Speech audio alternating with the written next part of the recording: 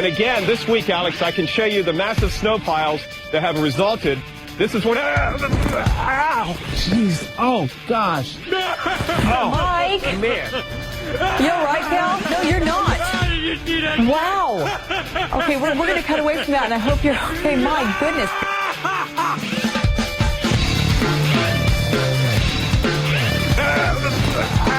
Jeez. Oh, gosh.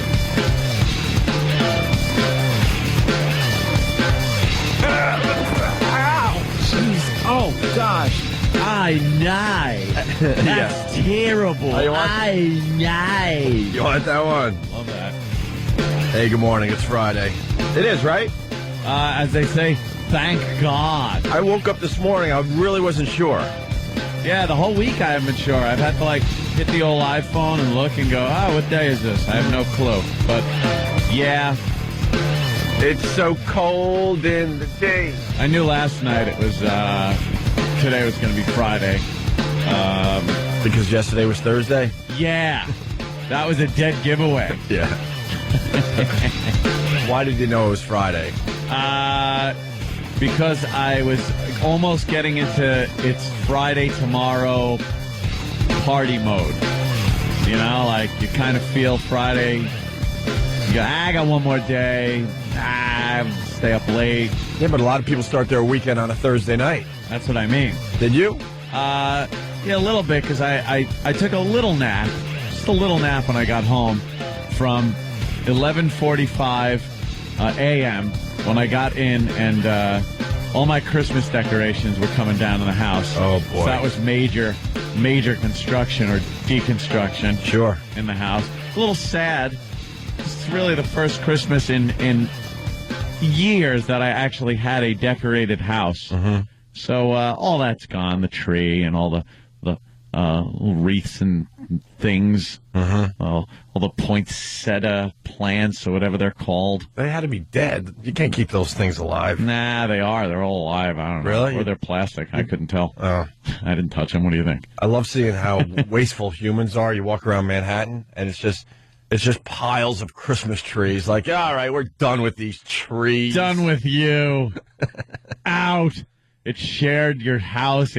It was loved for a little while. Yeah, now it's just dumped on the sidewalk. Tossed out with like your an trash. old hooah. There's a bunch of tinsel maybe still on the tree. There's a tree in your apartment. There's an ornament left on the tree you forgot to take off. A few of those hooks that hold the ornament on and some tinsel. Yeah, and as a kid, I didn't understand. I'm not an environmentalist by any means. I like nature a little bit more than probably you two, but as a kid, I'm like, God, this is so wasteful. Really? And then when I started going skiing and you drive along the highway and you see the Christmas tree fields, you're like, okay, all right. Plenty of these. I'm not too worried anymore. They replant. It's like a crop. I really thought we were just destroying forests to bring Christmas trees to our homes. It's like a crop. It's like anything else. It's corn and wheat and Christmas trees. And you see, if you see the really big fields, you see the ones that are ready. Yeah. And then the ones that will be ready in 2 years, 3 years, all the way down to little, what are they called, saplings? There is a real, foresight you need in Christmas tree farming. Hell you really got to, how do you start that business up and go, well, in 10 years, the money's going to be start rolling in. Yeah, you're right. You know, that had to start with some patience. Really? Somebody said, you know what? Trust me on this. Trust me, man. Trust me. People don't want to be, traipsing through the woods to find their own Christmas tree. We'll grow them for them. How you know they're going to be celebrating Christmas in 10 years? Yeah. Dude, it's going to be the future. So I had a fake tree, though. I go with the fake Yeah, but tree. the fake trees are pretty freaking believable these days. Yeah. Not when we were growing up where someone lit a cigarette near it and, your house is on fire. They were made out of crepe paper in the old days. It's ridiculous. Horrid. Now they're very nice. So that was all. Everything was taken down, though, and taken apart. So it was kind of nothing around really. Kind of just hanging around the house. And so I just got online and grabbed a glass of wine, and that's when I realized, hey, tomorrow's Friday. So I might as well start now. But I napped because, like I said, the Christmas stuff was coming down. So I came inside, and it was just major deconstruction going on. So couldn't even sit on the couch or anything like that. So I went right up, beeline, didn't even take my coat off. I go in the door, right up to the bedroom, and just get into bed. And it was 11:45 when I got home. Damn. And I did not get up until 5:30 in the afternoon. What is going on with you? Dude, my sleep is so screwed up. So effed up. So I wound up waking up and then staying up until, I believe, 2. Jesus. 2 in the morning. So you napped before the show, like you were saying yesterday. Yeah. I sleep right after the show, and now I nap before the show, which it's horrible. There's nothing. I just sit there. I don't know. I watched Fez sleep on Pal Talk. Yeah. That's apparently my evening. Well, that's why it's going to rule when we go back to afternoons, man. It's going to rule. Oh, speculation. We'll have our sleep patterns back. No, then it'll be all changed around. Or I'll get up early. But you'll never feel tired ever again. Nah, that's the beauty of that. That was a good thing about afternoons. Yeah. I feel tired. Yeah, we'll get there. It might take a little time, but we'll get there. Bruce, Louisiana, how are you? I'm good this morning, but I was just going to say that news clip of the guy falling in the snow is he makes almost as good a noise as that lady falling off of the grape squishing thing. Yeah, he falls a bit short, but the reaction is very similar from the dopes back in the studio. You got the grape one? They don't know how to have a natural reaction. They got to put that plastic face on and just pretend. Yeah, they go with the oh. Hold it together like a non-human. Yeah, when people fall in front of you in our lives, the reaction's not Yeah, you're like, holy crap, or you're like, oh my God, you all right? Or you laugh, or what's something real. Depends how much you care for the person. It's either laugh hysterically or like show deep concern. Yeah. All right, Bruce, thank you. Well, let's play them back to back. Here's the new one.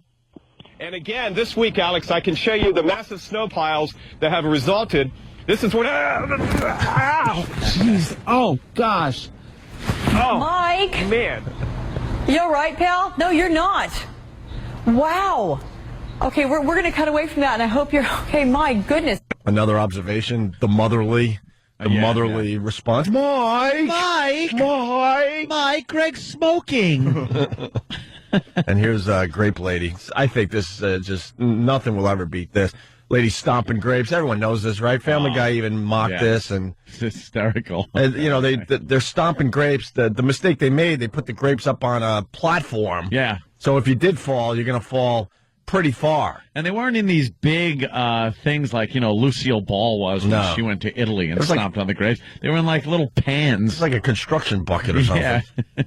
And one of the things that's done is right here, these buckets are filled with grapes. What kind of grapes?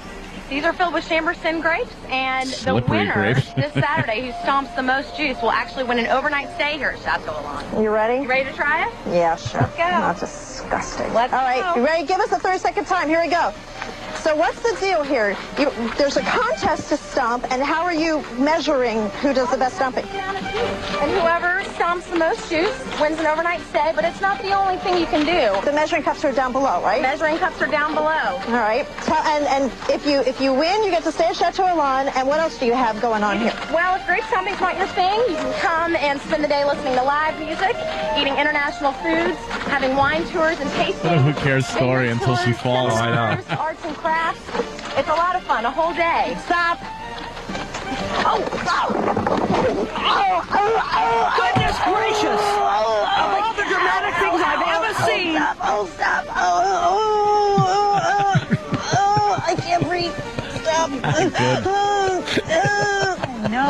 Oh, I dear. think she's actually hurt. No, I think she is. Yeah, she's hurt. Oh. She took a hard fall off there. Boy, Okay. gosh, I hope she's okay. Oh, gosh. Another We're gosh. going to make sure she is. Try and That's check the on thing. her and get back All to you right. as soon as we can. We'll be back right after this. Oh, gosh. I hope she's okay. Man, Oh. if I was the news director for that station, I'm not going to break.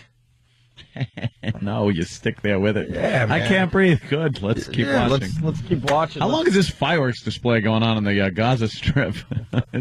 Ooh, I'm sorry. I just keep looking up at the screen and seeing like what looks like fireworks, but apparently they're anti-personnel. You think people that are very, very safe to look at it like that, though? Like, Yeah. wow, hey, kids, come on out in the backyard. Ah. Right, sure. Ooh.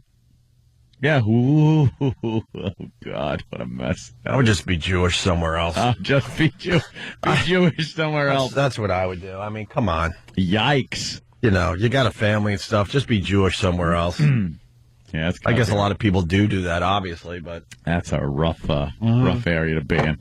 It sure is. Gosh. Oh, a bomb's blowing up. Oh, gee. Oh, that might hurt someone. Have you ever used the word gosh before and meant it? Gosh, no. Never. Why? Why would you? Stupid word to use.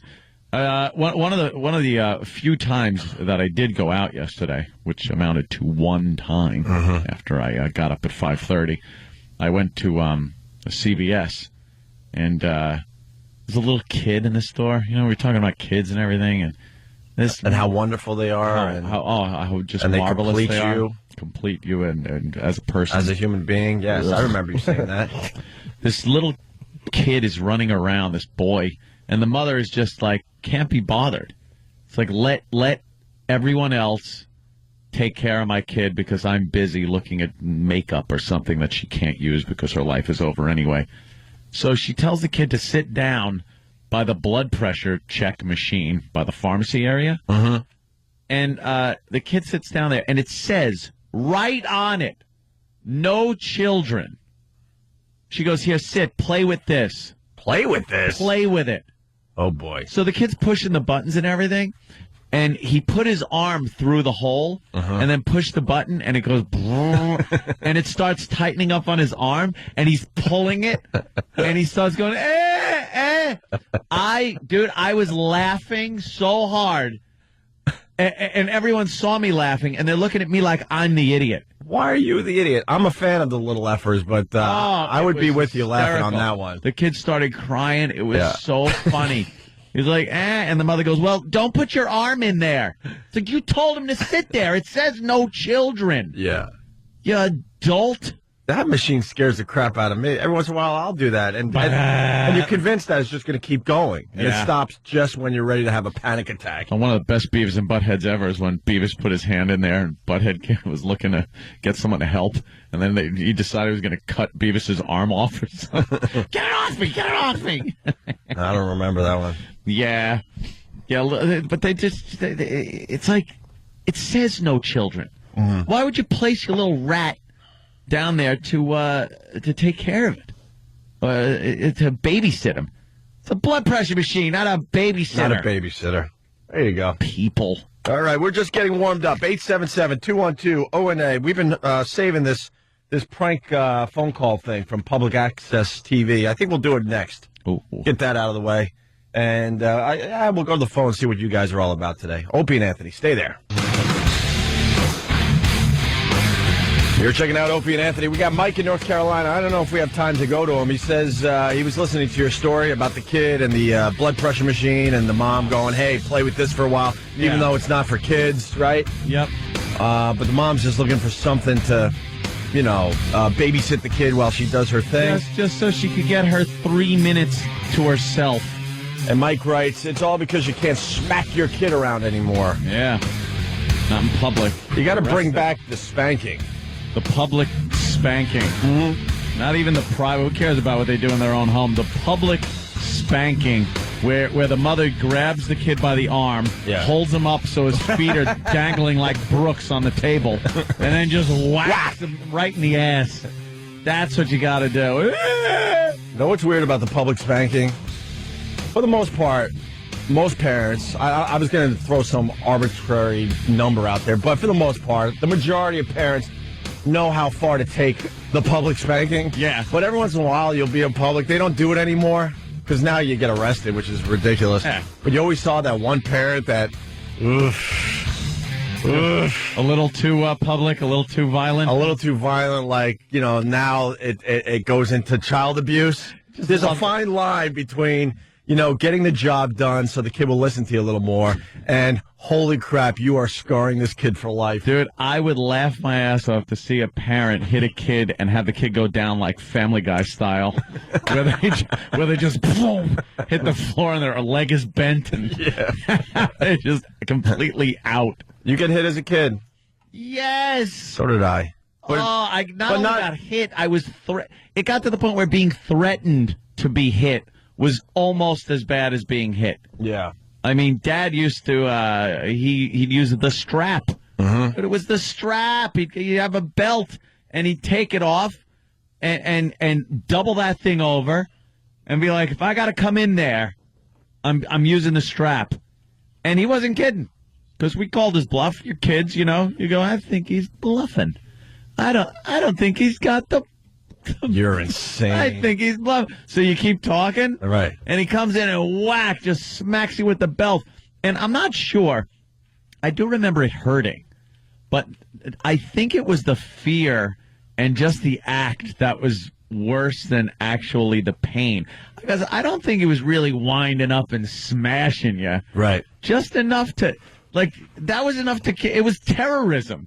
It was more a terrorist. It was the fear of the belt more so than how the belt really hurt you.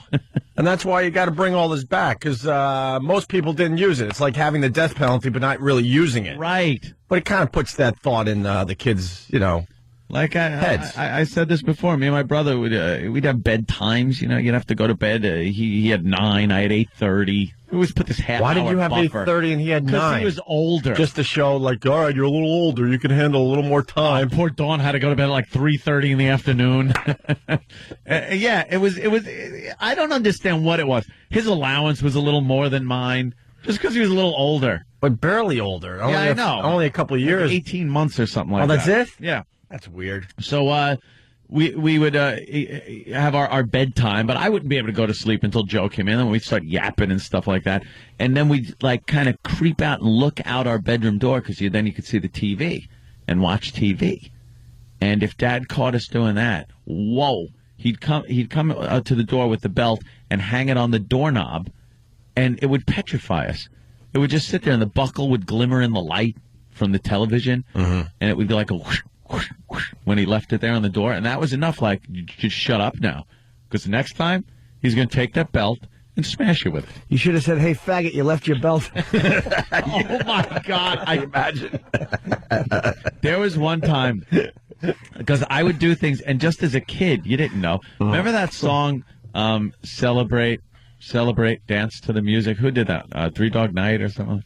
Celebrate, dance to the music. Wait, I got something for you. Celebrate. Hold on, I got something. Celebrate. Yeah. That's it. Yeah. Is it 3 Dog Night? Great. Why don't you go work for the guys next door? Well, I'm just saying, that song was popular, well, and I was a little tater tot. It's still popular down the hall. Yeah, go hang out with CBS. When it was popular, I was standing on the coffee table in the living room singing it, but I wouldn't say celebrate. I would say a brand new word that I had just learned that sounds like celebrate, but has a master in front of it. Oh, my God. How old were you? I don't like 6, 7. And then when that part would come around, I would just sing that. And we used to be able to say the word on the radio. Yeah. Not anymore. Got to keep it friendly. Yeah, the chorus is a while away, but everyone knows. Well, most people know. So I would do that. And my father would come in. He came in. I was just having fun. I didn't know what the word meant. And instead of saying something like, hey, Anthony. Don't say that. That word's inappropriate. Sure. It's a big person word. It's some parenting thing. Wham! I got smacked with the belt right off the table. Family Guy style. That was it. Flump. Down goes Ann. I was down goes Ann. Here it is. Oh, yeah, I remember this. Celebrate. Yeah. And I would just be like, bait, dance to the music. Bait, dance to the music. And Dad comes flying in and smacks me off the table with the belt. Probably because that's what he was left doing, because Mom just wouldn't have any more of them. This would be a great break if we could use the word. Let's bring the word back to our show. Can we just bring the word back? It's not going to hurt anybody. Come on. Yeah. How about you work with us a little bit here?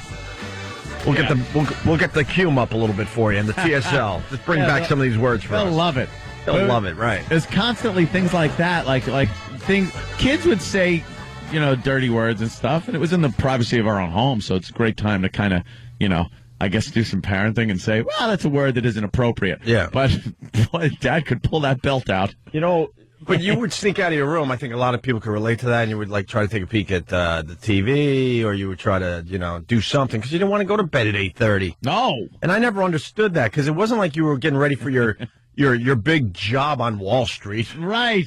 Your big white-collar job somewhere. You were just a kid. Ready for first grade. Getting ready to go out and play outside again? Yeah. But it finally hit me years later, because as a kid, you have no concept that your parents actually didn't want to be around you all the time. That's what it was. You had no concept of that. They made I'm distracted by the Family Guy like everybody else. I can't take.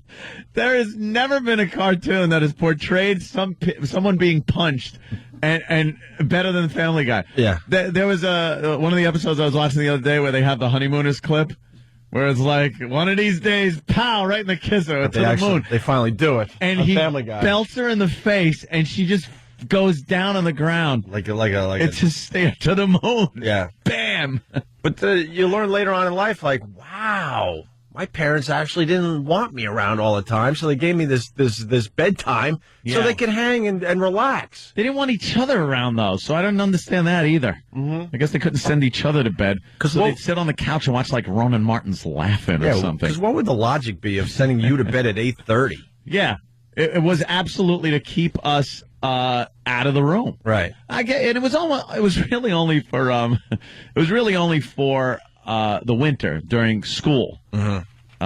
Because we had to get after school, so that was when we were sent to bed early. During the summer months, we were pretty much staying up until we kind of got tired. Mm-hmm. Maybe 10. Sure. 10:30. There's the honeymooners clip. Maybe we can link that today to onaradio.com. He belts her and she goes right down on the table. The punch is hysterical. Crack. That's wonderful. You know what the best thing about the Family Guy punch is? The people don't budge after they're hit and knocked down. They don't bounce. Uh-huh. Their limbs don't move. They just hit the ground and stay there. Like they were hit by a car. Yeah. Their legs askew. That's the best part of that is the fact that the table is tipped and her legs are bent. Yeah. She's been shot. Yeah. Let's go to Stryker. Stryker! That's great. Morning, Stryker! We didn't expect to get here today with the show. Jimmy's standing by with a fine story about a baseball card, but we'll take a few of these first. Go ahead, Stryker. Hey, morning, boys. Good morning. When I was about 14, I mouthed off to my mother, using words I can't say on the radio. My father was in the garage, heard me. He came in, looked at my mother who was crying, looked at me, picked me up, and threw me through a sliding glass door. Wow. Wow, that's a nice one. Maybe we should play, I don't have the phrasing right yet, but normal behavior or child abuse when you were a kid. Oh, mine was all child abuse. In this No day doubt. and age, it would have been. Yeah. Not even in this day and age. I'm talking when the rules were different. Parents were able to use it properly, but then some would go too far, like maybe in your case, your father. Some people call any physical discipline of kids child abuse now. No, I know, but we're not even talking about that. We're talking about, like I said, when we started this conversation, we used to go into stores and see parents hitting their kids, and some you would look at and go, oh, okay, they're just disciplining their kid, and others you'd be like, wow, what's going on at home there? Don't you think hitting a kid with a belt is child abuse? Depends how you hit them, I guess. I don't know. I got soap in the mouth occasionally, but it was never beat. For real? Oh yeah, I mean when I was Uncle Soap. That's what they told me was. I said, but liquid soap dispensers haven't been invented yet. No soap in the mouth. When I was really, it was never. What hacks? They really were. My parents were like the girl fart joke of parenting. Yeah, they sucked at parenting because disciplinarians. Because you're still a potty mouth. Look, that worked. And it's a wonderful career for Jimmy. So what were they thinking? I was cursing through the window one time to show off for one of my friends. It was like in the front window. I was just yelling just F-bombs, and I remember going, "This is your dick reporting." I don't know why I said that. I just said that, and I heard the worst sound I've ever heard in my life. Oh no! I was just doing it to make my friend laugh, and I heard this.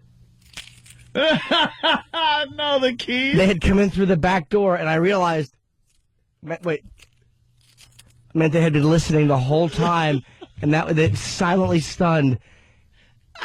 I ran from my front all the way around the apartment building. I was so stupid. I was like 6.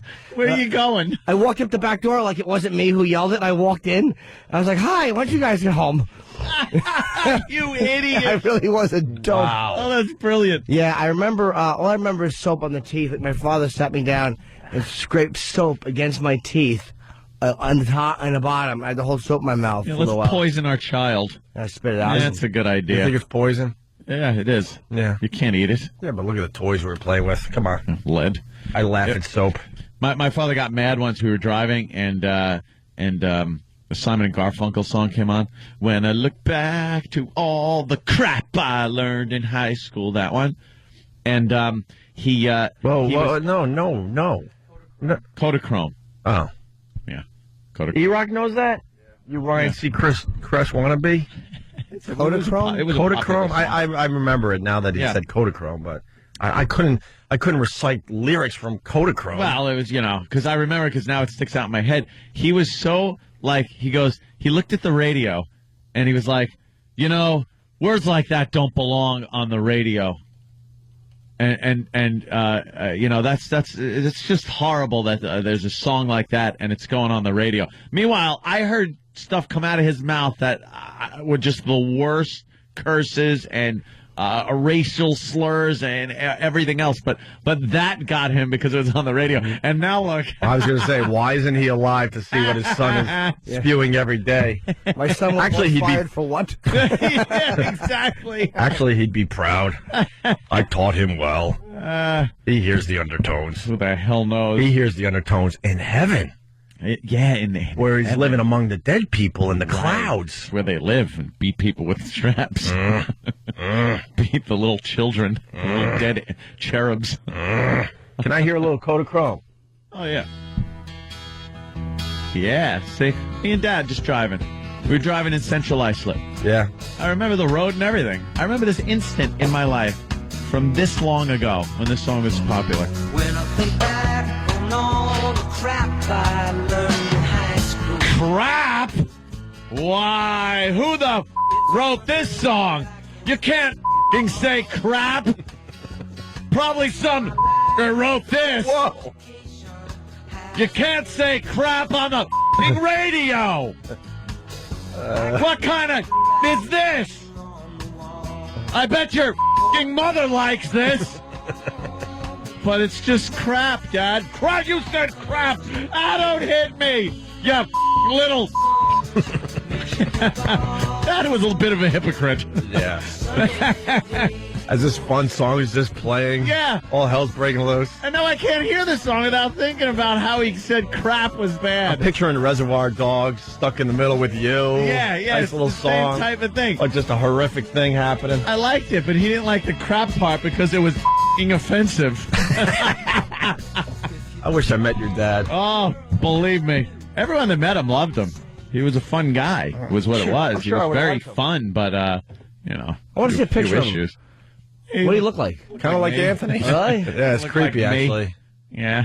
Anthony looks more like his dad than your brother Joe does, I believe. Yeah, we're kind of a mixture. Yeah. But, yeah.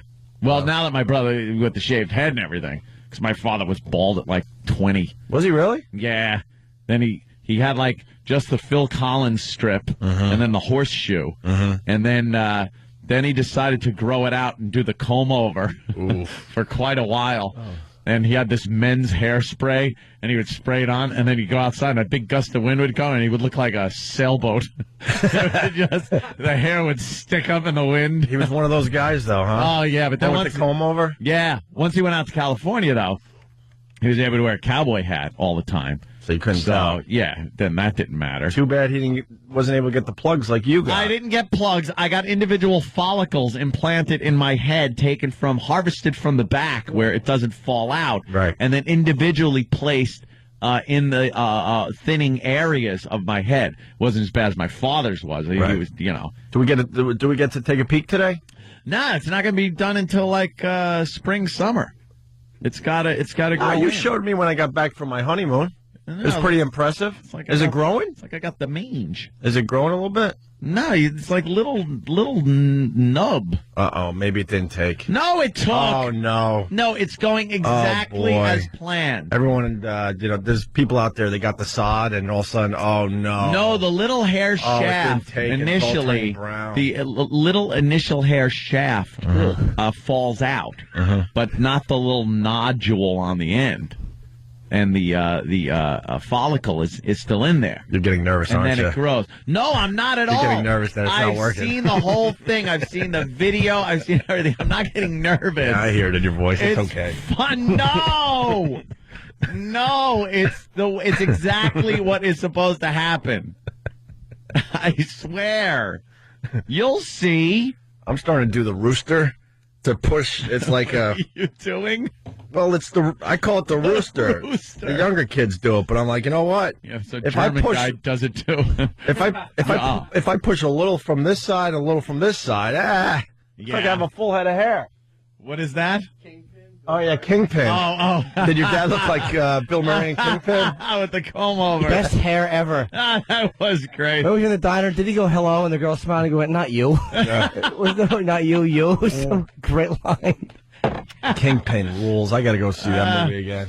No, that's when Bill Murray was still having fun making movies. Did he make a fun movie after that? And don't give me these weird, crappy movies that he did. Where you can't even say the title because you have to see it in front of you. Groundhog Day was before or after Kingpin? Yeah, definitely. That was a good one. What did he do after Kingpin? What did Bill Murray do after Kingpin? Lost in Translation. He did that fish movie. Aquatic, whatever. Yeah. That's what I'm saying. But those are those, kind of boring, critically acclaimed, boring movies. He was in Get Smart? Oh, boy. Did not know that because had no desire to see Get Smart. Broken Flowers he was in. Yeah, that one. The Life Aquatic with Steve Zissou. Did you see that? Yeah. I tried. I even watched it a second time. Yeah. I really tried to figure out that movie and why people liked it. Lost in Translation I liked, but he wasn't really a comedian in that movie. No. Did you see Lost in Translation? And the one with what's her face? Oh, yeah, it was. Yeah. That's when we all discovered that piece of ass. He was boring in that, I thought. It was a boring movie. The Royal Tenenbaums was another one. I was like, I tried. That was. Charlie's Angels is already 9 years old? What? How did that happen? And then Rushmore. Rushmore was pretty good. That's like 10, 11 another years one ago. that I'm just like, nope. That's the same guy that did Life Aquatic, right? Yeah. Yeah, I don't get his movies. I don't like them. I find them boring. We want the silly, fun Bill Murray back. Yeah, we want Stripes. Kingpin and Stripes and Caddyshack Bill Murray. It really does look like Kingpin was his last real fun movie because then you start looking at stuff before Kingpin and it's all fun stuff like Ed Wood. His character was a fun Ed character. Wood was great. Groundhog Day. What about Bob? Scrooged, Little Shop of Horrors. What happened to that, Bill Murray? What about Bob was on? It was on the other day. During the break or whatever. God, is that movie great. That's a good one. That is a great movie. I guess these guys, they just get bored being just, It's like one movie and it was over. He just went a complete different direction. That's too bad because we're all huge Bill Murray fans. Where were we going here? Everybody wants to talk about getting hit by, of course, their parents. Dad hit me. I did a 180 flip. If any of these are worth going to, let me know. Wow. James, New Hampshire. Smacked kid on hand. Lady yelled at me for abuse. All right, this is the ones we want right here. Tim, Pennsylvania. How are you? Hey, guys. Yeah, I'm a teacher. I had my class trip. We were going to the subway, and my little 3-year-old was with us, and he was throwing rocks at the kids, and one of my students came and told me. So I kind of crouched down. I was like, no, you can't do that. And I just tap, tap, tap on his hand. And some lady comes up, and she's like, that is wrong. That is never right to hit a child. And I was like, hey, lady, mind your business. Right. And she's like, it is my business. And so I kind of went up to her. I was like, you know what? When he gets home, I'm really going to give it to him. It's just because of you. It takes a village. That's funny. You threatened to beat him when you got home. Yeah, threatened the kid in front of her. Yeah. That is good. I'm going to beat him when we get home and you don't know where I live. Yeah. And it's all because of Have you. fun sleeping tonight, I'm going to throw this kid a beating because of you. If you didn't butt in, he'd have had a happy little day. Yep. But now because of you, he's going to get a black eye. And I'm going to use fire. Somehow I'm going to use fire in his beating. That's right. Hey, I gotta go. I gotta go back to the Bill Murray discussion. I want to thank Booby Man. Broken Flowers. I saw Broken Flowers. I don't remember the movie, but I do remember what Bowie Man is referencing here, and I forgot all about it until he wrote this. One magical scene. The teenage girl getting completely naked in Broken Flowers. Yes. I stopped breathing when I saw that. That is... I stopped breathing. Amazing. You can just find that clip online, obviously, right? I will try. Go to Mr. What is it, Mr. Skin or whatever? I hate those goddamn Buddinskis. She walks, into the room? She's on the phone with her friend or her boyfriend, and she just walks in where Bill Murray's sitting waiting for something, just completely... Naked. Naked, yes. Pretty smoking. Pretty smoking. Whatever happened to that girl? Has she been in other movies? What's her, once I know her name, I don't know who she is. Jimmy, did you see Broken Flowers? I did not know. Do you know the scene we're talking about? Nope. Oh, my God. Can we find that really fast? Who is she in relation to him in the movie? She's daughter or she's... I saw the movie. I think it was the daughter of the woman he was banging. And he's there and she walks in naked? Oh, yeah. It's a ridiculous scene. Is that what the movie... It's one of the hottest scenes ever, as far as, like, regular movies go, not porn and stuff. Hotter than Brokeback? Wait, Yeah. well... That's spit on the hand scene. There it is. Look at this. She just walks in. Oh, my God. That's a cool... Wow, when was this shot? 1976? Just pick up a razor, sweetie. Well, Jimmy doesn't like hair at all. Well, sometimes... sometimes it's fine. Sometimes, yeah. You got to go retro every so often. Yeah, it was Sharon Stone's daughter. No. But just a very fine scene. All right, did she see him looking at her? Her ass is awful, by the way. Did she see him looking at her, or no? Did she not know he was in the room when she walked in? I think she was purposely doing that Yeah. to Bill Murray, yes. That's hot. Yeah, she was a little nympho. Mom used to beat me with everything. Where's Sam? Get Sam. With everything she could find. Mother threw soap can at me. Parents made me drink cod liver oil. Ugh. Yeah. My mother tried to discipline me when Dad cut out and hit me with the strap, and the tip of the strap did a cat of nine tails right on the tip of my little thingy when I was a kid, and I screamed like that little girl with napalm on her running down the road in Vietnam. And that was the last my mother ever tried to discipline me with. She didn't hit you there again? No, she gets it all better. Makes it all worth it, doesn't it? I showed her, taught her a lesson. Yeah. Well, we'll go to the phones after the break. They're lit. Jimmy's got a story about a baseball card that's pretty amazing, and lots of other things to get to. Is it but a first, card? Yeah. I thought it was an actual ball. No, card even more valuable. This thing is it's a pretty good story. Might lead to some other discussions. But Sam, David, don't look at Sam. For the people that were listening yesterday, they understand what's about to happen. But we're gonna turn some new people onto something in a second here. Oh God! Yeah. Give me the give me the spray. Yeah, give me the spray one. David, I want you to just simply smell something. That's all I ask. All right? I think we don't set this up anywhere else. Huh? Go near the mic. Go near the mic. Not that one. What? What happened? That's right. What mic? Go near the mic by me? Yeah. Why? No. Yes. God damn it. All right. What do I do? David. Yes. I just want you to smell this for everybody out there.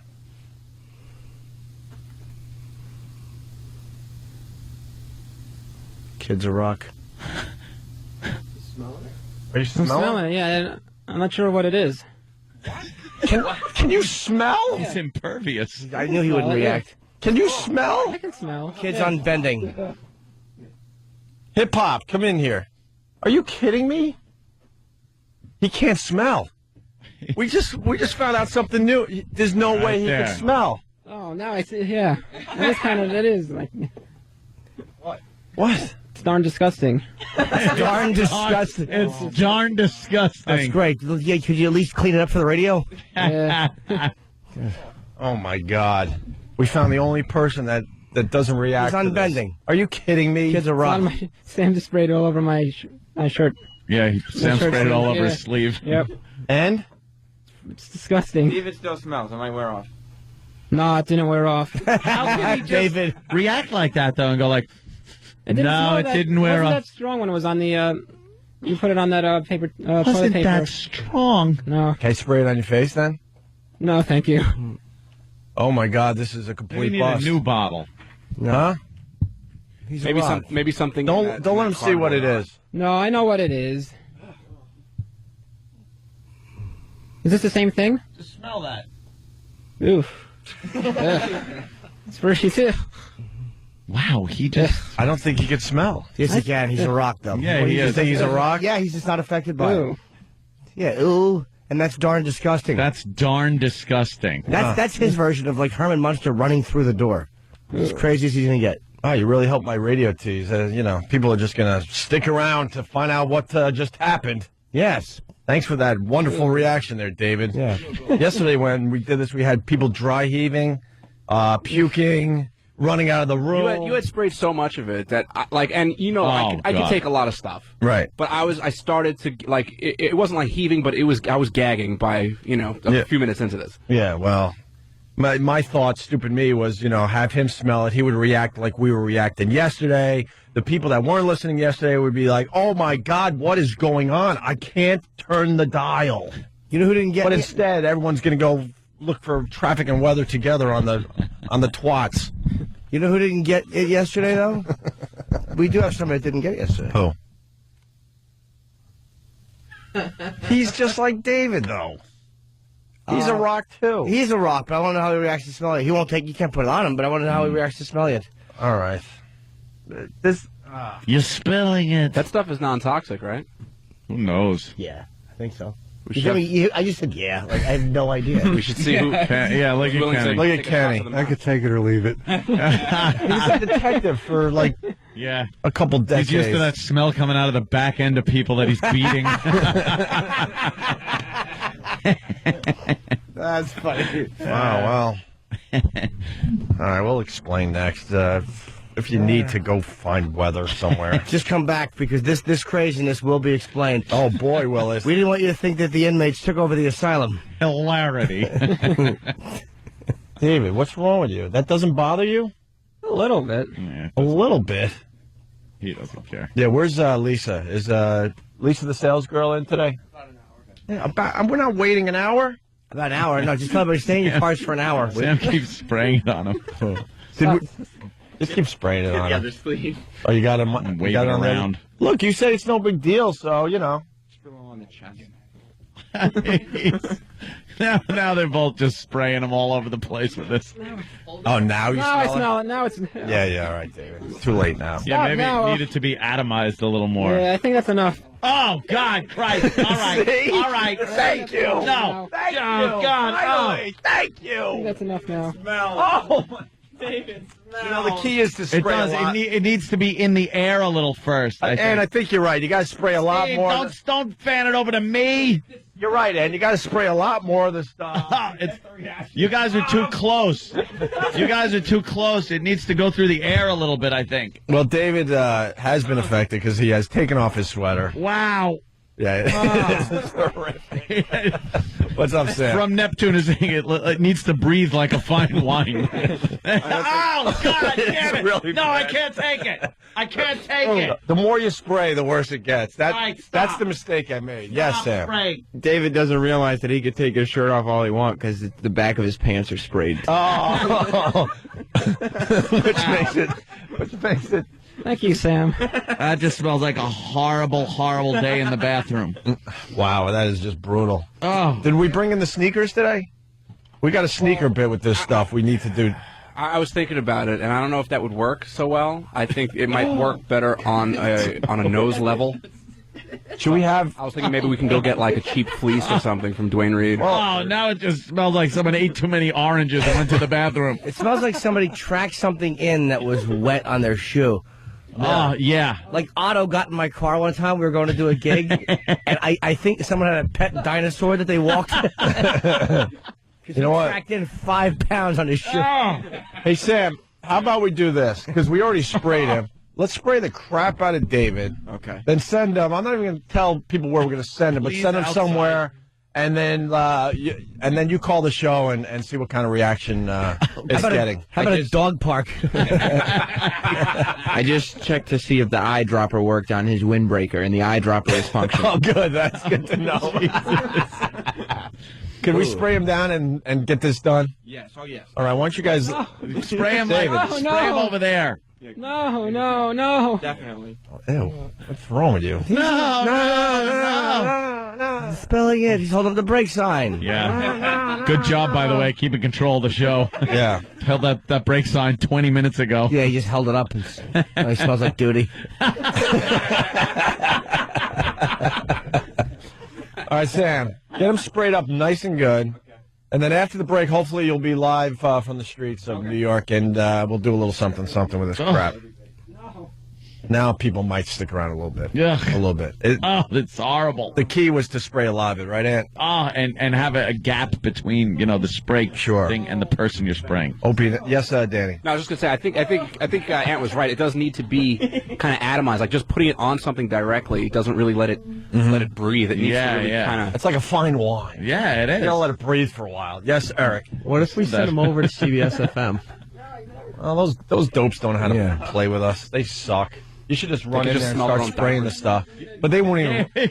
They're dripping it on his sweater. Sam's not dripping it. Sam is squirting like a water gun. It took a good 5-10 minutes for me to get the effect, but it finally got to me. But we're not even using. Get away, you stink. Yeah, come on. All right, hey, David, get back here and put your sweater on. Sam is. Don't do it too much. No, you have to do it. There's one or two you understand? drops would do the trick. He's been squirting it like a water gun. It's wet with this stuff. He's got to get in the elevator with someone. Yeah. Cell phone. David, get over here on mic and put the sweater on. Yeah. Hey, can we? I mean, I know at the other joint, the building hates us, but I mean, we're not staying there too much longer anyway. So Yeah. I think we might have some elevator funds. That's so true. That would be good. That's so true. Going down the elevator. Yeah, thanks, David. All right. Yeah, we got it. It was Get good. out of here. It was good when Jimmy suggested it a few minutes ago. Oh. David's a All right, good put boy. the sweater on. Sam, spray him nice and good, and then you spray him in the back of his pants a lot. Oh, no. And then after the break, you guys will be live from somewhere in New York, and we'll see what the reaction is to this stuff. David, put your sweater on, David. What's wrong with you? David, come on. You're going to catch your death without that sweater. I'm going to throw up, I think.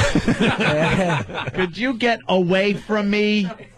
Just get away from me. Oh, come on, David. You're making a scene. God. Oh. You stink. Yeah, put that sweater on. You look good. David, oof. How bad is it, Sam? It's terrible. It's really bad when you spray a lot of it. He's starting to smell worse than Tippy Tom does. Really? It is a very pungent Tippy Tomish smell. So bad. It really smells Oh, horrible. see, right? It's bad. Please. Hey, David, how do you get home? I go on the train, yes. Oh, that's good. You're gonna have a fun ride later, man. Oh, no, people on the train. Oh, no. It'll be gone. It'll be gone by then. Oh, yeah, I know. It'll be gone by then. All right, why don't you guys split? Sam, spray him the whole way out of the building, too, all right? All right. And David, go get my eggs. All right, we'll take a quick break. Actually, oh, no. Sam, you take him to... I'm not eating eggs. Have him get online to get one of these. And then you let us know what's going on with the people, all right? That's a great one. Thank you. Opie and Anthony, shenanigans on the way. It's Opie and Anthony. Let's say hi to Sam.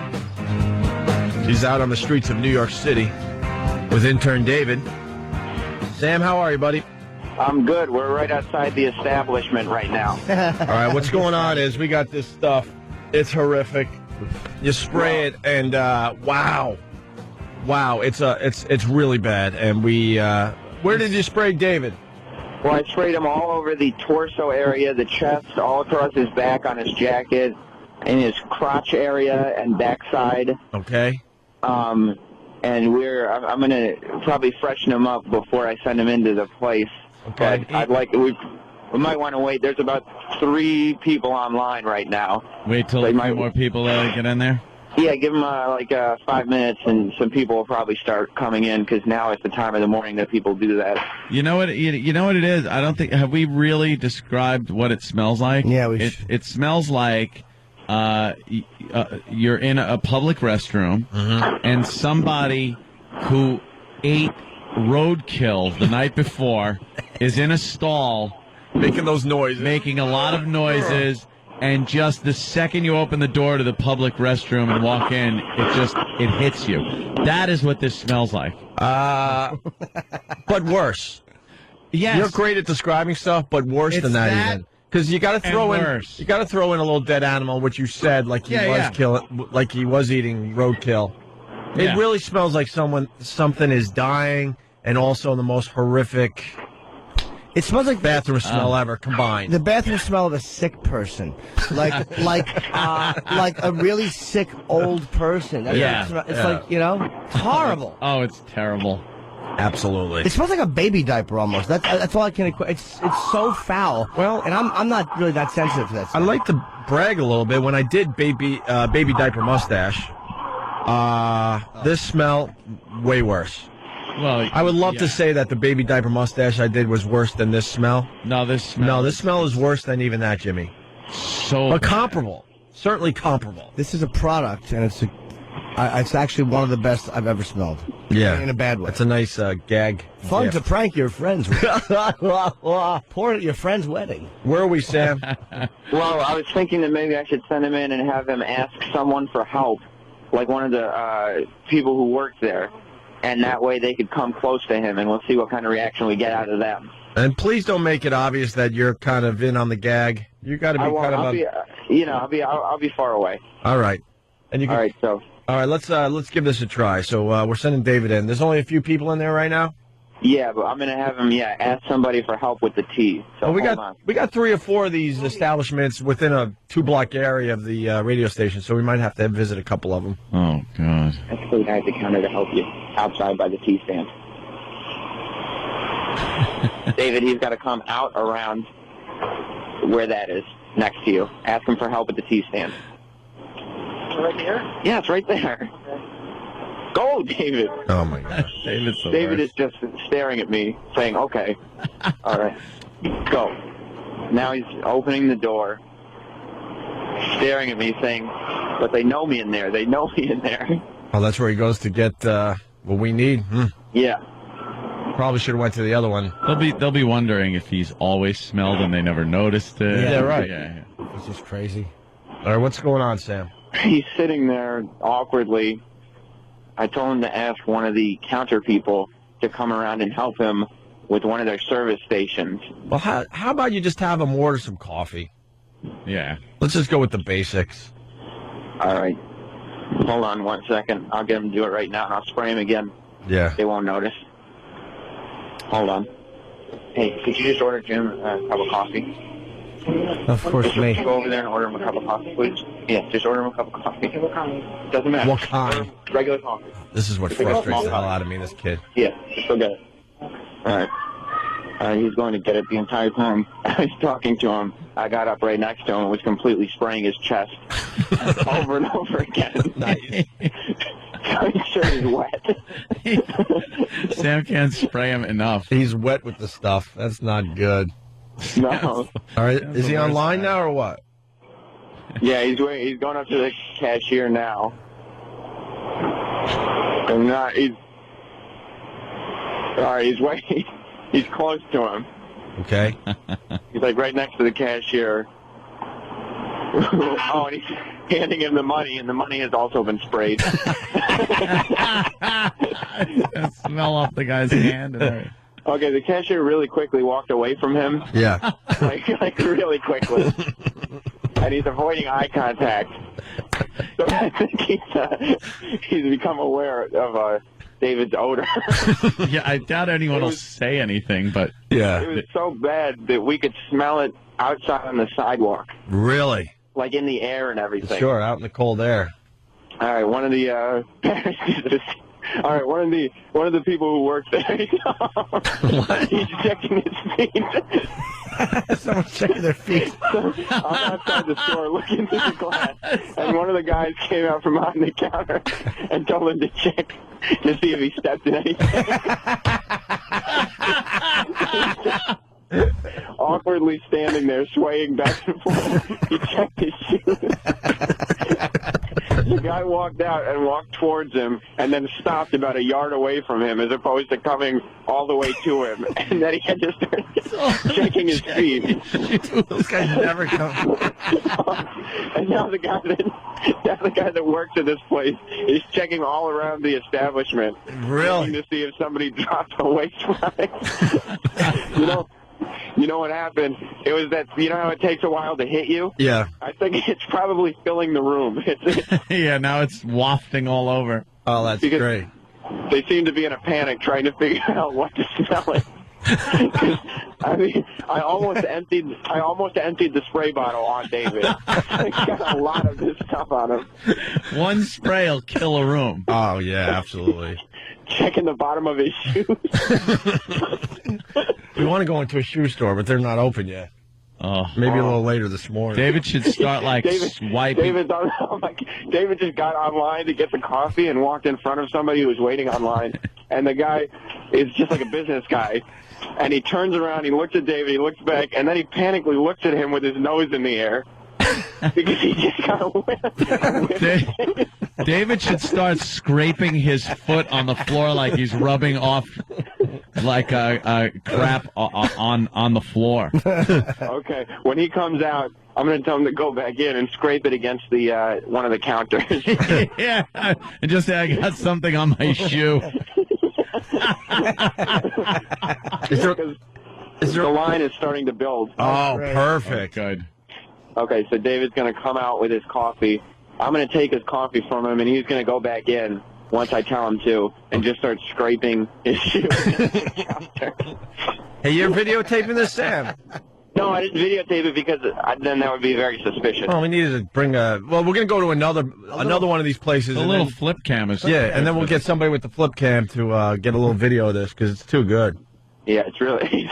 He's right next to the guy who was... he's standing next to the guy at the condiment counter or whatever it is. Yeah. And the guy is just... He's staring at him but avoiding eye contact, like he's looking down but just looking at him the whole time. Because David's standing right next to him.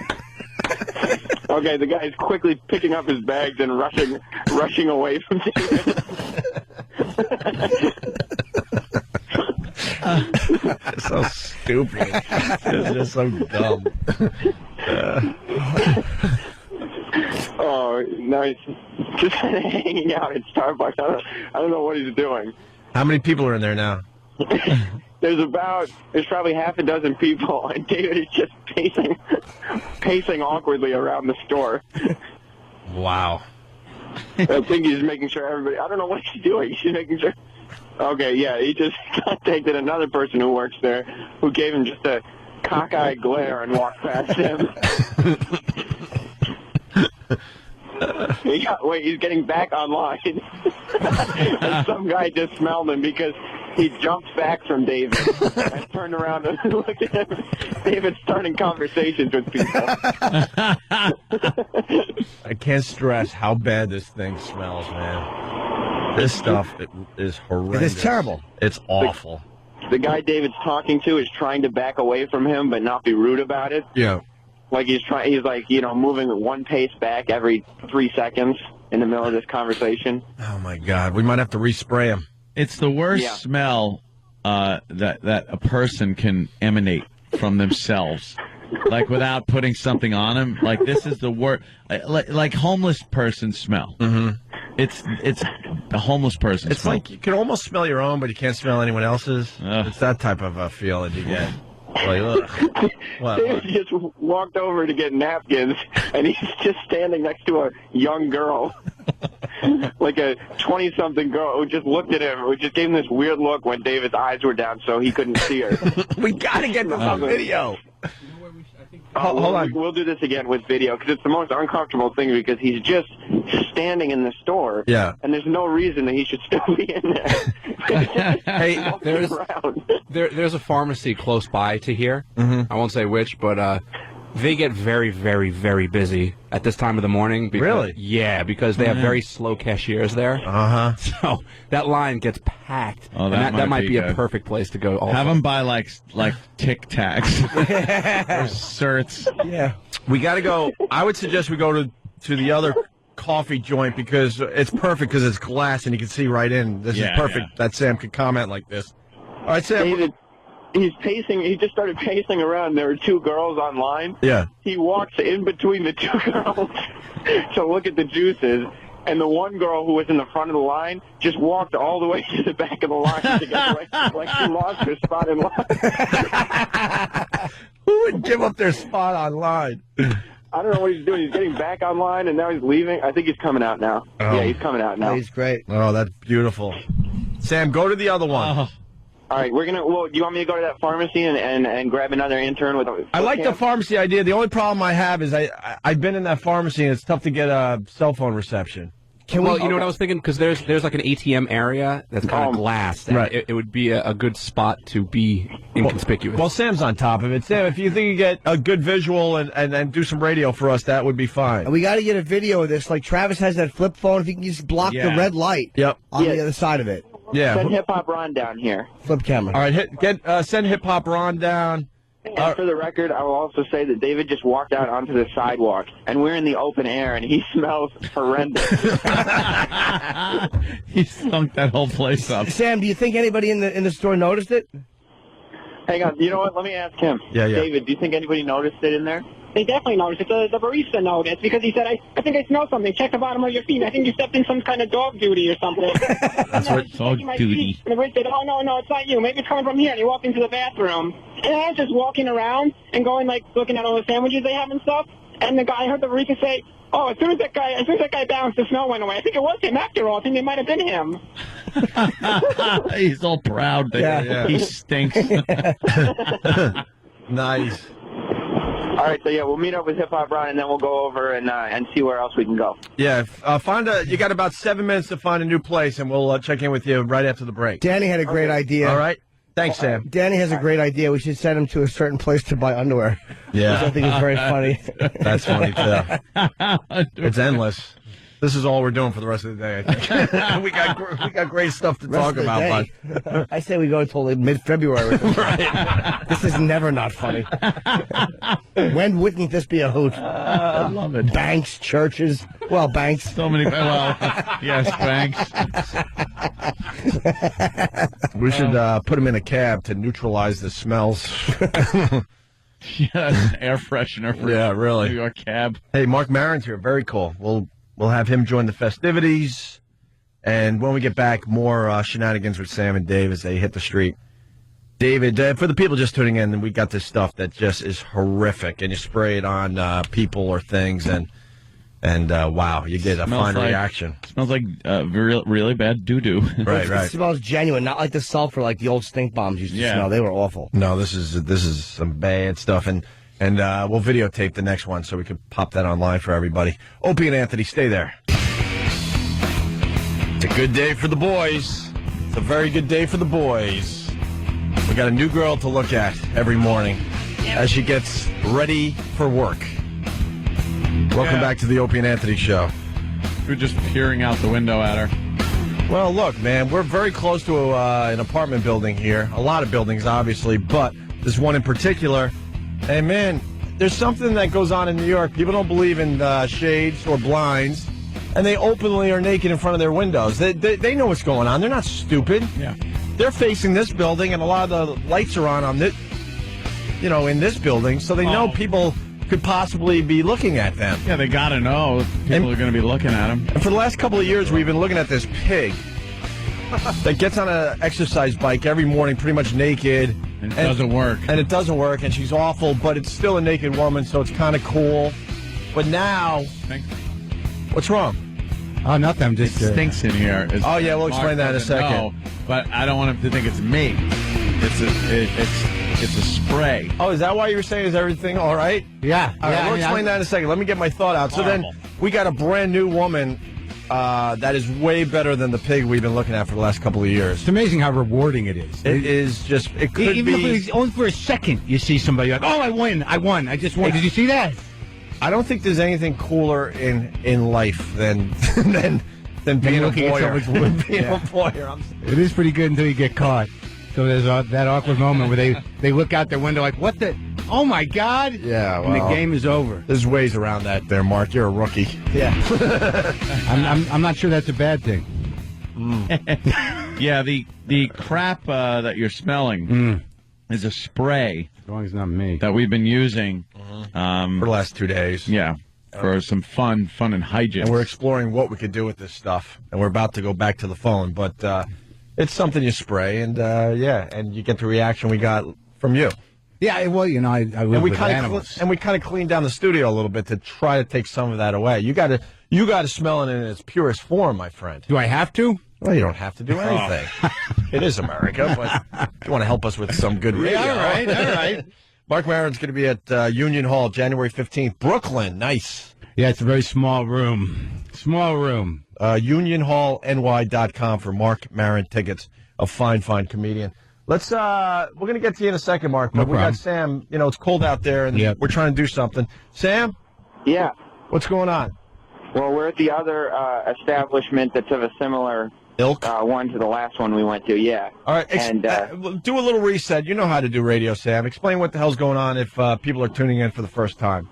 Well, David's been sprayed down with this horrendous-smelling spray, and we're going to go into this establishment. We have Hip Hop Ron is in there with a flip cam. He's just kind of hanging out in the corner, and he's going to get some of the reactions, and we're going to watch through the glass as David meets some people and asks for help and all that stuff. But yeah, that the last place we went to, the highlight was probably one of the people coming out from behind the cash register and asking David if he had stepped in something. Yeah, and we can't express more how bad this stuff smells when you really spray a lot of it, because we're spraying it on him like it's cologne. We're spraying it on the back of his jeans, all over his sweater and coat. And I got a couple things going on here, Sam. Hold on one second. We got E-Rock and Jim Norton at the window kind of taking a peek. What's going on, E-Rock?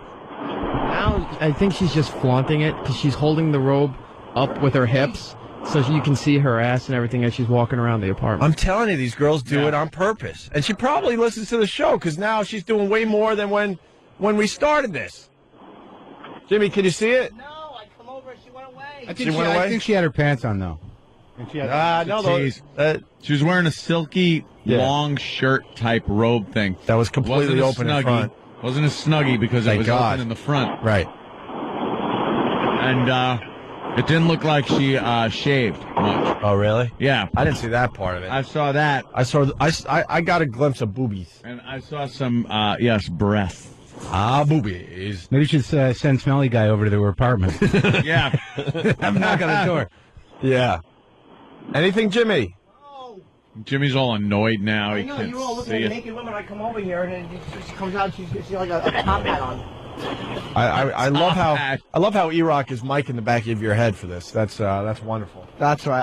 I'm kind of I should return. Yeah. All right. Let's get back to Sam. E-Rock, why don't you monitor the window? If anything's happening, then Jimmy can run over there and get a peek. All right. So what are we doing now, Sam? We're going to send David back into this place. I think I might have stained his shirt. I sprayed him so much because there are wet marks all over his sweater. Right. All right, so we're going to send it. We're going to send him back in and watch his progress. And we got Hip Hop in there to get a little reaction shot? Yeah. Okay, good. All right, just gave him a respray on the back. All right. Oh, we got a nice little line building up, too. Nice line. This is good. This is going to be way better than the first one, I'm thinking. More people to annoy. And we got some video happening. Yeah, right? yeah. Great. Hopefully no fans in line to blow up our spot. David immediately went to the section where the condiment section, and before he even got his beverage, and the guy, he stood next to the guy. The guy's doing his thing, and then looks over at him, and then looks back, and then David starts walking away, and the guy is just staring at him. He smells so bad. All right, hold on. Looking. Oh, yeah. There's too much going on. Now the girl's she in front of the slipping window. into the other room is what happens. She's there, But then she slips into the other room and Yeah. disappears from view, and then comes back out and teases everybody a little bit. This is like Ringling Brothers. You got two rings happening right now. The whole window is full now of perverts. We got all of our guys here with some with binoculars and all kinds of fun things. All right, we'll go back to Sam. Sam. Some guy online just looked at Dave while he was waiting for his coffee. Dave said something to him, and then he looked away, scowled, and walked about 2 yards away from him to wait for his coffee in a different area. And it looks like your homeless roulette guy. Remember the guy from before, the homeless guy who wears lipstick? Yeah. He's in the Starbucks. Oh, really? Yeah. Yeah, that guy is, he's a bad one. And he stinks. He's a scary homeless dude. He'll chase you. He stinks naturally. He wears lipstick and girls' clothes, and he's homeless. And if you comment on the lipstick and the girl's clothes, he yells at you. And he doesn't like his picture taken. When I took his picture once, he chased me down the Feels street. his soul up. We call it homeless roulette. We're waiting for him to be outside again. We're all gonna take our cameras and take a picture all at the same time and see which one he attacks. See who he goes after. All right, go ahead, Sam. You know how when I said there was a nice line building up? Yeah. They just walked in and they left in droves. Everybody suddenly had a different place to be. They're going to different parts of the counter. Two people just left. They're leaving without buying anything. Exactly. They're leaving empty-handed because I told David, and he's doing it, to go in and to pick up products, food products, and ask people what the ingredients were in them. What the ingredients? So he's going up to strangers and asking them, and they're keeping the conversation as short as possible before immediately leaving because he stinks. And he's just wandering around the store?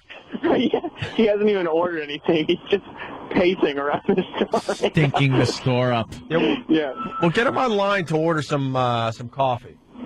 Okay. Well, he just walked over and got some napkins. All right. And he stood next to it. He's getting closer and closer to this guy who's putting milk and stuff in his coffee. Yeah.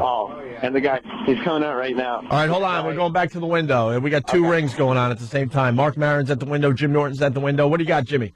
I don't know. It's blurry. It got blurry. What do you mean it got blurry? Binoculars are awful. You gotta focus them. I don't know how to do that. There's a wheel on top. You push the binoculars right up against the window so it Very stabilizes. subtle. Right. Oh, is she naked? D-Rock, what do you got? She walked out of her little room without the robe and everything. She was totally naked. Oh my! Is she? I think I see she's totally naked, right? Yeah. Will you see her? Yeah. Oh my! Oh yeah, right there. God damn it. Yeah. She just walked into the other room. She was completely naked. She's very tall. She seems to have a very attractive body on her. She's slender. She's got dark hair. That's the new one. She's just wearing the bra now, no bottom. Right. Oh, with her hiney. Yeah. Jimmy's so upset he can't focus binoculars. I feel like David Patterson. This is so irritating. Yeah.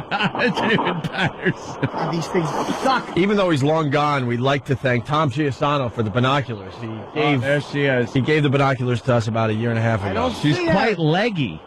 Yeah, she's slender. She's tall and slender and now she's just wearing a bra. Oh my God, it's my ex-wife. I can't believe it. Where's the guy? Oh, what's she doing? Oh, yeah, okay. Nice, look at that, right? You see it, Jimmy? No. She's just standing right there now.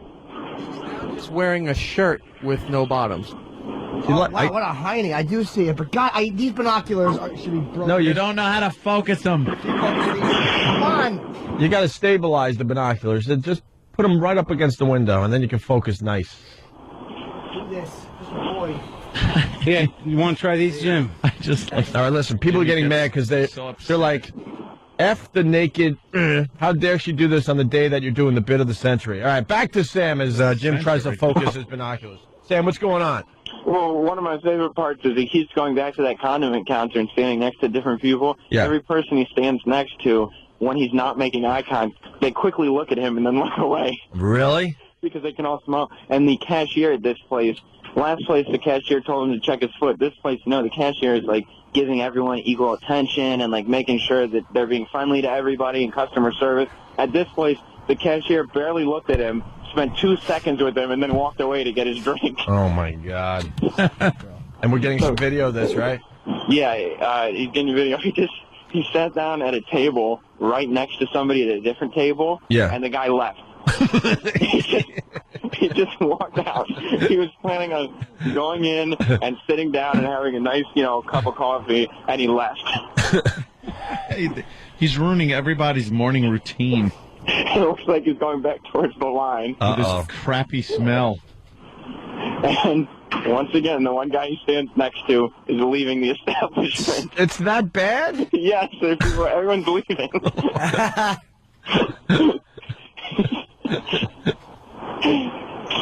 He's going back to the condiment area now. All right. Where some guy is just staring at him. Like, he's not even being subtle about it anymore. Two people are now staring at him. Really? The two people are staring at him behind his back, just looking at him like, what is Because when he went in, right before he went in, I sprayed him about 8 times on the back. So he is stinking up the joint. Nice. This worked like a charm. Yeah. Oh, it really did. What do we got there, E-Rock? Our intern Scott here has an update from the previous Starbucks. Yeah.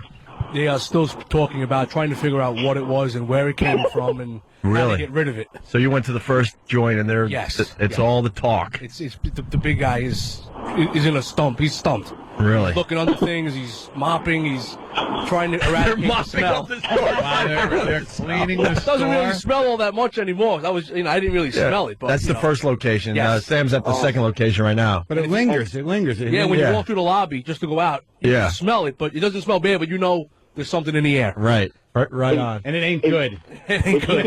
If you could see the facial expressions on these people as they leave, they all are just scowling, and then they come out and do the wide-eyed thing. Like, what in the F was that? Yeah, like, woo. David is the best. He just keeps going up to people and standing 2 inches away from them and just looking. And this stuff is... he will keep... Another one just ran to the back of the restaurant. This stuff is horrible in the same room. Like if you spray it, and he's in a restaurant. One guy looks like he's panicking because David goes and stands 2 inches away from him. He walks really quickly to the back of the restaurant and then starts rubbing the top of his head and shaking his head, and his eyes are all lined. Like, what is that? We should have David, maybe just to finish up the bit, start asking people, do you smell that? What's that smell? Okay, do you want me to put him on the phone for that? Well, would it be obvious, though? No, I'll just I'll hang up and then give him the phone and call you right back. E-Rock has a good idea. Could Sam stand in line behind David? Oh, yeah, that's good. That's Make believe you're on the phone with somebody else. Yeah, have David start, acknowledging that something smells really bad and start asking people, do you smell that? What's that smell? Yeah, have him ask people, is that you? Yeah. Okay. All right. Can we do it without breaking or what? Yeah, I'll work it out. All right. Yeah, you come here for a second? All right, he's in the store. Just taking him now. So Sam taking a little risk here. I like this. Yeah, I'm just going to come outside and tell him so that people don't hear me. He's walking slowly as always, David with perfect timing. No kidding. David, go in and start asking people. I'm not noticing anything. Go in there and ask them if they, people are looking at you. Go in and ask them, do you smell that? Say, do you smell that? What is that? Yeah, do you smell it? But make sure he doesn't acknowledge that it's coming from him. Are they? Ask the people online if they smell that. Don't acknowledge it's coming from you. And don't acknowledge that you guys are together. Right. Right.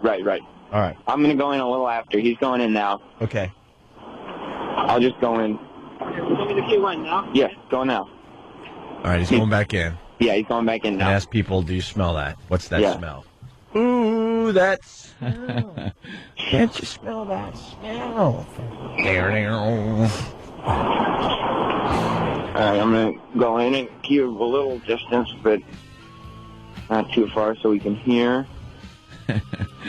David's going to a table, acting very casual. That Skinner song. That smell. That smell. Where's that coming from? Danny. Oh. From the radio, Jim. Yeah, we're on the radio. I didn't know if it was in the store or not. That would be perfect That would be a timing. coincidence. I didn't know the name of the song. Yeah. All right, Sam, what do we got? He's asking people, and the one guy he asked just quickly shook his head and walked away from him. Is that you? You smell that? And then he's now getting online behind. That smell. He's getting online behind a woman. It's amazing how tolerant people are in this city. They'll just take anything, really, for a certain amount of time. Yeah, absolutely. A guy in the train, somehow or another, I'm usually the guy the crazy guy comes up to, but not today. It was the guy next to me. I was very happy. I thought maybe I'd grown somehow.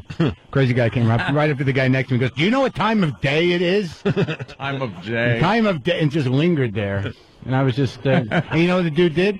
He took a few steps, he looked at his watch, told the guy, and the guy stood there, and then walked away. It was beautiful. Sounds like a nice exchange. Yeah, sure. Then he talked to somebody. He talked to the air, and he walked out of the car. Sam, you wrap it up there. Yeah, he goes up to a girl. He goes, "Do you smell something?" And she goes, "Yes, I do." He goes, yes. You know what it is?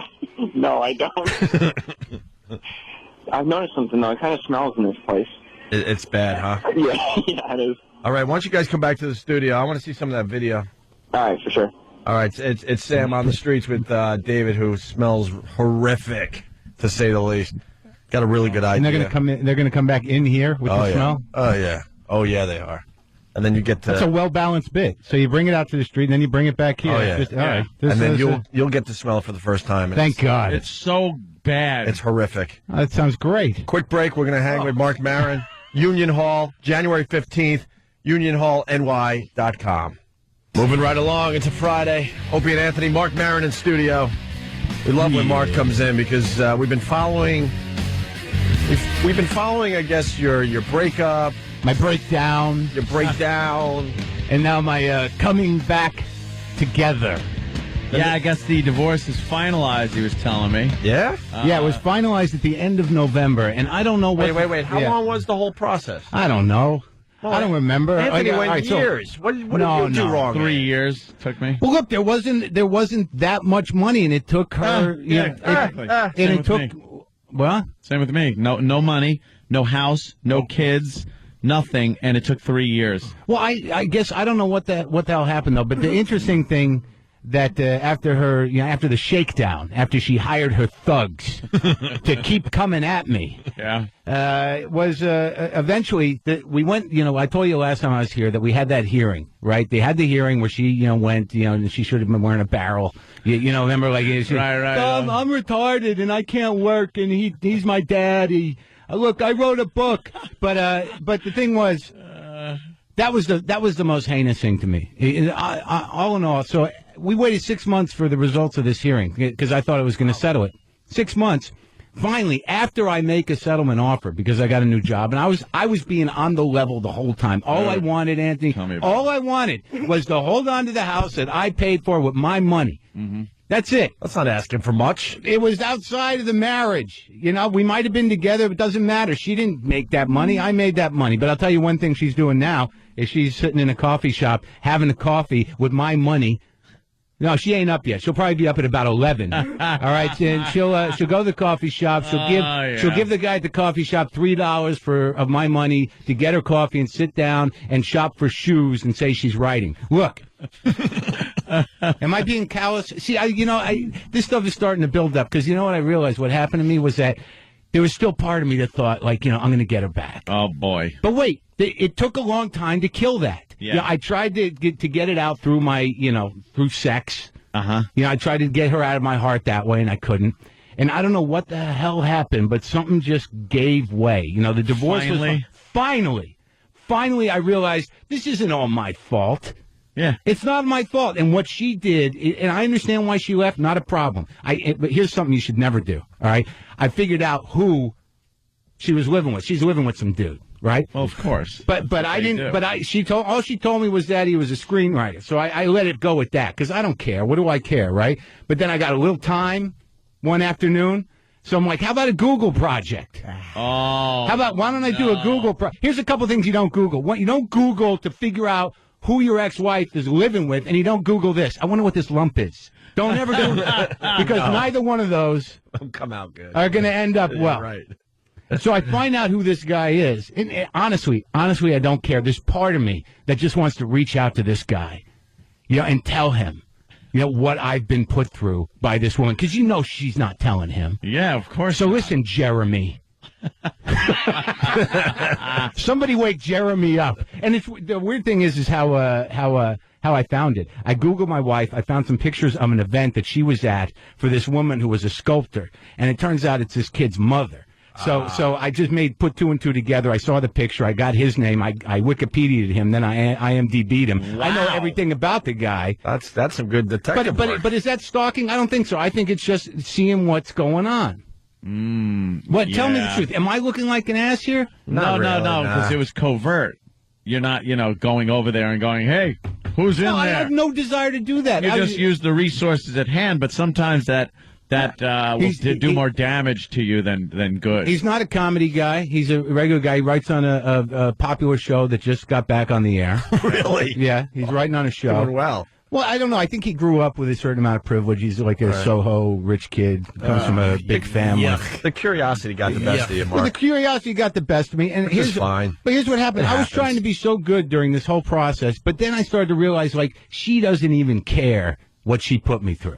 All right? So then I wrote one of those letters. Oh, no. Oh, boy. No, you know the letters that people say, hey, okay, it's good that you wrote it. Don't hit send. Right.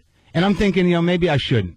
This ain't going to make me look good. It felt good to write it. I'll just put it aside. Copy, paste it into your notes. Right, and exactly. And let it sit. For 4 days, I let it sit. Uh-oh. And it was talking to me. Oh. All right, it was sitting there for 4 days, and I'm like, I'm not going to send this letter. And then, I wrote her a nice thing, because we had some engagement about money. And I was like, look, good luck with everything. I hope you have a good life, blah, blah, blah. And nothing. I get nothing back. So then I'm like, you know what? Screw this. I'm going to edit that letter.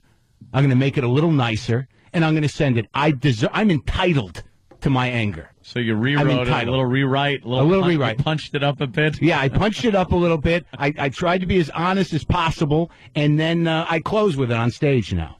Really? I'm doing a show based on the divorce. Look, you know how much pain and aggravation and money the last 2 years has cost me? That has to be creative time. Yeah. I paid a lot for this disposition. And look, I really want her to have the best, but I want Jeremy to know the truth. Somebody wake Jeremy up. Maybe wake them both up so I could tell the truth about what she put me through. Because you know what? The thing about pretty women is that they're con artists. I thought something else. Yeah, you had a rough time saying con. They're con artists. Yeah, I hear you now. All they got to do is show up. Mm-hmm. Show up. Oh no, I wasn't saying that. I wasn't saying the other word. No. Look, I wish her the best. Seriously. That's very noble. I hope her book does well, even though she told me it was a pretty lightweight rendition of her childhood. But I wrote the letter. Do you have the letter? You can't carry it with me all the time. Can we at least see the letter? Can you read the I'm letter? Just trying to be honest. Yeah, we like the honesty. So when you write a letter like this, mine has headings. There are headings. Wow. Yeah. That is an organized... That looks like a resume. And when it's a letter like this and the first heading is, just want to clear a few things up. Oh, boy. That it's going to be straight. It's going to be honest. I've never written a letter like that. It's usually a quick email with a lot of F's. No, I wanted to be honest. I did. I really did. I'm just trying to, I'm trying to figure out whether this is the right or the wrong thing to do. No, yeah, it's the right thing. Of course, you got to get it out of you. Do I got to get it out of you? because you seem happier. We went through a period with you where you were just completely miserable, which made for good radio, by the way, but I felt for you personally. But now you're looking happier, and I think you should continue the process, and I think if you read the letter... Look, I know I was an angry guy. I know finally be done with this. I know I wasn't the perfect husband, but I tried. She knew what she was going into. And just the bottom line is that I supported her for at least, 5 years. Mm-hmm. And she could do whatever the hell she wanted. I wanted her to have a creative career. She wrote 5 or 6 scripts. She wrote a one-person show that I encouraged her to do. And then she sold this book deal. And as soon as she was negotiating that book deal, as soon as the paperwork was done, she leaves me and a week later signs the contract. So that, okay. Now is that a coincidence? Is it a coincidence? How are you not getting a piece of that money, though? Because I'm a good guy. No, because you're a guy. No, you don't even need the good. All I was trying to do was hold on to what's mine, and she dumped thousands of dollars into lawyers. And then, okay, so here's what I said. Yeah. All right, he's going to read the letter. I'll read some of the letter.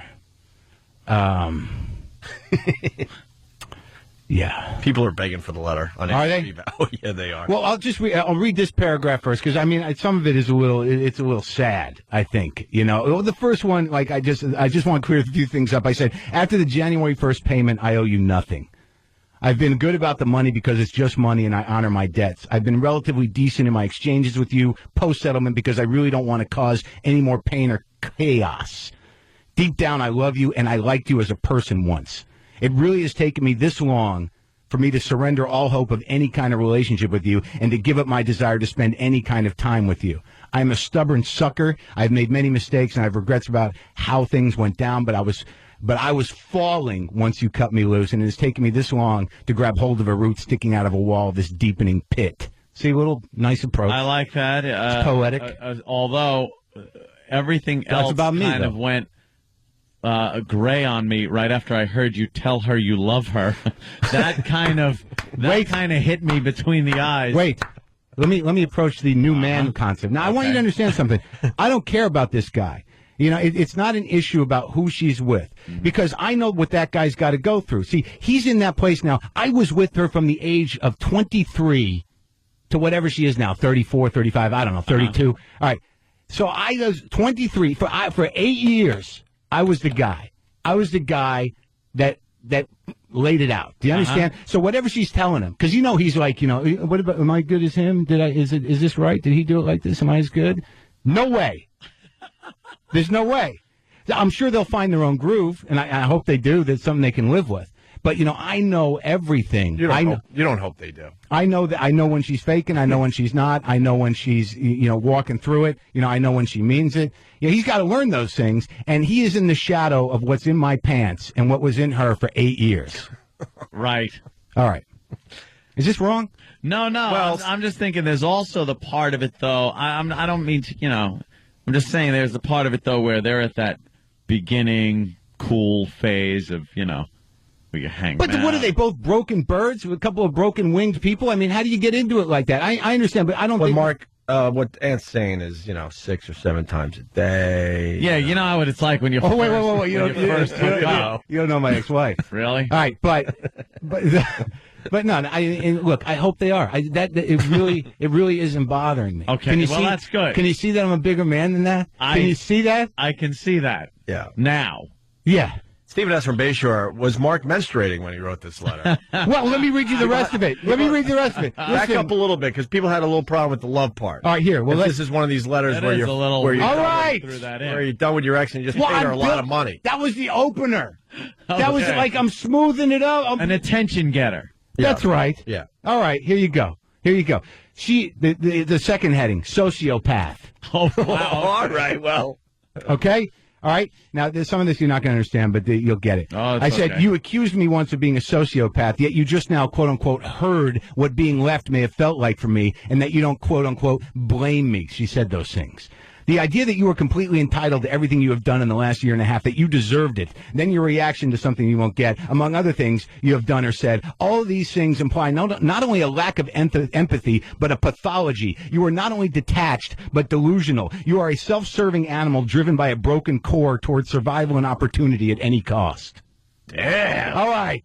That is an insult and art. Makes up for the love line. There's more you people that think I'm some sort of wuss. I tried to be nice.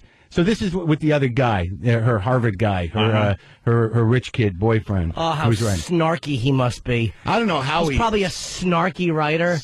He writes little snide jokes. You know what he writes for? He writes for that show Damages. All right, I never heard of it. Yeah, that's a new one. But it's a legal show. Let me tell you what she did to me legally. She all right, I'm not going to do it. It is a legal show. Here's the that was other a good header right there. That was a good paragraph. Here's another one. All right. Maybe the upgrade will help you. Maybe effing a working screenwriter will get you where you need to go. If your book doesn't sell, I would seriously consider, as I'm sure you are, convincing this guy that you love him. You could also just let him be in love with you, and you can just show up. You have experience with that. Oh. Ultimately, you should have a rich guy's kid. Then at least you can be guaranteed a living for the long haul, instead of extorting money from guys who are struggling to stay afloat while trying to extend their first small wave of security and success into an unknown future. Damn, that sounds like something somebody else in this room could have written. Yeah. Am I still a wuss? Am I still menstruating? No. That's too mean. Huh? I'm kidding. Now I'm too mean. No, you're having a fine comeback here. With your letter. That letter, from what you're saying, because you're very close to this letter. I mean, you've probably toiled over it and changed things around. It's you. It's coming from you. From an outside party, you're showing a lot of feelings for her still in this letter. Wait. Even through all the... Then wait. Abuse is the next heading. Abuse. All right. Abuse. Now this is for you. Okay. And then, look, I'm copping to my side of it because I'm trying to be honest here. I'm not in love with her anymore. I don't want to get her back. I may want to get back at her a little bit. But I'm not. I'm just trying to detach here. Can you feel that? What are you trying to get out of this letter? All that and more? Jim, do I deserve to be angry? Do I deserve to be angry? Well, anger is a luxury afforded more balanced people. I'm not capable of handling So what, anger. you're Captain Recovery this morning? No, but I'm saying you can be angry, but I'm saying that I personally, it's very rough because the rage, of course you should be angry, but it's very hard to be, I'm trying to be diplomatic here. Listen to this. Okay, abuse. I was emotionally abusive during our marriage, and I will carry the burden of that for the rest of my life and hopefully change. In terms of you being abusive during the marriage, that is not on me to parse. I can only assess my side of things. That is your side of the street, so to speak. All right, now listen to me. I know I did love you. I know I do know you. As far as abuse after you left, I hired a lawyer to process a divorce and protect what I thought was mine. You hired lawyers to act as thugs and shake me down. You hired them to bring me to my knees. You paid legal gangsters almost this amount of money, of our money, and provoke me to spend another this amount more on my side in a bad economy to hurt me as much as they could financially, mentally, and emotionally. You behaved like a jilted trophy wife married to a millionaire. You lied, cheated, and stole to serve yourself. In the end, considering the judgment of the courts, your thugs lost their argument, but did succeed in breaking me financially. Again, it's only money. Ultimately, I made a fair settlement offer based on what I could afford on my own volition, founded in a strong desire not to dump more of my money through you into a shakedown that you thought you were entitled to. It was also dubious, given that you could have walked with so much money without hurting me. That is abuse, subcontracted abuse, the act of a coward. It's really pathetic that you talk about how much you hate your lawyers like they're somehow separate from you. They are you. You paid them to be you. Wow. Oh, geez. Okay. That's good. You like that one, right, Ant? Oh, do I like that one? I think a lot of guys out there like that one, Mark. Yeah? You're speaking... I might have to borrow that. language that people can understand right now. Yeah? Are you going to do one of these letters when your payments are done, Ant? No, I'm not doing anything. But the thing is, I'm not. The thing I don't get, man. I'm not slandering her. It's just that after a certain point, I was sucking up all the pain. I was sucking up all the blame. I took the hit for whatever her dad did or didn't do, and now I got to live with it. But there are some things that the only thing I'm mad about, Anthony, is the shakedown, is the waste of money, the entitlement. I mean, this is a woman that she planted a garden at our house, and when we were leaving. When she was leaving, she goes, I think I'm going to have to take some of those cactuses. Yeah, I mean, how petty. I think I got to take some. And the bottom line is she wanted to be a comic, and she got on board with me for 8 years. And on some level, given the timing of when she left, I have to see it as opportunism. Is she doing comedy? I don't know. Yeah. Did she get funnier? Doesn't sound like it. Sounds like she got sad. But the fact of the matter is that now she's a writer, so who's she jumping in bed with? Who's she living with? A writer. All right? Am I being an idiot? Is there logic in that? I see some kind of a pattern there. Mm-hmm. We just saw a picture of your ex, by the way. Where? Where? We have our ways. Is that her? On the left? Yeah. Yeah. Oh, look at him. Yeah. I saw a picture, I think. Yeah. Look, I'm just trying to. I am just trying to get my self-respect back. Mm-hmm. To assess the situation as I see it in retrospect. It becomes about the money to a certain degree because I understand divorces are ugly, and I know this woman. And the fact is that after she see these lawyers pimp people out. She was being pimped by her lawyers. And screwing me, and I'm paying for it. And then at the end of it, she's like, my lawyers took advantage of me. Can I have some more money? Like, I just, you know what I mean? It's just after a certain point, it's like, you can't distance yourself from that. I know why you left me. You deserve a good life, but you can't, like, she acts like she was plugging away on her book. I was being tortured by these Jewish bitches. Yeah. All right. Every day I had to go into my garage and dig up more crap to photocopy over and over again. Onward and onward. For months and months. And they never let up. And that's what she paid them to do. She paid them to brutalize me. That is exactly what I went through as far as having to get things. Oh, we need this. We need your taxes from this. We need that. And then there was something called potential earnings where they came up with this figure of what I could possibly make in my career. That's what she did. And they lost. They lost. See, that's where I folded my hand because I was getting scared like, oh, boy, they're talking a lot of effing money here.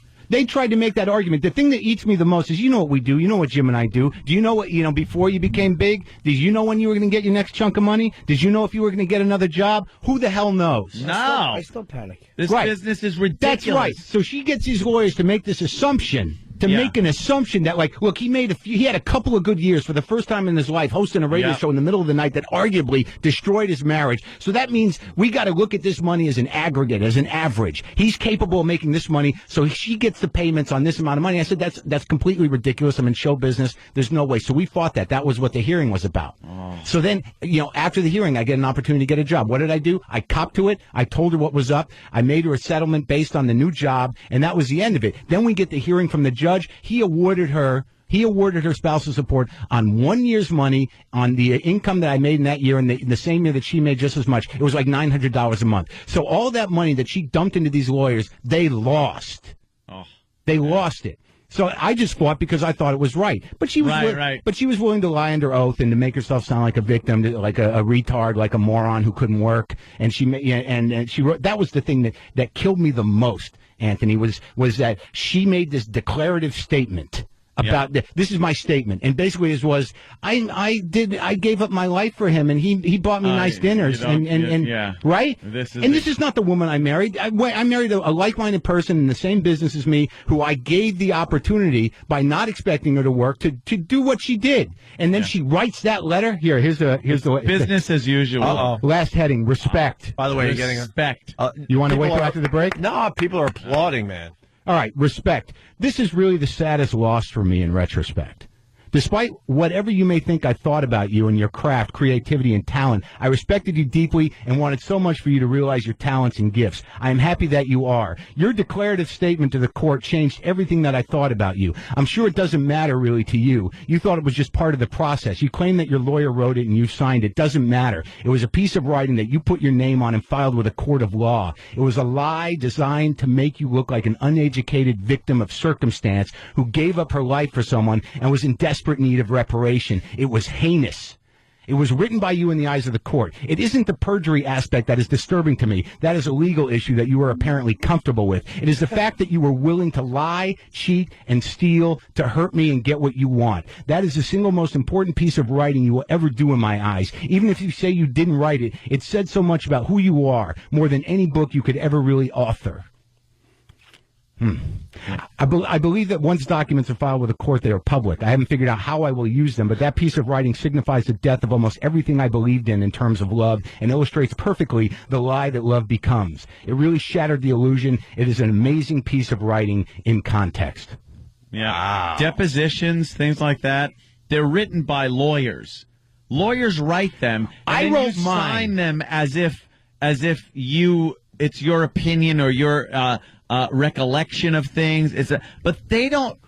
The lawyer writes it. Like mine, yeah, I did the same thing. I wrote mine. I wrote mine. Yeah. I wrote mine based on what I had been through. The truth, right. The other one was like, I read the other side and was just flabbergasted. I'm like, who? But they put their name on it. I know. It's perjury. Isn't that legal? It's perjury. So then I said at the end, I'm not sure that I really owe you much respect after what you put me through. I have to figure that out. I will keep talking publicly about this until I feel better, die, use, alienate everyone, or surrender. And then, like she had said that I'm a tough act to follow, then I wrote this one. As far as being a tough act to follow, that would imply you have an act. Oh! All right, that hurt. That was a good one. So, a lot of people saying you still care, Mark. So what? What? It's not a matter... It's not a matter of caring. It's just a matter of a certain amount. Is that this culture, this legal culture, is designed. It's designed to entitle women to screw men. Now, and the bottom line is, and I'm not being a misogynist here, this is not undocumented stuff. I understand spousal support, but how it's been exploited by these lawyers. The truth of the matter is, if you're a woman, you've been married to someone for 15, 20 years, 30 years, you've had kids, you brought up kids, you did your part in the marriage and everything else, and then all of a sudden you enter the world, you can't work. I understand. You deserve money.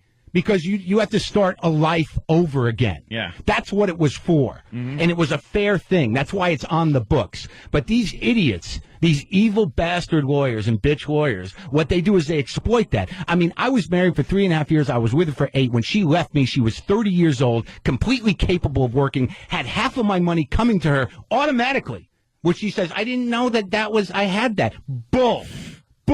She could have done anything. The truth of the matter is she didn't want to have to get a job. She felt entitled to my money. And all I can say is, Jeremy, I hope you like the Christmas presents I bought you. Yeah. Hey, we got a woman on the line. Her take on this whole thing. Let's see what Wanda has to say. Wanda, PA, what's up? Yeah, I mean, every time he reads that letter, she wins again. How's that? Because she's still renting space in his brain. Renting space? Yeah, okay. She's not. She may be renting it there, but I've limited the amount of space she's renting in my heart every time I read the letter. So eventually, it will get out of my brain. Just work it out of your brain. Mm-hmm. The best thing, if you send that to her, I don't even know if you sent it. I did. I'm not going to read it. I didn't send it. I put my money where my mouth is. I just hope that the guy she's with heard it. What would you do if she sent back an email and it just had a bunch of Z's in a row? Oh, wow. You know what, Jim? Knowing her, she'll probably steal that idea and probably send me that, thinking I might not have heard you said it. I only asked that That's funny, because man. I got a really irritating one recently from somebody in my past that I thought was unfair, and that my temptation was just to put a bunch of Z's and mail it back to them, and I just didn't. I said no. No, you know what's sad about this is that, like, I know what this is. This is malignant, evil. You know, I should suck it up. I should have some acceptance. I should rise above this because this is exactly what my father does. He sends these letters. But there was part of me, because I sat on this thing. I made phone calls to friends. I said, I wrote this. You know, I'm a little obsessed. And they're like, well, don't send it. Let it sit. And I let it sit. And the bottom line is I started to realize that I was starting to think that, granted I behaved badly, granted I slept with people she knew, but I never lashed out in anger during this divorce process, ever. Whatever I did was to make myself feel better, but I was not going to lash out in anger. I tried to be as diplomatic as possible. But then all of a sudden I had this realization one day when I had said something to her over an email, over money or something, and she calls me up crying about something. About I didn't know you would do it. And it opened my heart right back up again. And I was right in that thing with her. And I got off the phone and I realized. Right. Well, no, but the thing was what I realized, I thought every time that happened that, we're going to be friends. And then I realized, wait a minute. It's manipulative. Yeah. It's damage control. Exactly. She wants me to shut my mouth. She wants me to shut up and give her the money and move on. She thought that we would just be friends. She thought that, hey, it's just divorce. It's what people do. I never did it. I was in love with her. I never did this. My first divorce, I walked away from it. I had no money. I wanted out. Okay, so I had no experience of this. This is the first time I experienced this, and it's a life-altering experience, dude. Yeah. It changes your life. It certainly does. And I wasn't going to just let it slide. And people are like, you don't have kids or whatever. It doesn't matter. A broken heart is a broken heart. You may have other responsibilities, may have other financial responsibilities, but the bottom line is, if you sit with this stuff and you blame yourself, you're either going to become a more humble person with a little more humility, you're going to become a bitter bastard. Apparently, I'm still on the precipice. Let me tell you something. After 9 years, I'm still on the fence myself too. I am very bitter about what happened because I'm still paying. 9 years later, and I'm still writing checks. 2 more. 2 to go. 2 to go. 2 payments to It go. doubled the time you were married, dude. That's so sick. No, I was married 9 years. And then 9 years later, 10 years later, and you're still then doing now it. I'm still paying. And it was based on a lot of what you had said, things that were in, written responsibilities that, if you would have read one side of this court case, you'd have thought I would not be sitting here if it wasn't for her. Yeah, well, that's Which her. That was, is complete crap. That was her argument. You'd be nowhere without me. What do you mean? The money I bought the house with was based on a deal that had nothing to do with her. Yeah. And the story had nothing to do with her. I The was a comedy had nothing to construction do with her. worker for the majority of our marriage. I was a construction worker making $29,000 a year. That's what I was making. I had finally broken through in radio. Wasn't making millions, believe me. Was making a good living, but that potential earning thing came in. You only made a good living the last year that you were married with. No, I wasn't even married at that point. I was already going through it. We were negotiating a contract, Okay, right. and that effing lawyer waited, postponed every time I had to go to court. And I had to go there, sit down, postponed, and I'd leave. And I had to postpone it every time until I had to sign my new contract. And then they went, well, look what he makes. She wasn't even involved in my life at that point. It's criminal. Extortion. It's Well, it is criminal. extortion because they think everyone thinks that this is just the way divorce is. It's an abuse of the justice system. Yeah. Because in all fairness, man, I filed for divorce with a lawyer because I didn't know how to do it otherwise, and I wanted to keep the house in the sense that, like, she's like, but you always said it was our house. I'm like, yeah, if we're living in it. Yeah, right. So if we're living it, we're married, so why should I be concerned? I used to say that to her because I bought the house before we were married. It was in my name, and she says, your accountant conspired against me. Bull! My accountant conspired against me. It's like, why would it matter if you plan to stay married to me? Yeah. Who's got the house now? Me! Oh, good job. Yeah, Good. great. Now it's worthless. You have to sell it? No. Oh, that's good. No, That's it's like, that's you know better what? than most people. I bought it at the beginning of the bubble. It's still worth what I paid for it, if not more. And you know what? I'm happy I got the house because I went back for 2 weeks. I like my house. Good for you. And I want to thank her for decorating and planting the plants. All right, we're going to continue with Mark Maron. January 15th, Union Hall, Brooklyn. I've seen Mark a bunch of times. He's great. I love seeing your stuff, Mark. Thanks. UnionHallNY.com for tickets. January 15th with Mark Maron. Let's go to the FU line, see what other people are bitching about today. Thanks for calling the Opie and Anthony FU line. Here's the latest batch of FUs. You have 6 new voice messages. First voice message. Yeah, this is Nick from Jersey. I want to give a big you to that redheaded that gave me your number and made out with me when the ball dropped and never responded. What the you thinking, you dumb bitch? I'm a great catch. You. Next message. Yeah, I want to send a big FU out to George Bush. About time we get you out of the office. You've been nothing but a waste of space to this country and a drain on the economy. So, you, George Bush. Next message. Hey, I'd like to give a big you to the guys I work for. They me out of my holiday pay by not clearly stating what the rules were to be able to get it. Thanks a lot, guys, and you. Next message. I'd like to send a big FU out to Stacy. I can't stand you. It's just too bad that we had a kid together. Next message. Hey, this is Rob from Phoenix. I want to give a big FU to all the people who hit their brakes when they come up to the radar cameras on the freeways out here in Phoenix. You're not even doing the speed limit already. Don't hit your brakes, you moron. Next message. This is my you for you, Kristen. Put me in jail after 3 years of our relationship.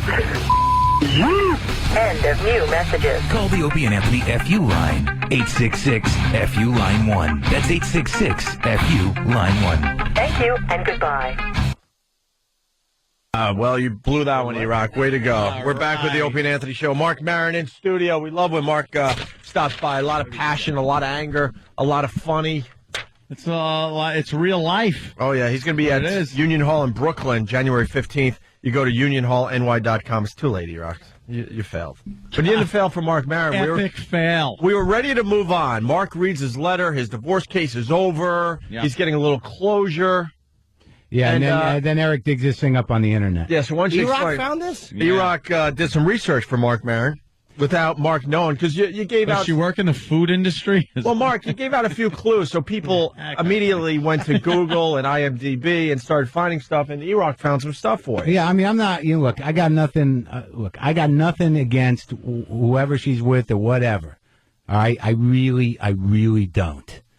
But now this article, this is from in the L.A. Times, 2006, February. That's a year and 2 months before she leaves me. A year and 2 months before she leaves. Now, mind you, I'm busy in New York, waking up, doing morning radio every day, waking up 3:30 in the morning to make to make our nut, right? For our house. That's right. So she's at this place where I knew she wrote, writing with these people. But now this whole thing is about this group of people that writes at this place in L.A. called the Bourgeois Pig. This guy, Josh Olson, who wrote, good writer, nice guy. He wrote The History of Violence. A good writer.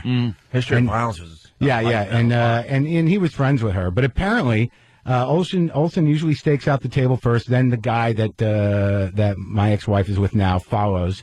By the third and newest member of their clan, Mishna Wolf, a comedian. And, quote, the most flattering moment at this table was when Josh called me and said, people are trying to sit at the table. Do you want your seat? Unquote, Wolf said. So she was sitting there with this guy, the guy she's with now, a year and 2 months before she leaves me. So you don't think something was being cultivated in that year? Well, she's very, she's very adamant. Like, I never screwed around on you, never. And then the last time I talked to her, she's like, I may have been inappropriate. Yeah. You may have been inappropriate. Maybe some computer work, some phone work. While I'm in the middle of the night trying to make a living for us, she's like noodling away with this dude, complaining. My husband yells. He's far away. I'm lonely. So that was going on a year and a half, a year and 2 months. But I'm the bad guy. A year and 2 months. This guy's courting her. I'm the bad guy. You know what? Let me tell you something else. At least not my ex-wife, but my most recent long-term girlfriend. That is now my ex, long-term girlfriend. I was with her for, 7 years, right? Yeah, something like that, right. I absolutely knew who she was going to be with if we broke up a good 2 years before we broke up. How did you know, dude? I just knew. There's this little, just a sixth sense that you just know. You kind of go like, there's a little following around puppy dog thing, and then there's this texting, email, MySpace, whatever the hell it was. I was just like, when I heard, I went, that's no surprise. Didn't bother me at all. That's the thing. It wasn't any problem or anything, but I just knew. It's like, I didn't want to be, and I didn't want to be like, I knew it, but it's just, don't try to say that there wasn't a reason that I knew this. Or intrigue, the way it works, there's right. nothing you can prove in court technically. Right, intrigue texts. Yeah. Or just little things that we all know what they are. I got, honestly, Jim, you guys, I got nothing on this guy. I don't care. I'm not married to her anymore, but the bottom line is it was betrayal, it was duplicitous, and she shook me down for money that she's now spending, with him. Fine, whatever. But the whole genuineness of it, just know. I'm just saying this. There's a duplicitous nature here. There's an opportunist nature here. It's not my fault that she didn't get popular as a comic. The one thing that she yells at me about during this divorce is like, you never got me a job as a writer on that game show that you had to do when you were bankrupt after you left your first wife that you didn't want to do. I have the power. I have the power to do that. You didn't get me on Premium Blend. What? It's got nothing to do with me. Who the hell am I? I can barely get work. Look at my schedule. Look at my calendar. You gave me mouth herpes. All right, so you're an adult now. Oh, damn. Who doesn't have Exactly. Exactly. She used to yell at me. She goes, you said that I wouldn't get it. I said, no, I didn't say that. I said that some people don't get it. That's all I said. Oh, my God, you did not just say that. What, mouth herpes? Who doesn't have mouth herpes? I don't know. Very, very... But I just want to be clear. I got nothing against this guy. It's just know that there's a duplicitous nature here and that I love this person. Maybe neither one of us were capable of taking care of the other person. Whatever. But, in retrospect, the duplicitous nature, the logic of it, the opportunism of it. You're giving me a lot of words to look up after the show today. I'm dizzy with these big words. Opportunism? Opportunism. How did you graduate? The third grade? It's just heinous, and then we're all expected to be friends. Oh, my God, I looked that one up, We're too. expected to be friends? I'm supposed to be pals? I'm supposed to just let this slide? Yeah. I don't know if I'm going to be capable of loving a person again. Whoa, you guys are possibly thinking about being pals? No, that was her idea. That like people just go through divorces. She had no idea what let's be. But she wanted my best friend to blurb her book. Yeah. And then she gets on the phone with me and says, "I don't know why Sam wouldn't do it. Why wouldn't he do it? Apparently he thinks that we're not getting along." I'm like, what if I asked your best friend to write the liner notes of my CD? Yeah. How would that go over? I don't understand the people that could be friends with their exes. But that was the I never delusion. understood that one. Rich Voss has a very good relationship with his Well, they ex. got a kid. He's a sweet Yeah, man. but there's a lot of guys that do have kids with someone else, and they can't Like stand a the drop-off person. point, like a ransom. Sure. With the I don't kids. understand that one at all. I have one of my exes who I dated for a while who are starting to become friends again. Because the fall of this one was about, I'd say, 85% my fault. And I knew, believe me, I know. But I want to be her friend because I screwed up so bad, and you know what I mean? But how is that going to work for her when she sees you with somebody else? The jealousy dude, thing. I don't want to we see all her with have somebody it. else. So how do you guys maintain a friendship through all that? This is a person, the thing with me and this person is we were friends for a long time before we ever dated. So it was like there was a real friendship there before. But as we dated, we probably never should have dated because I was such an addict in the other way. And I do actually miss the friendship. And I saw her recently, and it wasn't like I miss being her boyfriend. It was like, God, But man. does she miss you as a friend? No. She dumped me, and she should have. I know. For real. But does she want to be friends with you? Yeah, I think so. Yes. I know my wife misses me as a friend because we were friends, despite the fact that she thinks she did everything by herself and that I had no point, no importance or relevance in her life. But, I could have been friends with her if I realized that she really didn't care about what she put me through. She really didn't care. The idea that she asked my best friend to blurb her book and thinking that it would just happen. Sure. Yeah, what is that? No, friends don't. That's delusional. And let me just say, of course it is. Did he say no, or did you not ask him? No, I didn't get involved. I just said, yeah, go ahead and ask him. You know he's going to say no if he's a real friend. Yeah, that's right. That's come right. Of course. And the only thing I'm saying this for... Wait, this is after she left? Yes! I thought when you were together she asked. Oh, my God. Now you got us all involved here. We're all angry for you. I'm almost like, well, why would he do it? Like, I didn't realize it was after you left. Oh, yeah. Yeah, can I say something? John W. from Hoboken, he writes, I'm still stuck on you're now an adult with mouth herpes. Wow. Welcome to the world of grown-upness. Grown-upness. You could defend that statement, right? What? That's a rough one to just throw out there on the radio. I'm just trying to... What did I say? What's rough? Oh, you're basically saying she has mouth herpes. I mean, doesn't everyone? I'd say I think it was 85% of the adult population I've heard has HSV1. Yeah, I mean, what is that? Cold sore? Yeah, that's all. Yeah, it's just a lot of people have them. I've had it for. I've got one of those. Thank No, but God. I've had it since I was. I've had it since I was. I get them. You get the cold sore. But I haven't gotten them in a long time because I don't stress anymore because I'm in a happy relationship. I have. Yeah, right. I have. I'm not. I haven't. I can't even remember the last time I had one. Thank God. I've had it since comes I was out a with kid. the stress. Yeah. Who the F gave it to me when I was a kid? That's what I want to know. I want to go under hypnosis to make sure it wasn't something I don't remember. Because next thing you know, I'm like 6, 7 years old and I'm getting these things like. How do you get this as a 6 or 7 year old? Hello, it's some nasty relative that gives you a kiss hello, and that's all it takes. They don't know. Something on there. Look, all I know is I did not lie during this process. It's obvious. Yeah, there you go. I did not lie during this process. Your problem I tried was to be. Your problem was you were a nice guy. No, you but I mean, I was a little emotionally screwed up. But I just want to say that look, I'm reaching out to this guy again. If her book doesn't sell and you can't help her, believe me, you're going to be blamed for not being her dad. So you got a clear conscience, though. Yeah, because you went and took the high road. I'm done with this. This is the end of it. I'm going to give her the last check today. You said that last time you were on the show. I feel Last like check today, right? the last check is going in the bank today. I finally feel like I got what I paid for, and the one thing I got to give her respect for, she got me sober. I've been sober over 9.5 years, and I wouldn't have done it without her. And that's one of the ways I'm trying to spin this. I'm asking people. Oh, okay. I'm asking people who have been through many rehabs, like who have relapsed over and over again. Like, how much does it cost you? Over the years to finally get this amount of time. And I'm actually starting to justify the money I spent on this divorce. It's like, well, that's what I paid for my sobriety and for this one-man show and for this ability, for this opportunity to rise above this crap and become an adult and process these feelings. I want to thank her for that. And I wish her and her new boyfriend the best of luck. I really do, because happiness is really the best revenge. And I really hope that she's happy. I'm done with this, except for the one-man show. You bring up a good point, because I look at the cost. And every time I'm a 20-year-old, I think, what would this have cost me if I had to go out and buy one? Yeah. Well, I guess that's what makes us different. I will say this, though, not to take lemons and make lemonade, because I'm not good at that, but when you look at the thing of getting sober, which is huge, it's like, like we never know how life is going to work out. Like, let's just say you never met this person and you didn't get sober. I wouldn't have. Let's just say 3 weeks after you got sober, you may have been driving somewhere and hit something and been paralyzed from the neck down. Like, if you would have, you'd never know what would have happened, how awful it would have been. Like, this may just be icing on what would have been a tremendously bad thing at one point. Does that make any sense? Yeah. Like, you never know how bad it could have been. Certainly. Let's go to Don in Maryland. Don, what's going on? Hey, guys, how you doing? Good. We're hanging with Mark Maron.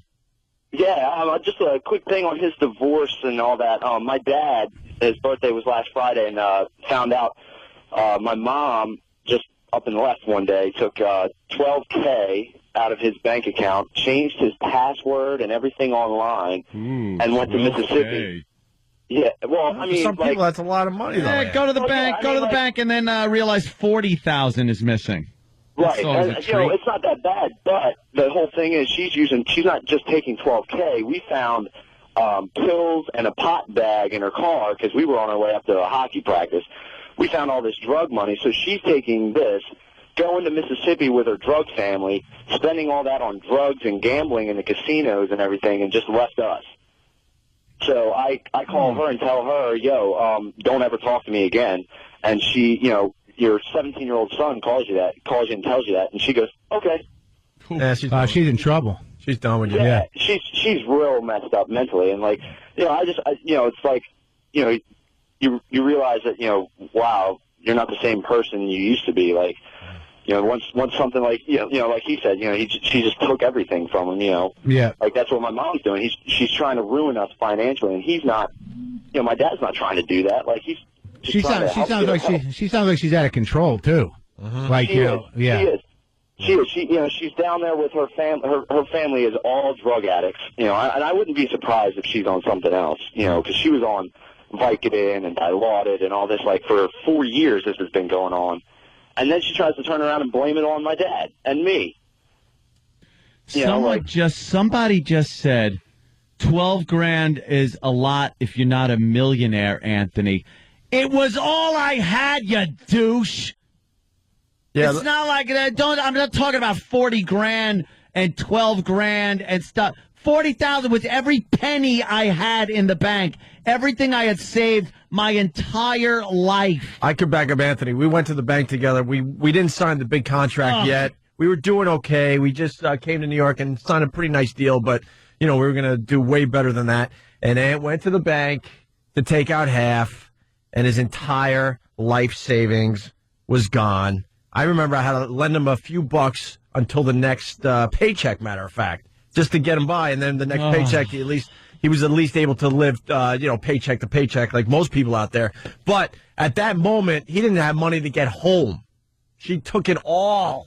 No, she left what, Ant? $2 or something? It was a couple of bucks like left $2.79, some ridiculous number. An infuriating amount. Right. But let me ask you a question. Weren't you more pissed off about if she had just taken the money, I would have been okay with it. It was dumping all that money into those lawyers. Oh, the lawyers. Yeah. You just I would have rather she just took it. And this is a woman that said it's never about the money. It's never about the money. But that's where the emotion thing. You got to the thought that you have to pay the guy that is screwing you. Look, I understand there's a hate there and all amazing. that, but you got to look at it logically. You're getting a divorce. You're going to pay somebody else a lot of money. Let's work this out together here. You could take what I'm going to give to the lawyer. That's right. You'll have more money in the end. She claims she didn't know. She didn't know. That's baloney. In most cases, because I know how much Ant spent. It's mind-boggling. And then it's like, because he had to pay for her lawyer and his lawyer. And then it's like, Anthony should have gotten a better lawyer. Should have spent more on it. How was she able to afford Dominic Barbara? How was she? Because I paid for it. I couldn't afford a good lawyer because I was paying for her good lawyer. Yeah, I just got a. How does that? How is that legal? Yeah, I just got a scrapper, and she did a good job. In a 50-50 state, the stakes are different, and there's not a whole lot you can do. But that process, the thing where they know they don't deserve or they can't get what they want, but they just keep this process going to break you down, and I wouldn't do it. When I went to court, and I acted properly in the divorce. You know, I was fighting for something that was right, and the judge ruled in my favor, but she had already spent all of my savings, all of it, on lawyers. And I'm sure she's happy about that. Why wouldn't she be? I showed him. You know, I left him, you know, and I was unwilling to make a decision. I waited. She waited. She left me and would not tell me whether she wanted to get back together or not until finally I filed for divorce because what am I going to ask her for permission to date? And then I go out with one woman and she's like, oh, that's it. You did that. So there. Now I can blame you for me leaving and not working this out. Do you think that time I wasn't that bad. Do you think that time that you guys were apart, like where she was making a decision, there was something inappropriate happening? It's hard for me to know because clearly she met this guy in 2006, so I imagine there was plenty of inappropriate things happening the year that I was working for the money that she stole. And you guys were separated, right? You were over here and she was on the left coast? Yeah, that's right. So, you know, and the thing is, it's very stressing. You know, you're out in the middle of the night, you know, you do morning radio and I don't know what she's doing and I'm calling to figure out what she's doing. I'm not copping to my anger issues, but people yell. I never hurt her. It never got physical. I have some rage issues. It wasn't all the time, but the bottom of the line was she was looking out for herself. You know, and if she gets married, the weird thing is now, if she gets married within the time that I already made the settlement for, I mean, theoretically, I guess I could get some of that money back, but it's not worth it. It wasn't that much money. Yeah. It's not the money. It's the waste of money. Well, speaking of that, another instant feedback coming in this will set Ant off. 12,000 is still a lot of money, you douche, to most of us. We heard about your sad story. Now you're rich. We get it. That's a guy that just doesn't get it. You're a douche. That's a guy that just doesn't get it. Yeah, you just don't even get it. I'm not even going to try. Doesn't matter how much money you're making when you have to give up that much money to someone that doesn't deserve it. And I wasn't. It's infuriating. It's not about the. That was before the contract. It was before I was making the money. It was well before I was making the money. There was a good possibility that Ant was going to be broke. You know, exactly. I mean, you know, now we could see what going into a time machine would do, but back then, you don't know. You don't know. Stupid ass business. You don't know. Exactly. We could have done the Sex for Sam thing a little earlier, and then we wouldn't have had as much juice as far as a radio show goes, and we would have never had the comeback. No. Mark Maron, thank you. We got to get out of here. They got to start a music marathon. So I was just praying. I'm sorry. Praying. Mark Maron, January 15th, Union Hall. I'm also at Maxwell's in Hoboken. So for the New Jersey people, on the 24th, is it the 24th? What's the 20th? Yeah, the 24th. I think it's a Saturday. I'm going to be at Maxwell's in Hoboken with Leo Allen and Adam Hurwitz. Where do they go for your dates? Go to the MySpace, that's the best, or my markmaron.com, but MySpace, Mark Maron, MARCMARON. There's only a few dates because despite whatever my ex-wife thinks, I am a rarefied commodity in the world of comedy. Why? Because I don't know why. I don't know why. I don't quite understand it. But maybe, whatever. Maybe too smart? I've never been funnier. That might have something to do with it. I'm not even joking. Some of you smart comedians, you know, don't get the audience you deserve. Well, I can talk about poop. Yeah, maybe do a little poop, actually. Maybe some poop. And we'll give you some of that stuff we were spraying on David. And yeah, sure, I'll wear that on stage. That'll guarantee you. We didn't even get to talk politics I'm going to go see Stinky Guy. Well, politics is what is a crisis management presidency. If he can keep us all from fighting over food scraps and restaurant dumpsters in the next 4 years, he will have done a good job. Well, there you go. He wins. Yeah. There you go. You summarized nicely there. All right, music marathon time. Jimmy? January 18th, my one show at the Borgata that's not sold out, so tickets are at theborgata.com. It's the night before Martin Luther King's birthday. All right. Well, I was actually offered by Kenny. He said, hey, you want to go? And I think I'm going to. Oh, good, man. I think I'm going to go there, play a little poker, and see my friend Jimmy Norton at the maybe Borgata. I'll play poker with you. Yes, be fun. Yeah. Yes. All right, music marathon time. We continue on Sirius, whatever the hell they're calling it these days. Sirius XM? I don't know. I think they're starting to drop the XM a little bit. Oh. I'm noticing that here and there. So yeah. We're off the satellite. Music marathon here in New York if you're listening to this fine station. Is this us? It's us. Good. Oh, Mark Maron made the walkover. Very happy. We're going to get into some other things. One of my favorite Metallica songs, by the way. Oh, yeah. She liked Metallica. Love this one. Oh, did she? Michael Madson is calling in like a minute or two. We love this guy. He's crazy. I just watched Pulp Fiction the other day. He's nuts. Yeah. He's great in that. Well, I forget Reservoir that. Dogs. Reservoir Dogs? Oh, yeah, Reservoir Dogs. I just watching it, that scene. He's great in that. He's great. Yeah. He's You're a gonna very honest bark guy and tells all a good day, story. little dog. Yeah. He's one of those guys where it's like, how come he's not doing everything? Yeah. You know, how come I don't see that guy more? He's promoting a movie called Strength and Honor, which was released in Is that about Ireland divorce? in 2007. No, it's it's the story of a single father that decides to break his dying wife's last wish to not box again in order to save his young son from certain death. That's awesome. Wow. That sounds heavy. It's not a lighthearted film. Wow, Hey, Mark forgot to plug what he's doing. Oh, Break Room Live. I do a daily live internet TV show with Sam Cedar. We do a lot of film comedy, bit of politics, bit of this, bit of that, but there's a lot of stuff. We just launched this new site called breakroomlive.com. Every day, there's like tons of stuff up there. We're going to be premiering an Army advertisement today. And I do all kinds of crap on there. Cooking segments, weird handheld segments. And Sam's real wonky. He talks politics. I just talk about my passionate turmoil around everything. Yes. It's weird because I put up on my Facebook today, because when I come on here, I live in two different worlds. You know, I come here and I honor the part of me that lives with you guys, and then I go there and then I honor the other thing. And I actually on my Facebook I said I'm doing Opie and Anthony today to give my Mr. Hyde some airtime. Yeah. Hey, this is the place to. It is true. You know, you can't just spout off in public like you can here. Which it's so refreshing. Well, you know, that's why we're comics. I mean, I bet you Jim could testify this. Is I started to realize that culture on every level, there's a politics, there's a social dynamic that has to be respected for people to feel comfortable. Mm-hmm. I have never been able to do that. Not in school, not anywhere. I could never respect the context. And people, when you're that guy, people are always like, we can't have him. Don't invite him to dinner again. What the hell is he going to say? So you almost have no choice but to go into comedy if you have that personality. Yeah. You know what I mean? That makes a lot of sense. I mean, what am I going to do? What am I going to shut up? Am I going to learn how to be more socially appropriate?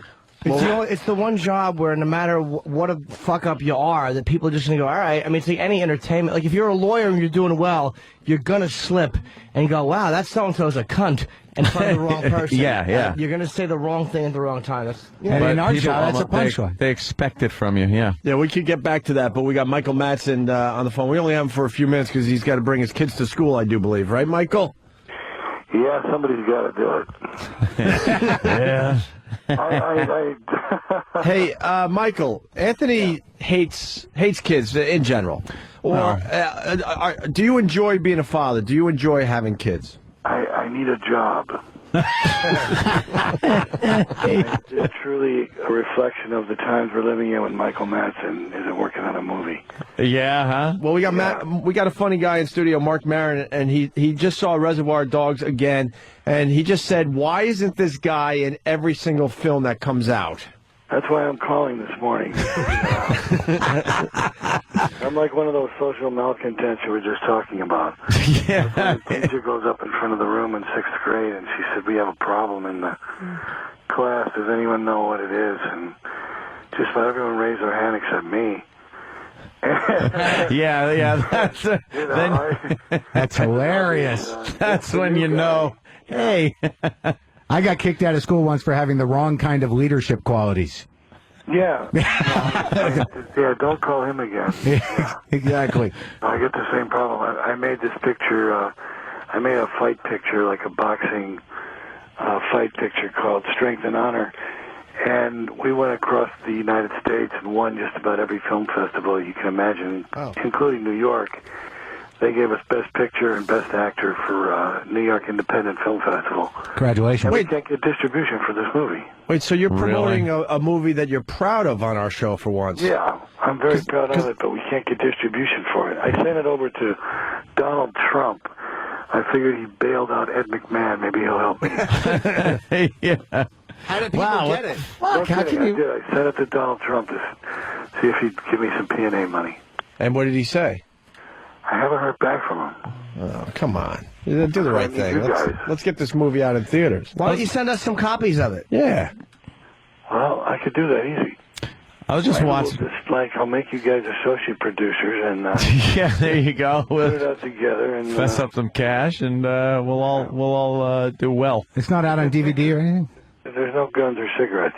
Where can people see it, though, Michael? Do what? Where can they see it? Well, you can't see it yet because it hasn't been out. Okay. So you're promoting a movie we can't see. You guys said you could help me if I ever needed it, so That's why he's calling. All right, well. He needs distribution. We got to give Michael Madson some distribution for Strength and Honor. We don't know what to do. We've never had anybody take us up on that horseshit offer. I know. Now we're in a bad position. As far as being a dad is concerned, I love it. You do love it, right? Except for the getting up early in the morning part.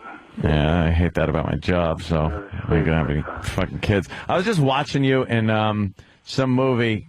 I wake up, I turn the TV on, I'm like, hey, it's Michael Madsen. And I always stop on Michael Madsen movies. Always. And it was like you were in some kind of spaceship. And there was like some chick with you. And then there was the daughter, that you had the daughter, and she was sick. Yeah. But there was... That was done in like 1920. 1920. There was... No, you know something, though? I was an embryo at that time. I actually... Yeah, who played, like, your dead dad in that thing, too? You had that guy came in and stuff. He's a really good actor. I can't think of his name. Yeah. I saw him on a TV commercial recently for Cadillac. Yeah, I was watching that, though. What the hell his name is?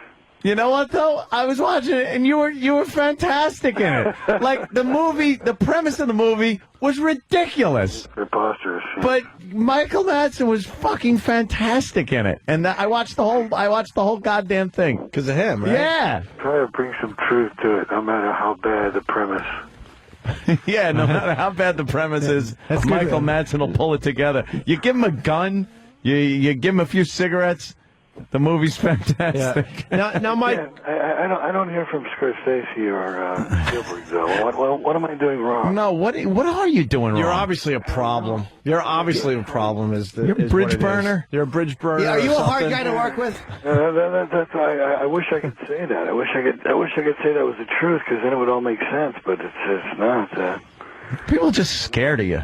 You know, they're just petrified. He probably just goes and fucks everyone's wives and gets back to the director. Yeah. Like, it's got to be something just horrific he's not telling us. I wish I was having that much fun. It's like Mickey Rourke. Mickey Rourke, who's so great. Everybody knows how great Mickey Rourke is, but for a long time, he was such a maniac. People were scared of him. That's why nobody did anything with him. Maybe you got to put tennis balls underneath your face skin. Yeah. And to pull a Mickey Rourke. What did he do? That guy? I don't know. Good job in The Wrestler. He certainly did. He did. We all yeah, saw he The did. Wrestler and loved it. It's great. But we're not talking about The Wrestler. We're talking about Strength and Honor. Now, I got to ask you, if this movie's winning all these awards, why isn't it in theaters? Because none of the studios want to put up any P&A money. Trying economic times we're in. No, but if it's winning awards, I go back to that. There's a lot of crap out there, and there's a lot of crap in these like artsy theaters. At the very least, it should be in the artsy theaters. Talk to the director of this movie, because I gave you guys the phone number for the director. Oh, yeah, we got him. Yeah, he's been on hold. On the phone. Mark. Wait, he's been on hold. How's it going? Hold on, Mark's been on hold the whole time. I mean, but Michael Madsen, he's the big get here. I mean, this guy is the real deal. What could you add? Mark directed the picture. Yeah, what could you add, Mark? Hi, my name is Michael Madsen. Everyone does their Madsen impression. Yeah. No. It's all good. But I mean, I'm scratching my own head myself, to be honest about it, because we have this great movie. It's after taking over 19 wins all across America. Everywhere we go, it's winning. And it's, and we're just having this nightmare, just trying to get it out at the minute, you know? Are you fucking Canadian? He's Irish. No, I'm fucking Irish. All right. As long as you're not one of those fucking Canadians. You know, he's from the Green Hills of Ireland. Take it. I tell you. It's funny, actually, because usually people ask me over here, am I Australian? So thank fuck you didn't ask me, am I Australian? I think the timing is right for this movie, though. I think a lot of times when things are in depression and people are economically hurt, they think that they want entertainment movies. But I can tell you just by what I do, they want honest, real shit. And I think you guys could, if you showed it to the right person, this thing would take off. I mean, The Wrestler's only in two coasts right now, but I think it's going to take off. Yeah, I think they're actually going wide with The Wrestler, I think, on the 16th, I believe. Wow. So I think they had it in a few theaters first just to see how it went, and I think they're going to give it a big wide release on the 16th. So why don't we just start showing the movie in our studio here? We get a live audience every day, and we'll see if we can build from there. Geez, I tell you, but you know the laugh of it all, even what amazes me, even we've been doing the festival circuit, and every theatre that we were playing on the festival circuit, every place we were turning up, there was such a buzz going about the movie was sold out. And if that doesn't tell you, that there's a demand for the movie, I don't know what does. Well, you guys came out in Ireland in 2007. How did it do in Ireland, or what was like? Yeah, we did. We came out in Ireland, and we did nearly $500,000, which is big for Ireland because something like Shrek in Ireland did $1 million. We've only 3 million people there, so $500,000 was very big in Ireland. Shrek only did $1 million. It's really weird, like how okay. And he's green. You'd think he'd do better there. Exactly. We don't have lucky charms over there. I think they thought that Shrek was taking the piss out of the patriotism in Ireland. I'm suspicious still. Something's going on that you guys aren't talking about. Maybe that's what's wrong, Mike. Maybe we should have painted you green or something. Is there a controversial scene in the movie or something like that? Or no, not really. No, there's nothing at all really. It's just a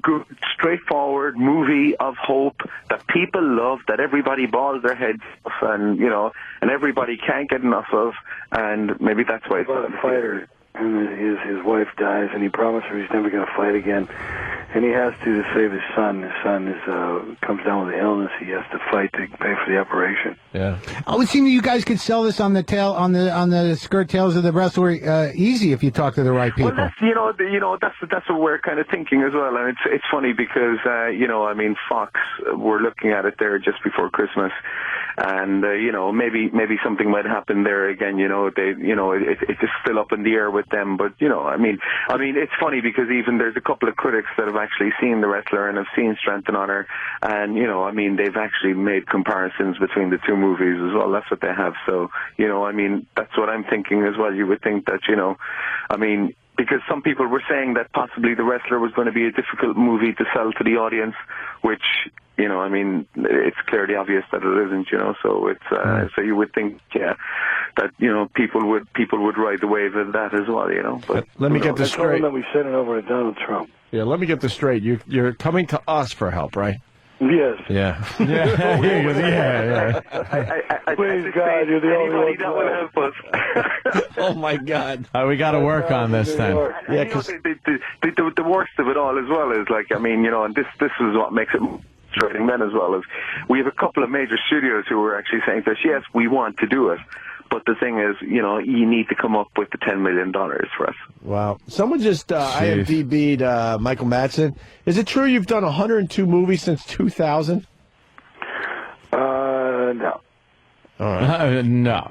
For you people checking in and saying, this guy's done Michael Madson's been in quite a few movies. If you're going to count some that I worked on for 1 day or 2 days.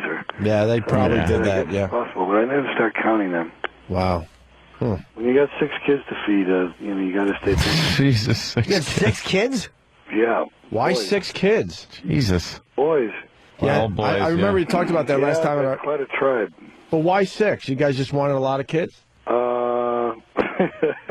Well, he's a lover, not a fighter. Don't believe what you read in the paper. Mine and ours. I had a couple with my second wife, and then 3 with my current wife. And you're on your third wife? Wow. You on your third wife? Yeah. Oh my God! Jesus Christ! I don't know how you did I won't that. end up like Mickey Rooney. How many did he have? Yes, 8. 8? You got to have some serious money to do. Wow. I'm pretty sure he had 8. Yeah. Oh my God! But Anthony was married. He did 10 years or whatever, 8, 9 years, Did a something like stint, that. yeah. And then he always says that he said he'll never get married again. So why would you step back into that after the first one went bad? Well, if this one doesn't fly, that'll be it for me. Oh, If fine. this All right, one- so 3 is the number for you. Yeah. Say that on the air. Yeah. Third time's a charm. That's it. I'll be living I love the way you put it, though. Anthony did 10 years. It was like prison sentence. It was. Might as well have been. Stretch. We did a 10-year stretch. Yeah. Well, Friend Frank did 5. Yeah. I didn't rat. You got to hear the stories there, Mark. Anything to anybody, you know. Yeah. So now, how are we gonna get distribution Yeah, for what do you this? need from 10 us? million you need? Yeah, $10 million, and we have some of the biggest studios in the world who are queuing up to do it for us. But they're not fessing up with the cash for the promotion and everything. They want. Yeah. So you go around and. Let's see. So what do we need? Executive producers and things like that? Anybody, if someone will write us a check for $10 million, we'll give them an executive producer credit. Plus, we'll give them, obviously they'll take a portion of the movie. What if you get 10 million people with $1 each? I like that Well, idea. I tell you this much: if we get 10 million people with $1 each, what can we say? We Credits will be awful long. We'll make sure every one of them is looked after in some way. Who's going to collect it? Yeah. Mail it to the Opie and Anthony show. Send $1. Yeah, like soupy sales will get thrown off the air. That might be legal, though, because we're sending it toward a movie. Oh, sure. It's like a charity. Probably not. Look, I think I might have $1,000 laying around. Well, What when you stop and think about it, right? Yeah. That's how they say Obama put his money together, wasn't it? Well, yeah, For other people. like a grassroots kind of campaign thing. Yeah, you could do that. You could have viewing parties. I just bought a new TV. I'll have one in my house. Yeah, we'll just, Send a screener over there, Mark. yeah, we'll screen it. I've been hearing about this movie for a while, and we still haven't seen it, Mark. So you might want to send us a copy first. But even that, it's funny because the one thing that that's the one thing I said to Mike, and it's probably a good thing long term. Like, every festival we turn up, the movie is sold out. And it's funny because, even that you say yourself, you've been hearing about it for a long time. It just shows you, like, that, people are talking about the movie. People want to see the movie, like, and it's kind of funny because I said to one executive there, I said, can I ask you a question? I said, do you make movies for yourselves or do you make them for the public? I said. Yeah. Do you know what I mean? And he explained I never got an answer off either. John Wayne's famous. It's amazing that the studio doesn't even have to put any money behind the actual movie, and they won't promote it. Yeah. But it's funny because one executive said to me when I actually turned around, and I said that to him. One executive turned around and he said to me, well, he said, you know what it is?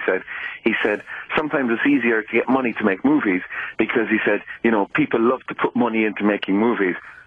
And I looked at him and I kind of said, okay, I have to think about this one for a minute. Because surely I would have thought people like to put money into something that's, that's as good as it's going to be, and the fact that it's winning everything, and the fact that, so what would you rather do, put $10 million into something that's an idea that possibly mightn't even get completed, or put $10 million into something where, you could make a truckload of money out of it? Yeah, it sounds a lot more glamorous to say that you're, involved in financing a movie.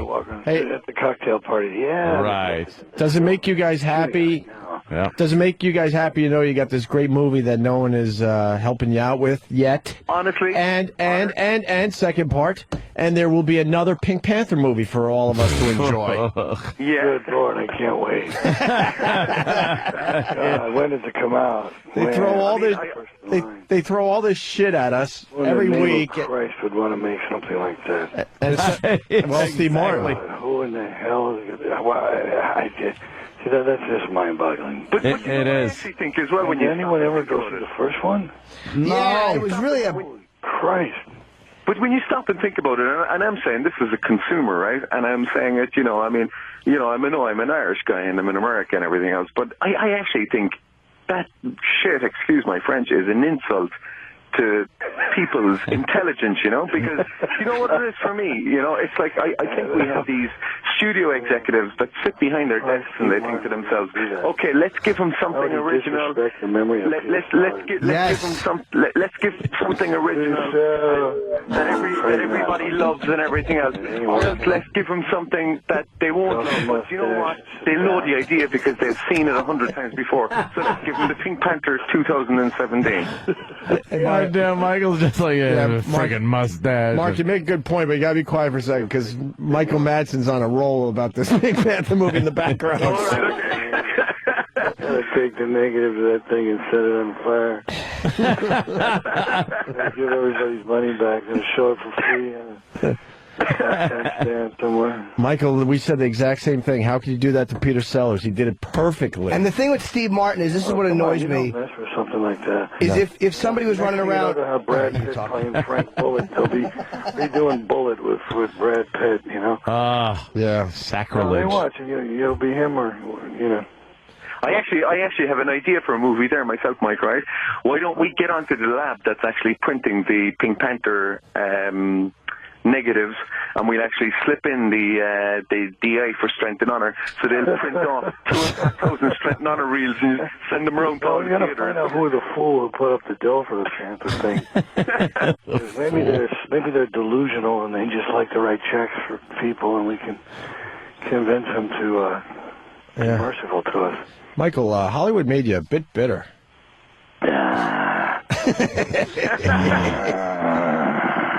You're a big Brad Pitt I'm fan, very aren't happy, you? and I'm glad it's 2009 and you know, the new year, and I'm just trying to kick everything in the ass that I can. Yeah, it's your year. I'm unemployed at the moment, so I'm kind of angry. This is your year, my friend. Sure. I know it. How long has it been since you worked on a movie? Be good. Why do I try? What's that, Jimmy? Oh, God, I gotta let the only consolation that I keep saying as well is, and the one thing that we have, which is a positive about the movie, I think, is the movie is a real movie of hope. And as I said, surely in this times of economic troubles and depression and recession and whatever kind of ession we have, you know, I mean, it's a thing that people want to see, and that's that we have in our favor anyway, you know. So yeah.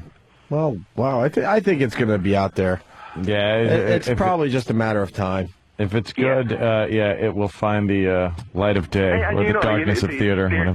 Dare I say it? The other thing as well is obviously there's this big potential SAG strike looming as well. So I mean, if that happens, I would think that studios are going to be looking a fag strike. What? Yeah. Yeah. When is that supposed to happen again? Oh, I think they're talking about the second or third week in January. They're going to know about it. Oh boy. God. What the fuck? Well, good news for us moviegoers, though. Bride Wars opens today, so great. Everything's life is like one of the leads on CSI. I don't think they're missing any fried chicken dinners over there. Jesus Christ. It's the nerve. Ah, shit. There goes the dog. Well, I don't know what to say. I'd like to see the movie. Yeah. Hey, well, Mark, I think you should send him one. Yeah, we get you a screener. There's no problem there, lads. Yeah, stop being so stingy, man. Let's Thanks for having me on. Thanks for having us on. We don't. Yeah, we appreciate it. We didn't really have a choice. What are you kidding? Anytime. And if there's any listener out there that would like to do it, hey, Madson wants to be on the air. You better do it. If there's any listener out there that would like to become an executive producer in a movie, has a checkbook. Mark, your partner there is laughing. He's having a good time. No, I'm trying to get Madson back because people are saying that Michael Madsen probably had one of the best lines on our show ever. We asked him what was the biggest piece of shit he has ever done, and he said, "This show." That's right. I forgot about that one. That was a good one. We play that line to this day, Michael. Really? Oh yeah, it's part of promos and everything, man. And how come I'm not getting a check? Yeah, it's a fucking check. Actually, Mike, I'm sure your residuals amount to $10 million. I'm not going to say anything else interesting anymore until you start paying me. They only started paying us again recently, so maybe we could give you a few bucks. I hear you got to drive your kids to school now, Michael? Yeah, I got to go. Gotta go. Gotta get in the truck.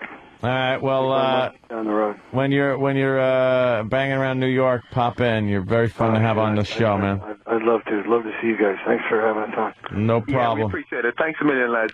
All right, good luck to you guys. And as Obi-Wan Kenobi would say if he was here, may the force be with you. Yes, and the website is strengthandhonorthemovie.com, so people can check out what, stills of the movie instead of watching it? Yeah, there's stills and there's all the awards up there and everything else and the whole lot, and, you know, Look, check it out. Thank you, guys. Wait. When you guys finally get distribution, of course you're going to mention that it was all possible because of Opie and Anthony, right? We started the I'll tell ball you what we're rolling. going to do when we finally get distribution, right? We're going to actually go to New York and we're going to go in and we're going to sit down and we'll actually do a sit-down interview with you. Oh, wow. We can't wait for that. Nice. That's just like having a credit in the film or... Considering Michael just hung up. Yeah, really. All right. All right, lads. We see who the bigger star is. Thanks, man. Yeah. Bye-bye. All right, Mark. Mark, Oh, Jesus. Mahan or Mahan or... Michael Madson is just... He's hilarious. He's so fucked up. I love that guy. It's fantastic. Fucking love that guy. Too bad he doesn't live in New York. He's just... Yeah, whatever. Fuck everything.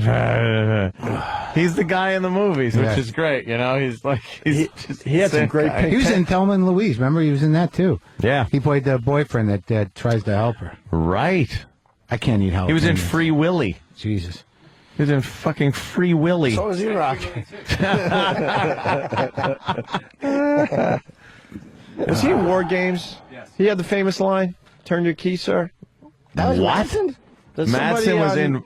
I want to give him credit, but the instant feedback flew by. But played Joshua. They're saying that Joshua. he had the famous line in War Games. Turn your key, key, sir. Turn your key, sir. That goes way back. When the hell's 79? What? 83? He Wow. was one of the guys. That's what. That was a huge movie. I don't think he was the turn your key, sir guy. Maybe he's the guy that had the gun pointed at him. I'm not sure if he was the actual guy, but he is credited for War Games. I'll tell you, if you make as many movies as him, when they I get checks. See if it's on YouTube. I get checks for Almost Famous, and I had a 45-second scene in that. So anytime they resell it or repackage it or throw it's only like $12. But when you do 20 movies, I mean, you got to just on residuals for selling into cable and Wait, for what when are you they doing run. Almost Famous? I was the angry promoter. You remember when the kid gets electrocuted and they split? And I where you guys going? You didn't finish your whole gig. Lock the gates. Oh, that's me. That's you. Look at that. Yeah. The powerful 45 seconds of cinema. I like when people from the show pop up. People we've had on the show like, that oh, wow, pop up in cool, movies, yeah. and it's pretty fucking cool. Yeah. Like, what did I see the other day? Oh God, what's his name? Fucking shit. I hate this. I am the biggest choke when it comes to names. Dude, we get older. I can't remember shit. It's unbelievable. No, I've always How been much? like Always? this. I choke when it comes to names, and I Todd can't Barry in the fucking wrestler. remember. Todd Barry in the wrestler was great. Terrible. Oh yeah, Oh, what is this, Barry the was in same? the wrestler. He was great. Wait, here's Michael Huh? Madsen. He was just Todd, the same creep we know from the comic. I know, but it was perfect. Here's Michael Madsen in War Games. He looks like one of my old programs. Oh yeah, there he is. No, that's. He's in the background on the right. Yeah. Is he starring in this? Wait, he was in the background there? That's him right there. That's him on the right. Shit. All right, let's see what he does for War Games. You look a mess, sir. Yeah. You turn next, Ginsburg. That guy. Oh, that guy, yeah. That guy. He's been in everything. Wow, fucking Michael Madsen. Signing in. Is this his first movie? He hasn't talked yet. No, he didn't Now they're say, going in the elevator. he didn't say shit. How much? It's a long way. Oh, so you used to hear a chant all night long. Oh, money pod me on. Oh, money pod me on. This is their. Yeah, she'd cup her hands over those seats and she'd chant by the hour. She grew the most beautiful wandos you ever saw. I think he's turned your key, sir, guy. Yeah, I think he is. Here we go. His voice is totally different.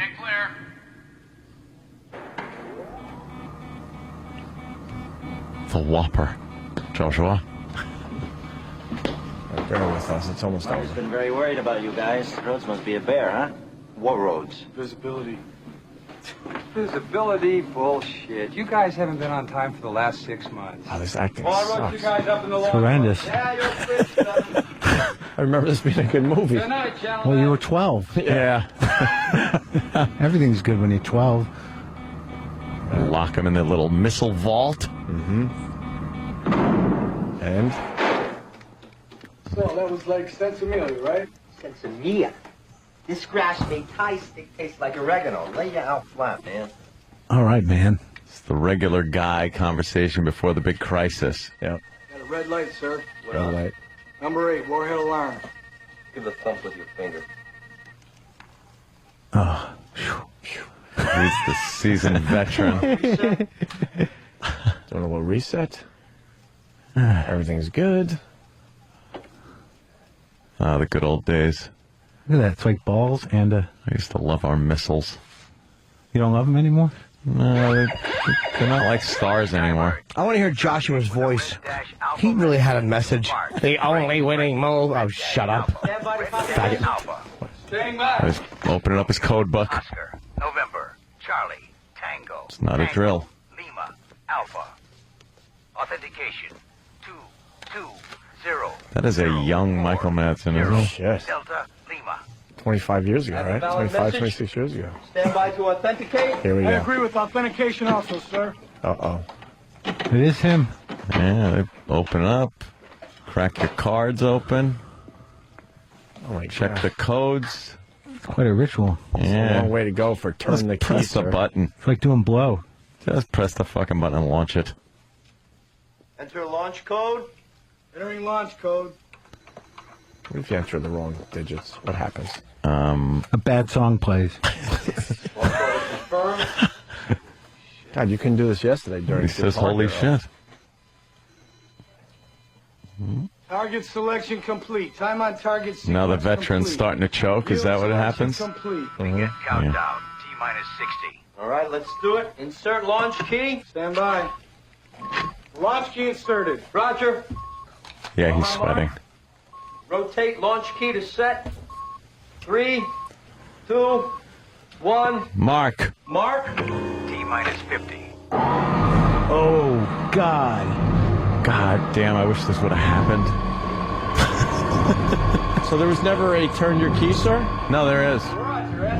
There's one more turn. Yeah, they got to make. turn the key to actually launch. Oh, okay. And then there's a problem of conscience. Oh, Is here that we what- go. Yeah.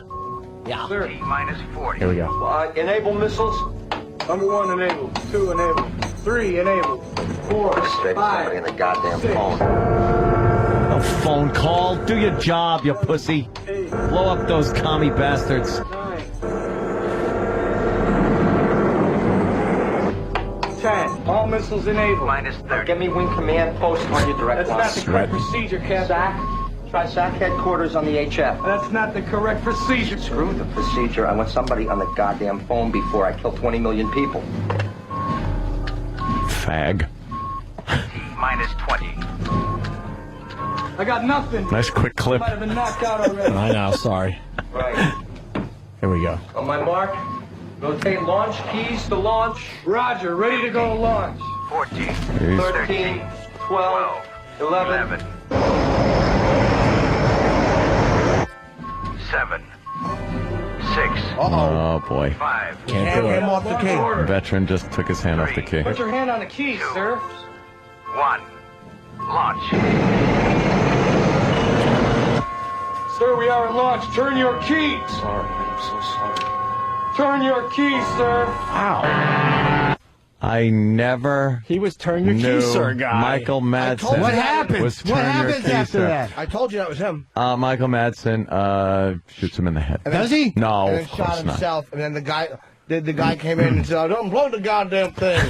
And then he fucked Joshua. Yeah, it turns out that was just a drill. I don't remember that movie. It was a drill to test to see if they would actually turn the key. It wouldn't have launched. Oh, It was really? just a drill. How do you remember So that guy lost his job. He lost his fucking job, and they took the seats out and took the humans out of the loop and went through the Whopper war computer and put it just in the machine's hands. And the machines, you know how that always fucking turns out. It almost made a war. That's right. Because the human factor Can't wasn't trust the in there. machine. Can't trust the machine. Yeah. Can't trust the machine. No. I don't feel that way about my- You can't trust the machine. It's become aware. Shut up. Learning Cyberdyne. It's not Schwarzenegger. Oh, shut up. We're going to take a quick break. Continue with Mark Maron. Get into something new after the break. Stay there.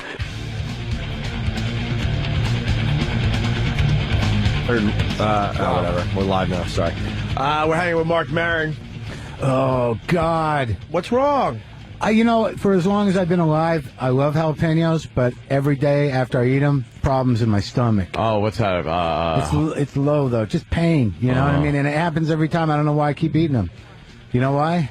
The same reason I keep doing anything that's bad for me. Because it feels good. It feels to good. Do it tastes at the time. good. Whatever. Yeah, that's right. Damn it. You know that news about her knowing the guy. That's bothering you, huh? That's got you a little bit. Eating at me a little bit. Sure. Huh? Yeah, That would eat at me too. Wouldn't it? 2006. Damn it. When me and Mark said The guy before, was doing reconnaissance. she probably wasn't banging the guy. It probably No, I wouldn't say that. was that shit that women can do. Men's motive is always to fuck them, but they make this kind of covert connection, and that's probably what she meant by inappropriate. You know, For a year and 2 months. Yeah. How covert. Do you know, I mean, she shut off, she shut me down sexually like months before. Months before. Well, no, we were doing it, but, I was, That's telling, though. She was detached. I could tell she's just making the face. Oh, boy. That's not good. Too many hand jobs for it to be right. When that's the out, why don't I just give you a hand job in the shower? It's like, why don't we? All right, you know what I mean? That's a surefire sign. If you're not getting, because I'm not really a hand job guy, and all of a sudden it's hand jobs in the shower, and I got to settle for that. That's not going to be an indicator that something's up. Yeah. But when you're going for the hand job, you might as well do it yourself because I'm on board with that. It's all well and good, but she was trying to sell it to me like it was like, no, we don't do this. It'd be fun. A handy is A handy's only good if you're looking at something very sexual, you're jacking, and then right at the right moment, you hang yourself. She can take over. Yeah, you let your weight off of your feet stool. and let the belt on the doorknob wrap around your neck. I'll tell you when a hand job is good. If 90% of her has just been burned in a fire, but her right arm is fine. No handy for you? Except for that beautiful, untouched right hand. The weird thing, if I'm going to be honest about it, we've been on both sides of this situation. You know what I mean? I know where that guy was at. If he's sitting there texting a woman he knows is married, and he's starting that thing, that's his bag. I've been that guy. I understand it, but it's just a deception. Nothing on that guy. It's her. She knows she was doing it. What is it going to take for you to get over your ex? I'm almost there. Almost there? Yeah. I just like I said, there's a lot of benefits. You're banging other chicks and stuff. Yes. You're trying to get it out that way, maybe? Well, what you do is you try to fuck them out of your heart. And the weird thing is that, sometimes when you spite fuck, it's not always the greatest thing because you got to watch yourself. You don't want to be having sex with a new woman and being like, oh yeah, oh do it, oh fuck her. Yeah. You don't want to, you know what I mean? That's not the right Sure. sex talk. No, but I'm not ready for a relationship, but I've been dating or whatever you want to call it, acting out, having fun, but that works fine. I think mostly, if I don't know, maybe Aunt can back me on this. I think mostly what you feel is that there's a feeling that you've been beaten somehow. Yeah. That you. It's not about the sex. It's just that she is. She cheated and beat me. Yeah. You lost. That's right. And you did lose, and your heart is broken. Yeah. But whatever. But when you really look at it in relation to and just how long I was a sucker and how long I held on to the thing. I'm in a different situation because I wanted out. I didn't care. I wasn't in love anymore. I didn't want. I didn't see it coming. What about the other relationship? I wanted out. Anyone ever break your heart out? I've had my heart fucking snapped. In recent years, though, or in recent years, no. Way back in the early days. Yeah. What a douche I was. Oh, please. All the begging and pleading. Yeah, it was like, dude, I'm talking like fucking high school. Okay. Shit like that. How long with her? Long time. Whatever fucking a semester. So she was breaking up with you? Yeah, she went to fuck my friend, which was the worst thing. Are you still friends with that guy? The worst thing. Nah, he lives like far away now. Okay. It was this guy, and she went to she went out with him, and I found out and was just like, oh no. And then I was like, okay, I know what I'll do. I'll take a bat, and I'll Oh, I know the story. Yeah. Tell Mark. I'll take a bat. I'll go in the garage, and I'm going to smash my arm and break it, and it'll be in a cast, and she'll give me sympathy. See, that's interesting. It is, because, like, I realized just how selfish I was. When she left, you know, I thought to myself, I'm going to fucking kill myself. Whereas I realized if I wasn't selfish, I would be thinking, I'm going to fucking kill her. Right. And if I really wanted to honor the marriage, I said, you know what, I'll kill her and then me, and then we'll be together forever. You know? I understand those how that examples happens. are used all the time. That's right. People, This is forever, baby. people do that all the time. They do it all the time. That's the only reason people get killed. Pussy and money. The thought that I could not get out of my head was this girl and my friend fucking her. Oh, God, yeah. It was devastating. You know how you disarm jealous fantasies? Jerk off to them. Wow, that is... For a second, I was going to go, what are you, crazy? And I had to think about it. Yeah, there was a silent pause because we're all Yeah, it's like, wait a minute, let me think. No, I can't keep it in my head. It's too... It was too crushing to even think about. But let's explore that. Why do you think that? Well, look, I can't get hung up on sex. I'm not saying you're crazy No, but I'm just saying the thing is, my ex-wife is beautiful, and in all honesty, I'm not. So you've jerked off thinking about your ex-wife having sex with others? No, I haven't jerked off about it, but I used to be a jealous guy. Well, maybe I have, but I used to be a jealous guy. You have. Right? And then, like, there was that day, and I think I've talked about this before here, where you're like, yo, she's probably fucking that guy. She's probably fucking two guys. I'm like, and all of a sudden I'm like, yeah, she's probably fucking. You know, so and then, yeah, preferable. No, but like, I'm not that hung up on her fucking other dudes. Like, it's not like because there's that thing where it's like, I think I talked to you about this before. You solved the problem with math. I mean, I was with her for 8 years. We fucked thousands of times. So if she fucked some other guy even 10 times, I'm still way ahead. But you don't want to think in those terms. Yeah. I'm just not that hung up on sex. It's an emotional thing with me, and it was how I was treated. That's all. Well, I don't care who she's fucking. I wish him the best of luck. Nope. It's obvious you don't To care. me, growing up especially when I was in school and growing up and first becoming sexually active and loving, falling in love with girls in school, which, isn't love. It's completely lust and everything. It was, to me, having sex with a girl was the fucking end all. That was, and if the betrayal of her being with somebody else was, I could not get over. Before you had sex. No, this is after, the whole thing for many years to me. It took me so long to get the hang of sex anyway. So, by the time I finally really figured it out, and leveled off, that makes you feel better. No, to me, I watch movies that I watched years ago and see like a sex scene. And not porn movies, but just like a regular movie, and like it's some chick and she fucked some guy, and then she's fucking some other guy, and I would be like, how? What the fuck? Like, he's still talking to her and stuff. Like, I just didn't get it. I was like, if you fucked, you were in a relationship. You were fucking, going steady. I think it's still easy to get hung up on that stuff, But I really think ultimately, it's about the emotional damage that people cause one way or the other.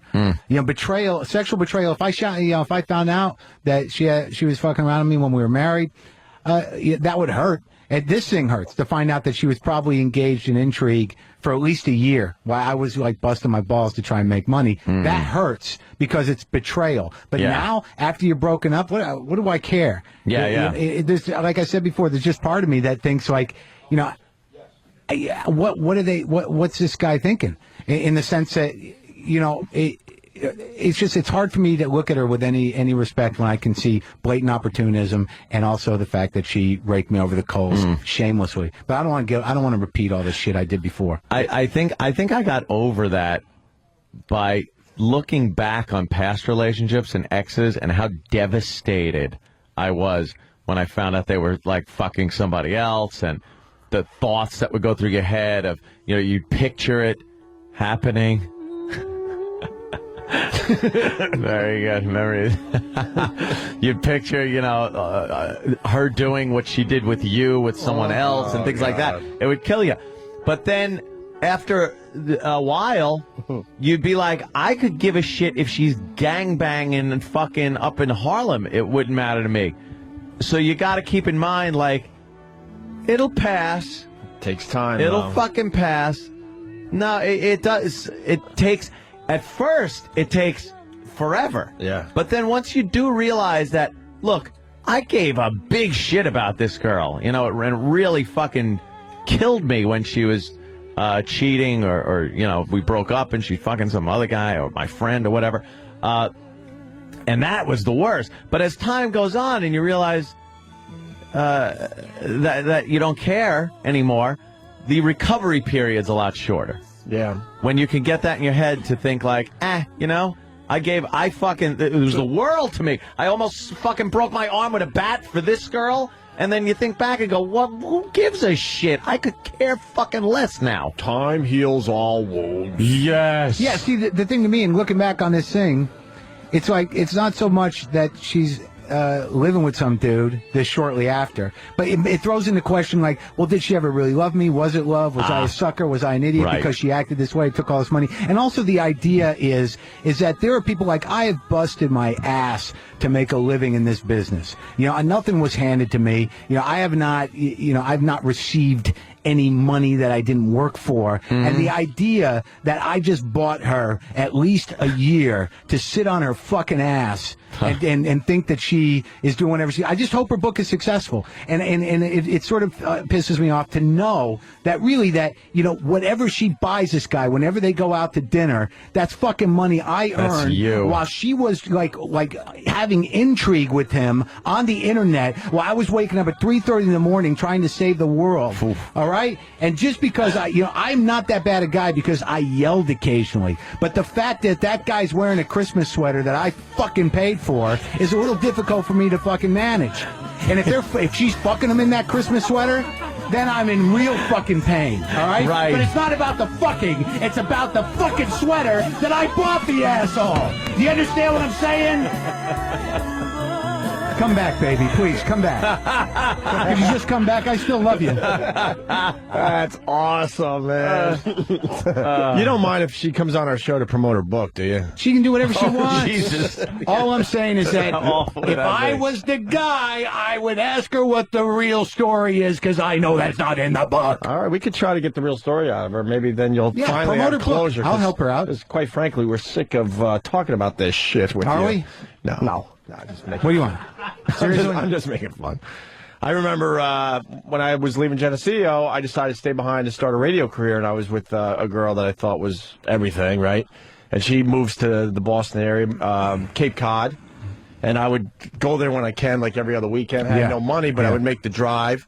And it started getting a little squirrely on the phone and stuff, and I flat out asked her, what, you're seeing somebody else? No, we're going to try to make this work, blah, blah, blah.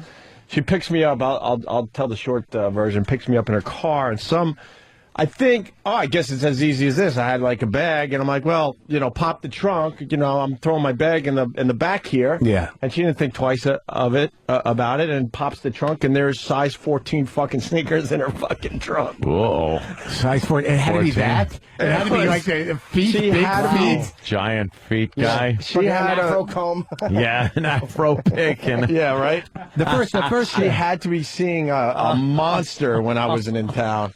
And I bring this up because how Anthony was just talking. When you see that, the emptiness you feel in your heart, your soul, whatever the fuck, is like, you can't even describe it. Yeah, right? yeah. I got that call. Like you said, you get over it, obviously, but it takes time. I was talking to my one of my girlfriends. She was going to Dowling College, and she told me, hey,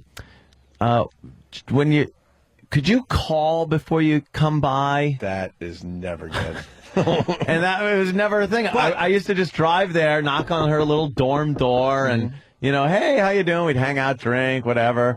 And then it was like, hey, could you call if you're going to come by? And I just want to jump in because and you don't want to like believe what you know as I facts. know. And you're like, oh, okay. All right. Maybe that's she's logical. studying. And you try to, like, work it out in your head. Jesus. She's studying, and, I'm interrupting her studies. Right. A very wise man once said, "They're all cunts, including my mother and the Virgin Mary." Is that you? No, a Scottish guy told me that. I tell you now, because now I'm thinking about it. Like the day she left me, before she sat me down. I'm sorry, Jim. I thought you got bored. Great. The day she sat me down in the kitchen to tell me she was leaving me, like she drove me home from the airport, right? And this the day she left me. She drove me home from the airport, and out of nowhere says, "I'm going to take this stuff to the post office." Huh? So she gets in the car, obviously to call somebody to get up the courage to come back to the house and tell me she's leaving. So now I'm thinking, she called this dude. I'm going to do it. I'm going to do it. Yeah. I'm doing it. It's like, it's okay, baby. I'm here for you. I'm going to do it. But I'll tell you, back in the day, the first woman that broke my heart was actually, she left me for, I don't know if I told you that story, that when I met her, she was coming out of a relationship with a woman. All right. And then she left me. After she left me, it was very dramatic, but she ended up being gay for a good number of years, So there's only, I thought like, well, I'm a tough act to follow, or else I turned her off to an entire gender. Yeah. But I think that she was probably, like that going in. But I remember years later, because we saw each other on and off over the years, but years later, she says, "Why don't you come up and spend the weekend with me and my girlfriend?" So in my mind then, I'm like, right there, you're thinking. this is great. Yeah. This is great. So, like, I'm on the train going up from Boston to, like, Connecticut. I get off the train, and they come in her girlfriend's truck, her pickup truck. Yeah. And this woman, she gets out of the car, her girlfriend, I'm like, oh, my God, just, like, complete bull, kind of. Oh, the shit. whole thing, boots. Heavy set. There's a dog in the back of the truck. I'm like, this is not panning out. So I'm in the back of the truck with the dog. And we got back to this house, and I think I had a cockfight with a woman. I'm not sure. And you know what? I think I lost. I do. I think I lost. So it was a totally friendly get-together? Exactly. That pissed you off? I don't know if it pissed me off, but I just knew that I kind of thank God, because if anything were to happen, I'm not sure I could have handled it. Yeah. Because I think I would have been the one getting something. Yeah. Yeah. Some equipment would have come out. The special belt shows you who's boss. Yeah, exactly. I hear you. Going down memory lane today, right? It's beautiful. It's beautiful. That really hurt me, that one. There's only been twice my heart really gotten broken. Yeah, the first twice. one and this one. Really broken. The other thing was just sort of like, why won't they do what I want them to? Mm-hmm. Yeah, mine was mostly that high school bullshit, right out of high school bullshit. I'm not sure this last Stuff one like wasn't that. high school bullshit. It's just all high school bullshit, right? Isn't it all just high school bullshit? Absolutely. Oh, fuck. Hey, Patty, do you got a story about a relationship gone bad? No, I've never been in a relationship. See what you're missing, with Patty? anybody. Patty's missing a lot. Patty, get your fucking rapidly spreading ass in here. Have you ever been in love with somebody and then you thank Christ that you didn't actually engage?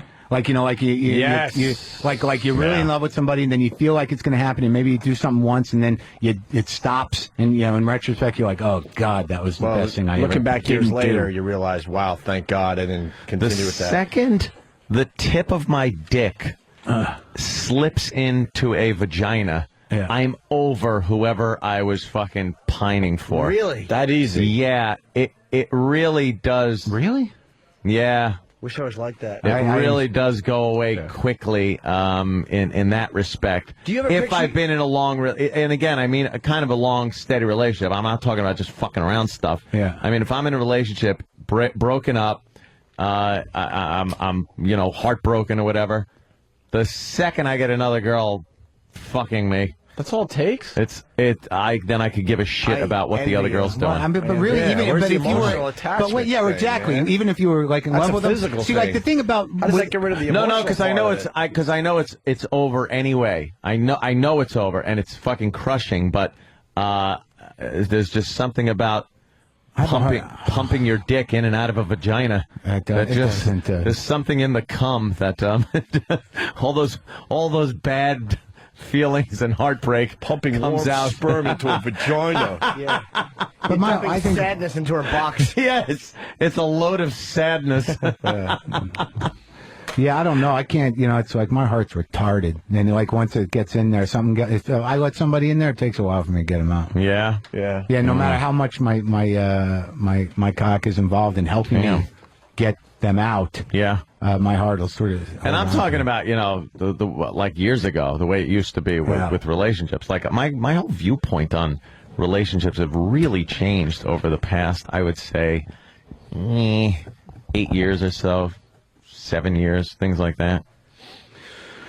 Changed a lot. I remember, I just remembered a story. I was seeing this girl during the summer, and we were going to try to get this one, going after the summer was over. She was going to Boston College, and I forgot about this until just now. Catholic girl, Boston College. I always loved the Boston area, and I forgot the scenario, but it found me in Boston. Yeah. And so I decided I was just going to stop on by Boston College to see the girl I was going out with in the summer.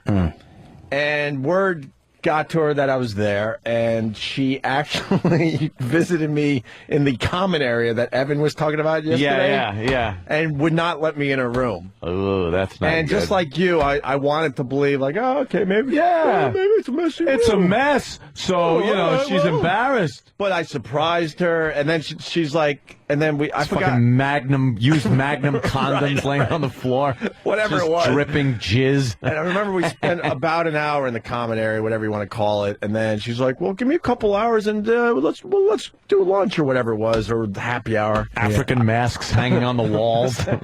new decor. She's wearing a dashiki. that fucking those scented things that burn. What are those things? Incense burning. And just used Magnum condoms. KFC bucket under the fucking. But at the time, I remember, just like Anthony was talking, you want to believe, like, oh, this is normal behavior. You know? But then you get the knowledge years later, and you go, of course. Of course. I know. Now I know what the whole deal was. 2 years later, I get the knowledge today. Yes, thanks to E-Rock, that took a while. Good old E-Rock. That she was hooking up with this guy a year and 2 months, some way or another. Before we almost had you over it, and then fucking E-Rock had to Google that shit. Had to throw that fucking thing in your face. Thank God for the radio. Well, thank God for maybe. Starker Patty, what's going on in your world? Hi, Patty. Nothing much. My hours were cut at work, so I'm trying to get more hours in other stores. Do you hold on? Do you understand? We're talking about a subject that has changed borders of countries, has been on people's minds, making them happy and miserable for millennia, making them kill people, making wars have been fought over what we are talking about. And you talk about your hours being cut. Oh, I'm sorry. Just ask me what was going on. Well, we mean like maybe in the same subject matter. Have you had your heart broken? Yes, I did. You did? I had 3 crushes, and they didn't like me Which one was a dump truck? No, one of them was an actor in high school, and I had a real crush on him. His name was James, and you're gay if you're an actor in high school. If you're Well, I don't know that. I didn't know that at the time. I didn't know anything Which James like that. Was he killed in a motorcycle accident? No, he was just cute. I had a crush on him, and then I tried to get his attention, like, hi, how are you doing, whatever. Well, did and you try then showing found him? out he was Oh. seeing another I forgot. It's person, her so world. that kind of, We're in her world hurt now. my feelings. That hurt your feelings? Yeah. How did you deal with it? I just got depressed for a while, then I got a crush on a Patrick. And, I really had a crush on him for like over 2 years. I even Over made 2 it in years? theater because of him. Again, another theater guy. Yeah. And why didn't you make a move in 2 years? Yeah, what were you doing Well, wrong? I tried to, I wrote nice little letters to him and stuff like that, and he would respond, in a friendly way. And then it was like he started avoiding me, and I didn't know why. Because your letters sucked. You should have a radio. Yeah, so that hurt my feelings. You should have wrote, meet me after school. Yeah, I'll suck your dick. I'll suck your dick or something, and man, you'll have them. I was a little innocent at Mouthful that time. of Patrick. Yeah. Let him empty some of that poison into your mouth. Yeah. Your And then mouth. what was the other time your heart And was then broke? the one other time was a guy named Dorian, and it was during a summer my first summer job. and I had a crush on him. And What was the job? Well, he wasn't exactly interested in me either. He wasn't an actor or anything. He was actually in another foster home. I thought I asked what the job He was. was working as a counselor, too. Oh, you were a counselor. Yeah, I had 3 kids under my care that I had to be responsible for a whole day. I'm sure they're all fucked up. You know. And They wake up every morning and just hit their genitals with a rock. The fact is, my feelings weren't reciprocated, so that kind of like hurt me. You know. So from that point on, I just didn't have crushes anymore. I Did gave you it all ever have your feeling, like your reciprocation? You know what I mean? Was like me back, you know? Yeah, that's what I mean. Did you ever have that? No, not in those early years. I'll tell you. She's explaining reciprocation. Yeah, and then as I got older, I just threw myself into my job or sat home, and Wish that it was it. a meat auger. I didn't go out or nothing. I threw myself, into a combine, I hope, you fucking worthless piece of shit. Nice. Oh, Patty. Oh, Patty. Piece of shit. No. To this That was day, so unnecessary. Of course it was. to this day, I wonder where 2 of the guys are. I know the third one I died. gotta be honest. The woman in me was offended. Yeah. Okay. Yeah. Perhaps. Wait, the third guy died of what? I have no idea. All I know is that he had been Old age, obviously. Look how old you No. are. Jesus. He died when he was about 35, 40. Ugh, that's awful. I'm not sure why.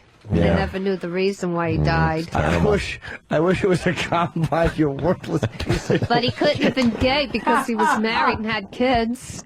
Yeah, so's Travis. Yeah. Oh, kid on the way. I mean, shit. I gotta go, fellas. I gotta go do my show. Why? You're missing all the fun stuff we're doing here. I'm not trying to be rude. You guys have helped me. I think that I got closure today, and I think I'm gonna go. Do the final payment because I feel like I've got my money's worth. That's it. And then I'm done with this. Your lease is up. And then it's just from here on out. From here on out, it's the one-man show, Scorching the Earth, that I'm building, a theatrical piece. I did it last week. I'm working on it. It cost me a lot of money and a lot of pain, this one-man show. So I hope it works out, and I wish her and her new boyfriend the most happiness. And and some pain and failure. Yeah, it's life. Yeah. I'm trying to be diplomatic as I leave. And if you want to see what I'm working on, Break Room Live, breakroom.com, breakroomlive.com. There it is. Breakroomlive.com with Maron and Cedar. That's it. Imagine the one-man show turns into a movie. You become, like, ridiculously rich because of all this. Then I'll write her a thank you note. Look at I'll you. write her a thank you note now. Whatever. Right. I gotta let it go. I gotta fucking let it go because it's cancer in my heart. Yeah. Some days I wake up early. Because look, I can't engage with pop culture. I can't. I don't know how everyone entertains themselves, but with me, it's just dread, panic, and revenge fantasies. That's it. That's how I do it. That's good. And then I do the comedy. So So Max, let's see, Union Hall this Thursday, whatever it is, the 15th, and then Maxwell's on the 24th. I love you guys. Thank you for letting me get this out. Absolutely. Always a pleasure, man. I'll see you soon. All right, bro. Take it easy. You're getting better, I could tell. I feel better, Yeah. except now this Except 2006. Now this will fucking 2006. haunt you for a while, but you are getting better, I can tell. Yeah, At least you know, though, you could probably reasonably say she wasn't banging the guy. That is a big deal. She wasn't banging true. him when you No, were I believe that's true, and Just the waiting in one the thing wings, I'm though. clear about too is that I wasn't banging nobody, and that's good, right? So there you I'm glad right? that we had the failure of our marriage in earnest. Not any outside disruption. Take it easy, Mark. All right, Mark. There goes Mark Maron. Patty, back to you. Where are you? Oh, I sat down for a minute. What do you got? Combine. What is a combine exactly? It's that thing that goes through the wheat fields and whacks the fucking wheat down. I didn't know what it was, but I knew whatever it was, if she threw herself in, it would hurt. Just a bit. Combine. Speaking of shit, Patty, we want you to That's smell. so unnecessary. I'm gonna You're laugh right. all day about that. It's so unnecessary. We want Patty to smell this stuff we've been spraying the last couple of days. right. Yes. Patty, you do us a favor. It won't hurt you. Hold on, let me hold on before you do. Let me get my camera on because Yes. Put it on my hand. Yeah, you can just put it You know up. what? Put it like she's trying perfume on her wrist. Oh, yeah, on the wrist. On the wrist. And then rub your wrists together And I like clean you it would. off? Yeah, it washes off. Here, a little more, actually. Oh, it smells like... What does it smell like? Oh. What? Patty, get by the mic. Patty, come here first. Get her back Patty, in here. come here. Get her back in here. Get her back Sam's in here. chasing her down the hall and squirting it at her. Bring her back in here.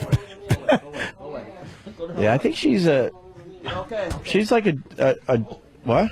It's all on her back and hair. All right, bring her back in. As she's running, Sam's squirting her, chasing her. what you were doing? Yeah. That's why she ran away. Patty, come on in. No more. We're not going to squirt you anymore. Yeah, Believe Patty, me, you're come in here. infected enough. Patty, come on. Get her in here. Patty, come here. Patty. Promise, no more. Fucking blackberry. Please, I don't like it. No more, no more. Smells What does like it? horrible. What does it smell like? It smells like Like what? like fart. Art. It does. Watch your mouth. Yeah, smell it again. Smell your wrist. I know. I smell it from here. I don't even need to do that. Smell your wrist. I smell it from here. Smell your wrist. Smell your wrist. What's wrong with you? Put some behind your ears. Have we ever hurt you? Come on. How Nothing will smell- happen. But it stinks. What is it? Like what? It stinks. If someone doesn't close It that stinks fucking like, door, they're fired. fart. Who the fuck is running this show behind the scenes? That's what I need to know. Patty, Yeah. you honestly... Christ. Oh, don't. No, Yeah. come on. No, not on my clothes. Do you have to go to work? No, I have to take the train and stuff and be next to people. Oh boy, So, Patty, why do you they're want gonna more think of this you, stuff? They're I gonna think you don't. made poopy. No, stop it! I don't want it on my clothes. Get away from me. Everyone's gonna think you made poopies in your pants on the train, Patty. Disgusting. Patty All right, made Patty. poopies. Patty, smell your wrist. Patty, you I stink, Patty. smell it from here. Smell your wrist. You smell, Patty. And I have asthma and I can smell it. She's It always- smells like... like what? Shit. Shit. That's what I was trying to say. I just Oh. came out fart instead. So Oh, it smells like shit. that's what it smells like. Yeah, All right, smell your wrist. it's supposed to. Smell your wrist, Patty. Look, here. Look, it's safe. Oh God, that Get it- stuff give is me so that stuff fucking first. bad. It's- Give me the It box. just hit me. No, it's yeah, right. It's all over the rug now. Danny just got you. God, these guys Get are away so from bad. me. Danny nailed her on her ponytail, and then Let me smell. Oh God!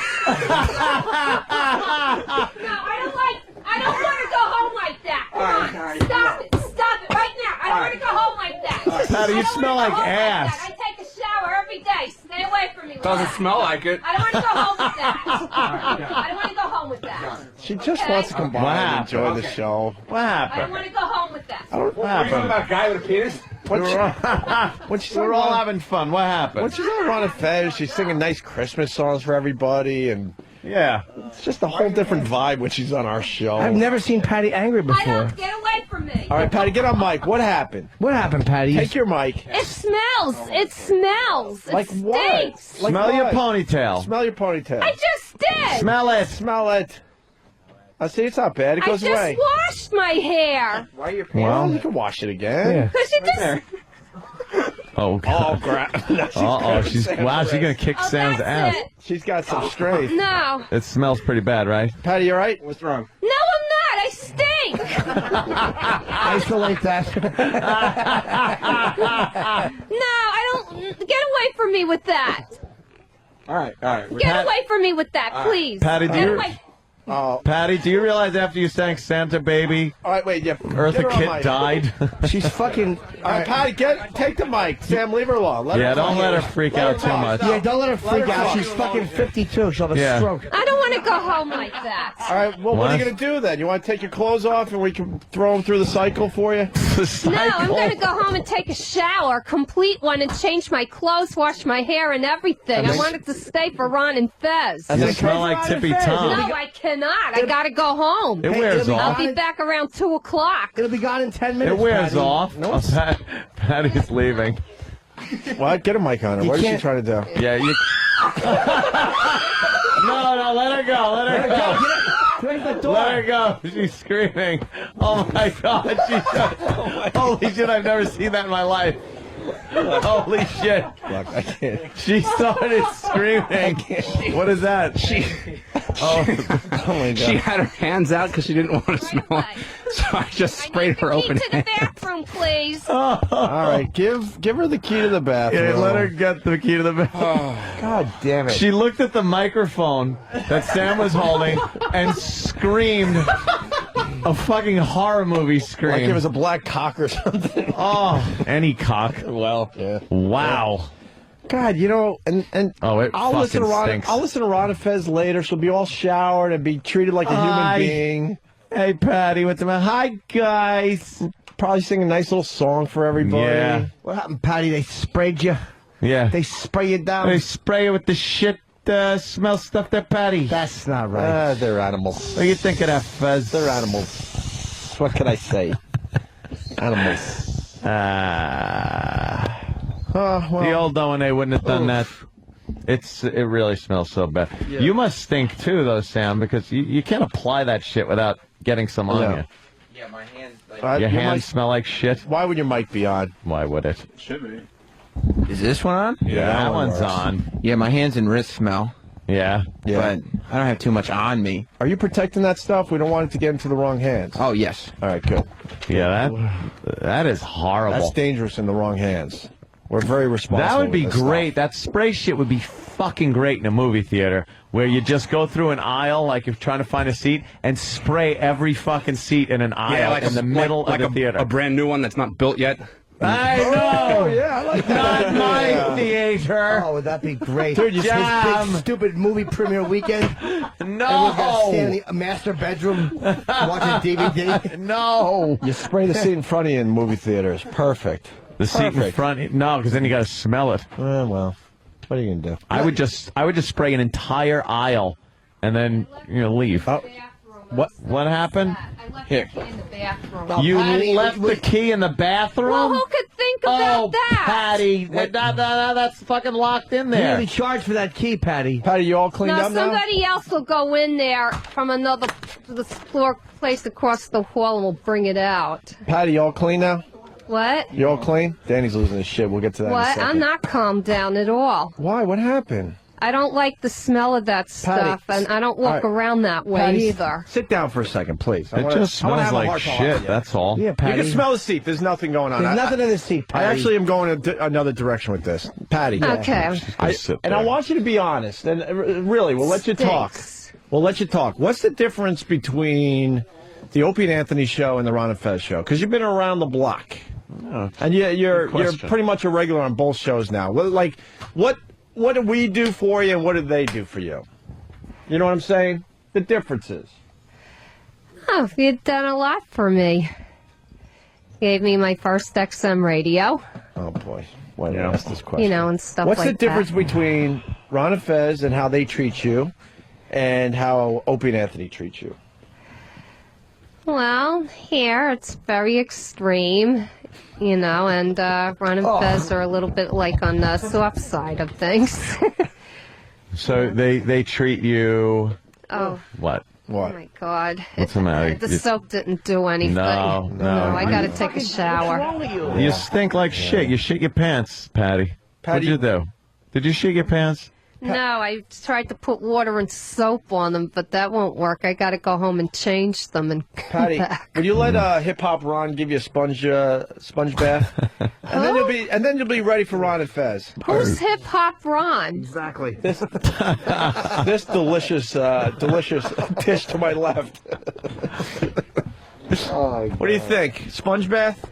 What? I could take my own bath. No, we'll put you down on plastic.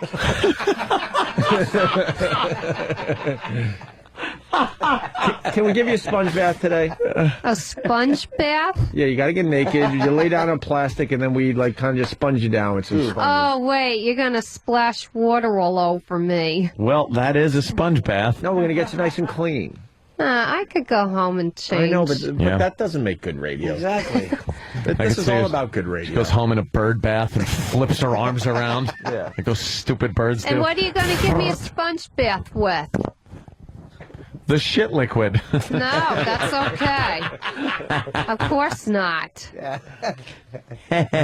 Oh, Patty. I don't want to do that. No, I wouldn't Sorry. either. Why did you scream so loud when he didn't even have the stuff in his hand? Because I got scared. You ever scream like that for any reason in your life? Oh, a few times in my life when I've gotten scared, I do scream. When have you gotten scared? What has scared you to where you scream like that? When Daddy says you got to sleep with him on the couch. When Yeah, you're visiting relatives, when he right? put his arm around you. Yeah. Remember that? Yeah. Remember you talked I would about try that? to wriggle out and get on the floor. Yeah, he tried to wriggle out. He's trying to wriggle in. You weren't successful because he was stronger, right? So hot. Foster father fucking his foster daughter. Trying to. He couldn't do Trying anything. to. He couldn't get in there. She clamped up like a fucking clam. Yeah, he would get mad. Come on, Aunt Buddy. Yeah. Was his breath bad? Yeah, because he smoked cigars, so he was disgusting. He had cigar breath. Did he drink? Beer, but he said Cigar, it wasn't beer real breath? beer. But he said he would drink a case of it and say it wasn't really alcohol. But then he would go and slam doors and Right. stuff. So I wondered. Well, Patty, you makes want good some of sense to me. It's just beer. You want some of my antibiotic soap? Your antibiotic soap? Yeah, it helps. I'll give you a spray. I got to be nice for once. That's the fucking Purell spray. I have sanitizer in my bag. It's bad for you. That actually removes that harmful bacteria. dries your skin. Here, Patty, I'll give you a squirt just to be nice. I'm trying to be nice in the year 2009. It's a deodorizer, too, which is good. He just put it in his hands, so See, it's good stuff. just put your hands out. I'll give you It'll keep from Now keep wipe from your hands stinking. together. Oh, no. What's the matter? I don't know. It has a different smell than mine. Does it? Yeah, mine smells like rubbing alcohol. What does that smell like? I Shit? don't know, but it's not the same as the other stuff, but it smells weird. What is it? But I'll just wash my hands with soap and water Because anyway. she already has shit smell on her hands. It should smell like shit. It's the air, yeah. It's the air. You're too close. Yeah, what do you got behind your back? Yeah. Nothing, just some Patty, liquid shit. Probably just rub it in. Yeah, rub it in. Just rub it in. I like just did. It's dry. that. It shouldn't dry your skin. No, it's dried. It's not But it wet. smells better now, right? It smells lemony, right? Well, I don't know exactly what it is, though. It doesn't smell like my sanitizer from Dwayne Reed. How am I Yeah. feeling so miserable doing my Distance. bits today? It's some distance. Is that what it was? Yeah. I just sprayed. He sprayed liquid shit on her hand, and she goes, I can't identify it. I'm failing. Patty, you stink so fucking bad. Maybe that's it. God damn. Patty, what's wrong? Patty. Because I don't trust Sam. He's got it in his hand and it's behind Sam's his very back. trustworthy. Oh, look at her eyes. They're- No, yeah, right. Her eyes are like a hawk Yeah, right as now. far as I can throw what. Face and body. There's As I can- nothing. I want it. Patty, do you realize I there's... want that in my, I want that bottle. Oh, I want that in my hand. I will huh? watch. Patty, I'll make a deal with you. You have 5 seconds to get out of the studio because the guys filled up water guns with that stuff, and they are about to enter the studio. I will give you 5 seconds if you can get out of the studio. 1, 2, 3, 4, 5. All right, start squirting. It's going See, we're just fooling. All right, let her out. Patty, you all right? You all right, Patty? No, really. You smell like shit. And we wonder why we're losing all our people to Ron and Fez. I mean, Yeah. sit at home like, why is this happening? We've look at the guys on the bleachers. She stinks that bad? Away. Dude, she fucking reeks. Dude, she fell for my little gag, but it didn't like. So awful. But she didn't smell the liquid ass in her hands that she rubbed in. Why is Danny not happy today? Danny, you seem like you're Danny, what very happened? hot under the collar. No one's fucking on it today. I don't know. Maybe because it's Friday. Yeah, that's probably it. I phoned it in. I mean, it's I'm a just me. But professional. I mean, if Opie from the Opie and Anthony show says, "Hey, let's he's obviously setting up a bit where we need to block a door. I want to know why I have a fucking gaggle of interns staring like they're fucking morons. Well, I guess they are fucking morons, especially the one that I happened to make eye contact with, which was David. I'm motioning to him like, block the door, you fucking idiot, and he's staring into space like. Which is a great thing to have interns doing in the first place. Is like they're just standing around looking at stuff. And then we're trying to get Patty back on the air after she runs out of here, and like no one's doing anything. No one's trying to lead her in. I see people checking their Blackberries or maybe their new fucking Samsung phones. And that's what you're talking about. Who is he talking about? I want Sam? fucking Patty back in here. That's what I need. I don't need email check-in or fucking text messages. I need Patty back in the fucking studio. I got you, but Sam is picked up on something. Who is he talking about? I think didn't Steve just get a new Samsung phone? I don't know. Jimmy did too. I don't know. I brought mine back yesterday. Yeah, no, Jimmy returned his. And I was right here. What? Uh-oh. No, he's not talking about me at all. You got a new Samsung phone? No, I got a new fucking Sam. It's HTC phone actually. Oh, whatever. But Danny, right, whatever. Danny probably thought it was Samsung, though, right? No, I wasn't checking my phone at all. Oh. I was actually blocking Patty from getting out of the door. Is that true? Oh, Patty, you fucking stink. Was Patty being blocked by No Steve? fault of my own, Anthony. Shut up, Patty. You smell.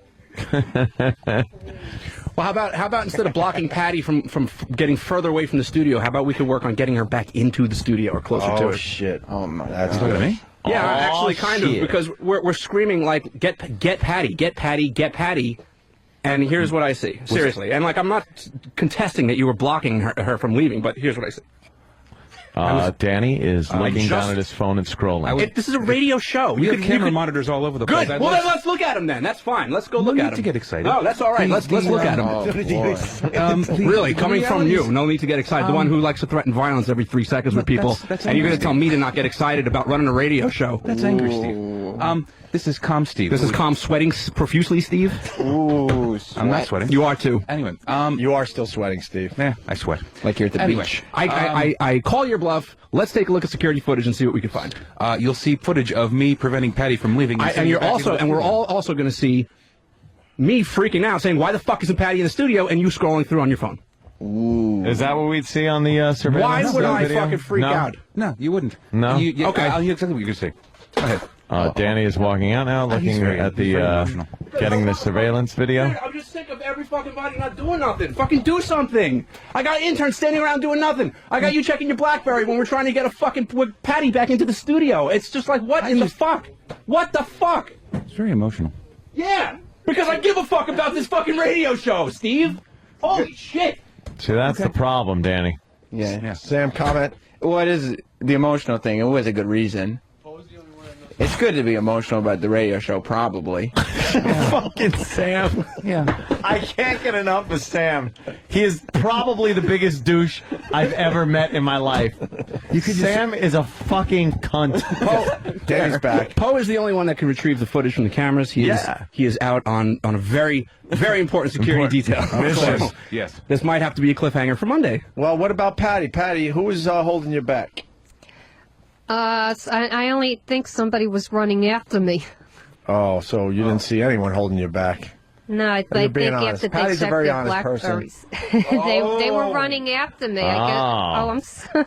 Patty, who was standing in front of the door telling you to get back in the studio? The other guy, the older guy, the one with the gray hair. Scott, the intern.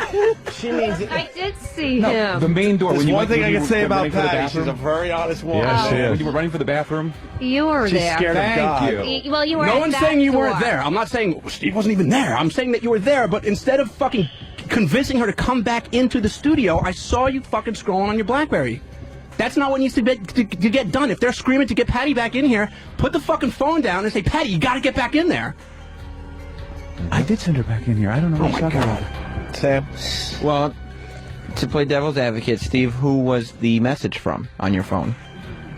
I believe it was Michael Madson and the director of the film that we were talking to. We talked to them before. Right. I was on the phone with them, so I don't remember. I had done it. And we were also talking. We also had promotional material being dropped off over here, which is So what's more important, promotional material or getting Patty back into the air studio? Considering it's having to do with a guest that's coming in on Monday. And what could, and so that can't wait until 11:01. You're very upset. I am upset, Steve. You're absolutely right. I'm very upset. I'm very upset. It probably could have waited till 11:01. Probably. I don't know. Somebody has to get upset. Somebody has to. I guess it's you today. Today it's me. It's every day it's me, and that's kind of why I'm exploding a little bit. Mm-hmm. It's lovely. Yeah. Try meditation. Look who's talking. Holy fucking shit. You're the one that's fucking sweating profusely out of your mind, threatening violence on Sam yesterday. You've done it to me 3 times. You're telling me to meditate? That's angry Steve. This is calm Steve. So calm Steve was today and angry Steve was yesterday? Yeah, that's right. Excellent. It's a character. Steve has a new character, Calm Steve. Calm Steve. Yes. That's great. This is the same voice. Can you come up with a character called Executive Producer Steve? I'd fucking love to see him around. Holy shit. Whoa. Sam, too. That would be kind of it'd be a reach. He could do it, I think. I think I do that one okay. Holy shit. Wow. I do that one okay. Okay, not great. Thanks, Sam. How come I'm yelling at interns to have them fucking block doors and do shit? Steve was on his BlackBerry. We already said that. Point, counterpoint. I happen to work very hard. I'm just answering. You're asking me a question, and I'm answering you. Okay? You said that you do it very well, and I'm asking, well, I think an executive producer would be directing his interns to complete tasks, to not be standing around like fucking retards, and to perhaps do stuff that they need to be doing. But it always seems like that's never getting done. So I'm throwing this back to you, and what's going on? It's said all the time to these interns that they have to pay attention. By who? Us or you? Did I not say that to you today? A number of times? Yeah, I got yelled at before. Thank you. For what, Ron? Because I cut the corner off David's notebook, so I was scolded. It was a leather notebook that his dad gave to him. Oh, that's, yeah, exactly. Well, it's the important stuff, at least, that we're getting to the bottom of here. Don't you fucking cut the corner off David's notebook while we're trying to do a fucking radio show here. Well, we only have fucking listeners across the country in multiple countries, but you know what? Take your time, Steve, during the fucking show to what? To scold our fucking intern about bullshit that doesn't matter. To watch over the staff that I have a number of people. So I think I will. I think we did have a notebook segment penciled in for later today. I don't think we're going to get to it. It may have to wait till Monday. I was being sarcastic. There was no notebook segment. Oh, really? And why would we talk about notebooks? I'm having a hard time notebooks? being sarcastic. Yeah. I just my detector's a little off. Wouldn't have made Really? it. Today it's off a little bit? Maybe. Yeah, today's off a little bit. Well, how about 2 days ago when the email went out about the Guitar Hero thing? Worded verbatim on the email, which you send out as executive producer, this is how it was titled. It was called Guitar World Rematch. Whatever. I don't know what Guitar World is besides a magazine, and we can't have a rematch until we have a match. So what is a Guitar World Rematch? And then tell me that you're just off today. I don't play video games as much as you do. I actually spend a lot of time working. Yeah, for yourself. Thank you. Shit. I work very hard for this show, actually. And you know what Guitar Hero is? I don't actually. I don't. I know what it is. I've never played it before. Yes, you have, because you've told me you had. You said it was too hard. You couldn't get it, and you gave it away to somebody. I played it once in the studio. That was it. Trying to keep track of that. So. What about the rematch thing? Well, whatever. Rematch. It was a typo. You typed. Was it a typo, or did you just not know what was going on? It's a very small thing to get very emotional about. No, because it's a collection of shit that happens every fucking day. It's a collection of. It's a goddamn collection. Well, I happen to disagree. This is like the time Danny got upset that Steve didn't know that Anthony unplugged the Xbox yesterday. Yeah, I was busy dealing with other things that had to get done during the show. Thanks, Sam, for notebooks? reminding everybody. Yes, there was Yeah. another notebook incident that had to get addressed. What happened? Someone put a sticker on someone's back, and you had to fucking yell at him for it. Yep. What was that about? A lot of shit coming up. Well, we need someone to like direct the action when we're doing our big bits. Probably not Steve. Do other stuff. Holy shit, this fucking kid. Why? What happened there, Sam? Well, he's got to do other stuff. He's got to call Michael Madson and yell at Ron for cutting notebooks. Holy fuck. Steve, when Stumper called out today, you said you were going to take over for his position. Mm-hmm. And then you delegated that responsibility to Eric. You know why? No. It was David. It was delegated to David, actually. Okay, but I remember being in the. See, I remember the Wait, morning. that's a good one. You seem to think that I don't remember the morning where you said first you told us that you were going to do it, and then talent comes in and you say, so who do you want to be in that spot? Yeah. So why did you assume responsibility for it and then delegate it off to someone else? Because I changed my mind. I'm allowed to do that. Okay. It's my prerogative. Yeah, it's one of the advantages. So you could sit in the back and hang out and have someone else do what you said you were going to take care of. No, I was actually doing work. You see, I'm sorry you don't think I do anything. Hey, what It's happened to New unfortunate. Lily, by the way? She doesn't want to come in anymore. Oh, Well, okay. she was told she wasn't allowed to work or touch any equipment or do anything. Yeah. So then she stopped coming in. All right. You all right, Steve? I'm good. You seem very different. I'm calm. I think you're faking. What? No, I'm good. Big smile. Sometimes you got to fake it till you make it, right? I don't think so. What's going on, Steve? Is that important security detail involve me? Yes. Yeah. Thank God. What's going on? It's important to me on a Friday. Jimmy asked if you're all right. Are you all right? Nah, I'm good. What's going on in your head? I'm back in my meetings. I'm feeling okay. Did you stop? I got that when I fucked up my back. I was out of it for a while, but yeah, now I'm back. The date didn't change, did it? No, not at all. No relapses. So I'm good. But what's up with the sweating, for real? I have no idea. I relapsed last night. Did you? I'm going to relapse again in about an hour. Anthony had fought hard and put together 9 hours of consecutive sobriety. God bless him. I got my 9-hour chip. He's like, yeah, can I have a chip? It was called. It was a fucking Wise. And he pulled it out of the bag that was stuck to the side of his face. He passed out in the bathroom.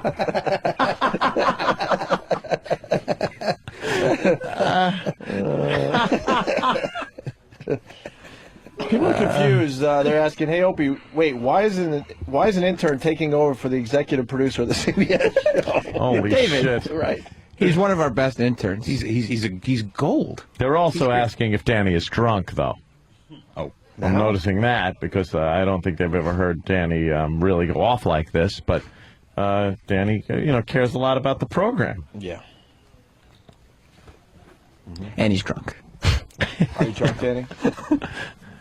No, I wish I was actually. Danny has never come into a radio show drunk. Give me another minute 40. Yeah, another minute 40. That's when I'm going to start working. Yeah. Are you mad right now? No, actually. No. I'm not. Is that sarcasm? No, it's not. I'm actually not pissed off.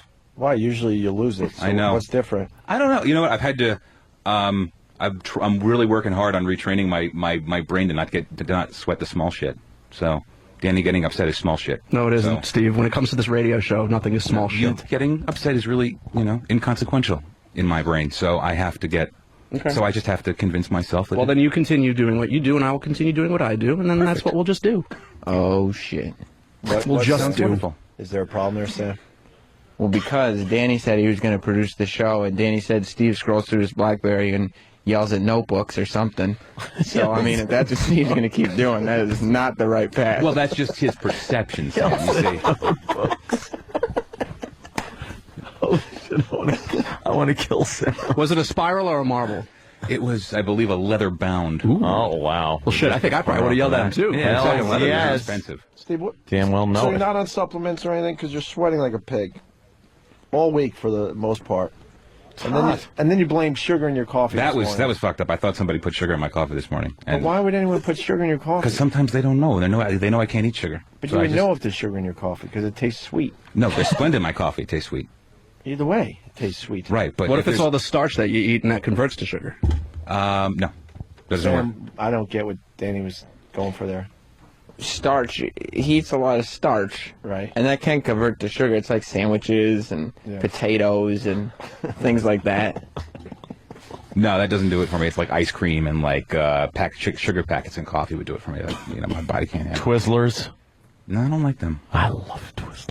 Me too, especially in a movie. Oh. You know, one of those special movie theaters they still have up where Bunch of gentlemen around the screen with no clothes on. Yes. Other gentlemen are sucking each other off in the theater, and you're just eating a Twizzlers, minding your beeswax. Jesus. And pop. You know how stupid you look bringing in Twizzlers and popcorn to a gay porno movie? Everybody's jerking off and doing poppers, and you're just going, shh. Eating your popcorn and your Twizzlers. Oh, with a date, sipping soda. Yeah. Laughing at the inappropriate parts. Like when the chauffeur fucks the rich man in the mouth. You guys laugh and applaud like it's a great Will Ferrell movie. Probably a better script, actually. I worry about the supplements you take, Steve. What? No, You're off the supplements? I got off of all of them. Got off of every supplement I was taking. They're making me sick. So I laid off maybe a month or two ago. My chick's a bodybuilder, so she told me to stop taking them all. So I was like, all right, I'll give it a shot. And I actually felt better afterwards. All right. She wants my blood type. Yeah.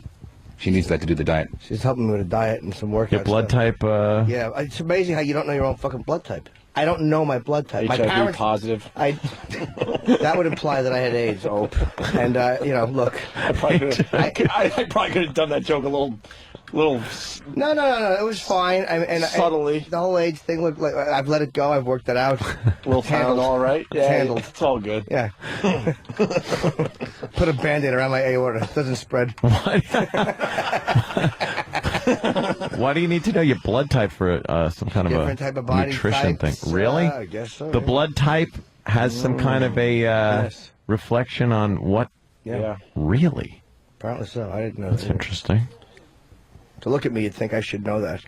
Being in the shape I'm in. Oh. Mom didn't know? No, Mom.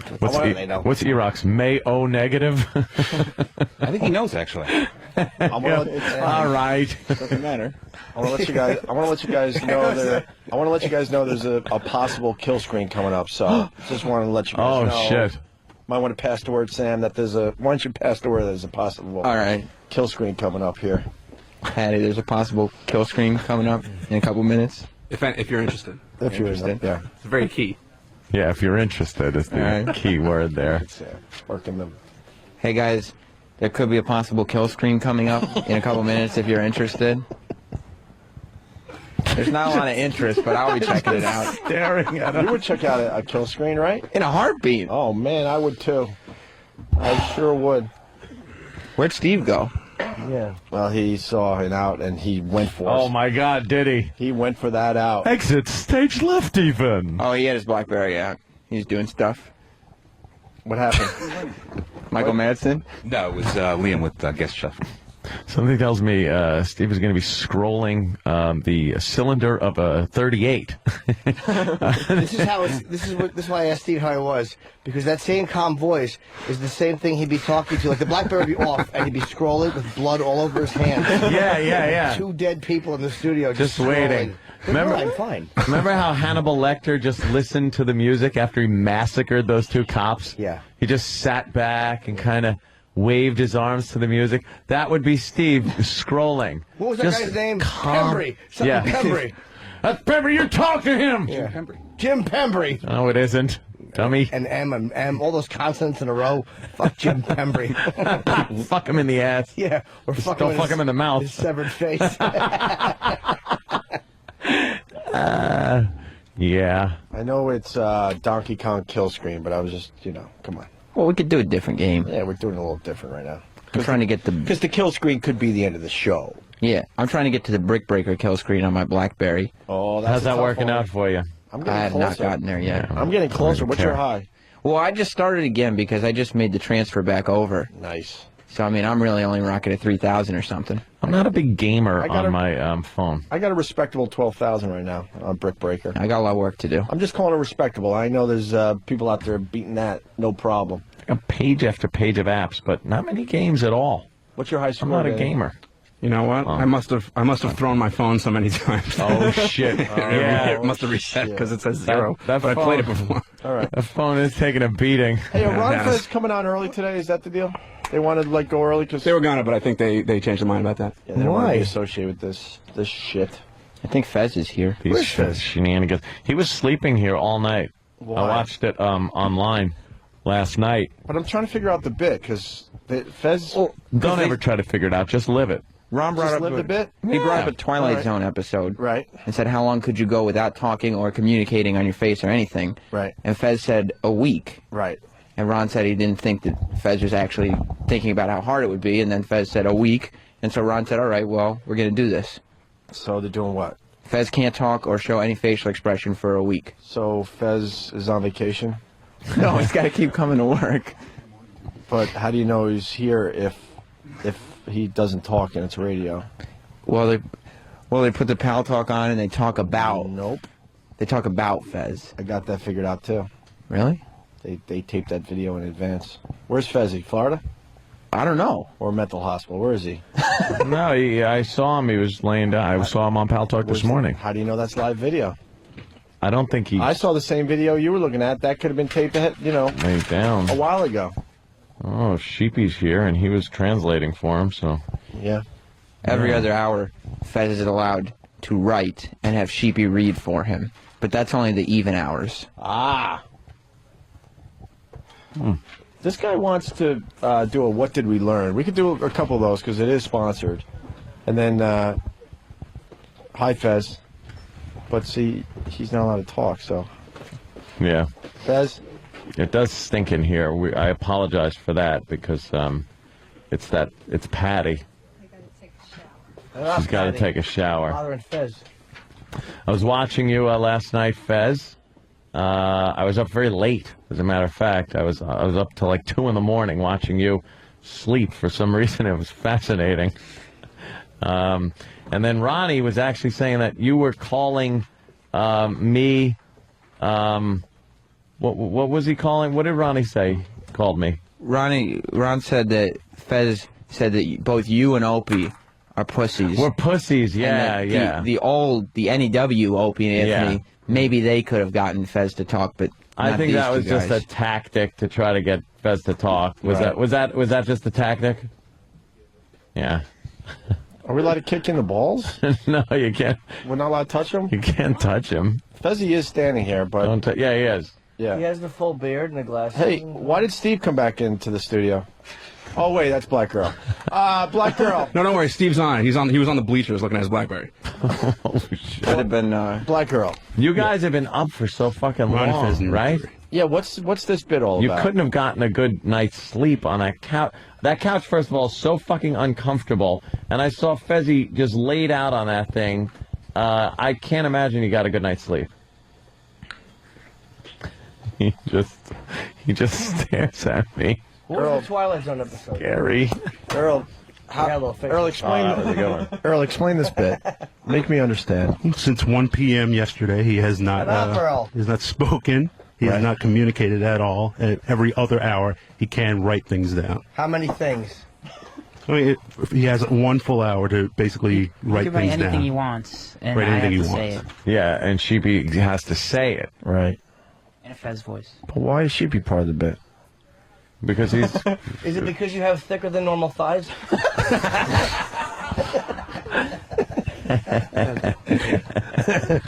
Because I'm his twink. Yeah, that's... Is that how it's going down now? Are we allowed to spray him with that? I wouldn't think so. No, he will not. That's... I will not. No, he will not. I will not. Ronnie... He will not. Why won't I? One of the things is I got to look out for Fez, and I will look out after Fez. Really? Yes, I will. That is a... All right. You. So you're looking out for Fez, and we Yes. can't spray him, right? Yes. I mean, I'm protecting Fez, and I'm dead serious about this. What if I get up like this? As long as you don't do it by my jacket. Earl, you're touching my jacket. I am dead serious. I will go ape shit. Well... Well, then you're going to need the bathroom key.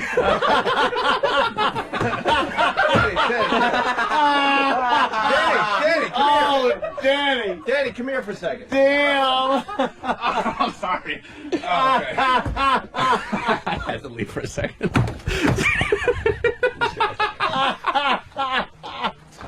Yeah, I'd clear that out. Hold on, I gotta check something.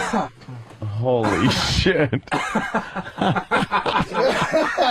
wait, explain that again, Earl. I will do whatever it takes. I will go fucking insane if anyone gets near Fez. You're very That's crazy. protective of Fez. I gotta look after Fez. Why can't...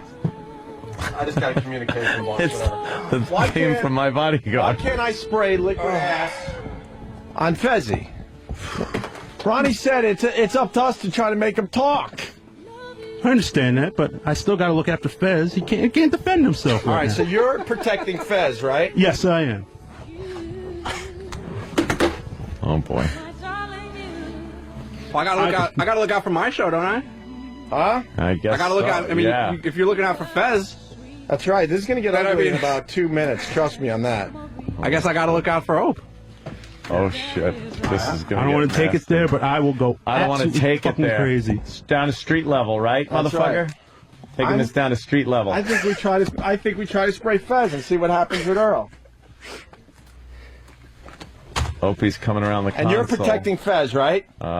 You're protecting Fez, right? Earl is going to 3, intercept. 2, 1, go! All right. Wow, it's a melee. A total fucking melee. Earl, you have no idea Santa's been spraying Fez, you idiot! Oh no. Oh. He's fine. He's fucking dude. I don't know. Earl, I didn't drop him. I lifted his leg up and he fucking pretended like I fucking. You killed Earl. I gave him a fucking Hadouken. I think you knocked out Earl. Fine. Earl, you all right? Earl, did you get knocked the fuck out? It's fine. You all right, Earl? You okay there, Earl? Earl, you all right? What did you hit? Your head? He got like flipped up and right onto his head. Did he? Earl, you all right? Huh? Do you have Febreze on your hands? Yeah. Hey, how about you move over there a little bit? Yeah, there you go. Earl, his eyes are fluttering. What's the matter? He's got to sell it. That's how they teach him on that show. Oh, shit. Earl, you all right? Earl, you okay? Why are his eyes fluttering? He might not be faking, you idiots. Take his pulse. He just banged his head. He's not faking. Earl, you all right? He's coming too. Earl, what happened? He's just coming around. All right, he's coming around. Well, he was fighting. You all right there, Earl? Hope he didn't get a concussion. No, Earl's not going to be allowed on our show either. Oh boy, now Earl's not. Now we're losing Earl too.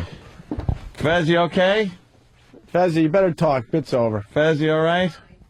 Bit's over. Earl got knocked out. How did that happen? Cause I lifted his leg up, and then he just whoa, and just threw himself backwards. Like I didn't even put anything into that at all. These guys are always battling, though. What the fuck? That's a hell of a picture you got there. Let's make sure Earl's Hope okay. you had a nice piss, Arnold. Well, the bit's over, so Fez, you can say whatever you want, obviously. I mean, you wouldn't possibly keep the bit going with Earl knocked out cold on the floor. Earl, are you okay? Anything we can do, Fez, to help him? Anything we should do? Has he done this on your show before? Fez is Every day. Fez is in That's how he works. Fez is in a quandary right now because this is a real moment. This is very peculiar. Could you please get out of the way of my fucking camera? Do we have EMT guys you're nearby? Always in the way. It's like you could go Yeah, there. is anybody calling anybody? It's that camera that's on. The EMT guys are big There you listeners of the go. show. If they're close, they should come in here and make sure Earl's okay. Earl, you all right? Earl, you can speak. Hold on, he's just You coming didn't around. fall off a building. Say something. He's just kind of collecting himself. But we should get somebody up here to look at him. Earl.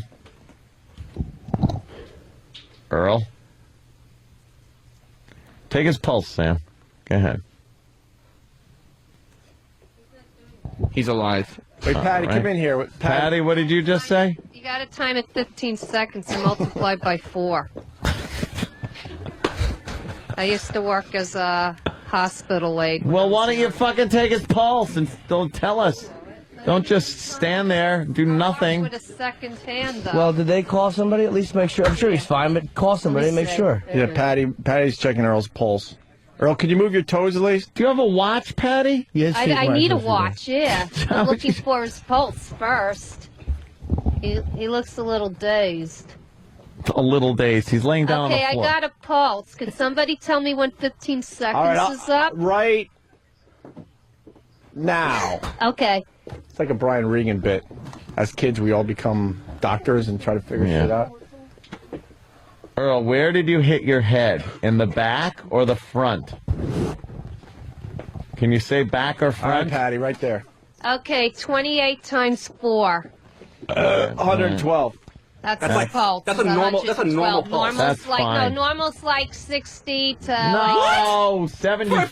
something like that. 70, And- 75. and he had Patty's been- pretty accurate. 112 is a bit high. He had been Yeah. active, though. He had been involved in a brawl. Is anybody calling Yeah. anybody? Yeah, For the Steve, did you 30th call the time? EMTs? Let me see his eyes. Earl, we're calling the EMTs unless you tell us not to. Are you all right? He's got to be looked at anyway. His pupils are big. Yeah. What? Earl, you all They're right? dilated. Because he's in the dark. Yeah, well, He's Shine okay. a flashlight He at him. just spoke. He just said yeah. anyway. He's not. Don't stand him up. Just let him relax and wait till someone comes Oh, my and. God, we almost killed Earl. Well, you would have been able to join Muni, though. That would have been He nice. took a good fucking Did whack you up see the head, man. Scotzo for a second? But Scott's Come to the light. Exactly. Earl, come into the light. I'm hanging with Keith Moon He got. I think. John Lennon. I think he got kind of knocked out because when guys get knocked Dude. out, they fucking use smelling salts to bring them around. I mean, Yeah. I know that. Well, why don't we use the liquid ass to wake him up? Because No, that's like smelling. That What? doesn't work like smelling Let salt. me tell you, I got it. Honestly, some people think Earl was faking. I think he really was Don't knocked put that out. shit on. Don't. Then what happened? Just ask him what happened. Earl, what happened? Earl. Earl, you Wait, let me explain to You did Earl. some work and you fucking couldn't handle it. Earl, let me explain. Dave, wait a minute. No, Dave's wife, Casey, actually has a hysterical line. She wrote, "You wanted a Donkey Kong kill Dude, I was screen." gonna fucking say that. I was gonna say that. And I was like, fuck, maybe I shouldn't. All right, listen. God damn it. I got to explain to Earl what happened. Holy shit. Earl, you had a really bad dream. We're still here at NEW. Yeah. We have Scotzo's coming on. Scotzo just left, and we're going to be doing our afternoon drive show. You got to hang some pictures, though. Got to hang some pictures. We're going to go through the world's largest rock and roll library and figure out our music for today. Earl, could you point at your head and show me where you hit it? Dude, I saw it go down. He fucking Where? took a hit. But where did he hit it? It was pretty much a kind of a wrestling move. Danny grabbed him. They were kind of wrestling a little bit, and then I was immobilizing him No, from, I know. from And- gaining ground, and and I then- grabbed his leg and lifted it, so there was no way he could take steps. Yeah, And then Earl decided that he's got the equilibrium cute. of a fucking of me on a Saturday night and takes a header into the floor. He took a header straight into the floor, right? Yeah. Just tell the big bosses I had nothing to do with this, because Are you okay, Earl? We're gonna get an EMT here. Where did you hit your head? Point to the spot that hit. Earl, can you move your probably legs? doesn't know. How about Or we start did you even hit your head? His legs are move. Yeah, he can move. All Of right. course. He got knocked out. I think Fezzi really needs to talk at this point, because it's obvious the bit's over. Fez, is he serious, or does he do this stuff time to time? Does he just do this? Because I've heard your show, and I know that he does from time to time. He fainted a few times. He had that brain cloud for a while. So what? Is this like real, serious, or what? Earl, you all right? Talk to us. I feel really fuzzy. Fuzzy? Just Touch fucking your- call somebody. I don't care who comes. Just fucking Yeah, just call. somebody. Touch your nose with your right hand. Now touch it with the other hand. There you go. See, you got your faculties on both sides of your body. Yeah, we're gonna get you checked out, though. I'm you telling go. him just to call. The EMT said that they have to wait. Just call them. Just make sure he's fine. It's like, he's probably nothing, but you Of got to make sure course. this dude is fucking all right. Yeah, of Yeah. course you do. Fezzi, what do you think we should do? You know Earl better than anyone.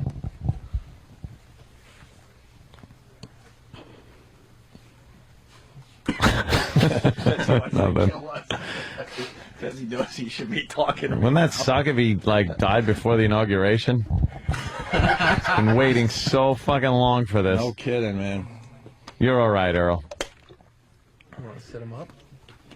Earl, do you know where you are? Mike, I'm sick. Earl, you know where you are? McCain won. So I'm at work. You're at work. Okay, good. What happened to you? I don't know. Oh shit. What's the last thing that happened? Oh shit. What's the last thing you remember? Yeah. Don't know. You gotta remember, you don't have amnesia. This isn't a soap opera. Trying to. I mean, I was talking with you guys. That's what I remember. What were we talking about? Oh, geez, okay. What were we talking about, Earl? Earl, We're talking about Fez. We're talking about Fez. Talking about Fez, right. Okay. That's the last thing I can remember. It's all fuzzy right now. Well, you're coming around. That's good. Yeah, that's Maybe really if good. you had some afro to pad that head instead of being shaved. Look at Sam. You could drop him off this building. He took a hit, bro. I mean, there's a picture of him with his eyes rolled completely back into his head. I want to see, is there a video? I want to see the actual That might be fall. that might be a concussion, man. I want to see the impact. Yeah, I think it that's a is. concussion, I think. Man, if Fezzi doesn't talk Dude, I've been fucking punched in the head and not been out that bad. I don't think that's. He hit just right, top of his head or something Yeah, like that that. doesn't Did he? seem like Oh that my doesn't god, seem dude. like punch knockout. That's a concussion. I saw it from here and went, that didn't look good. Do you have a bimp on your head? See, I'm doing a little Inspector Clouseau. Sure. Do you have a bimp, Earl?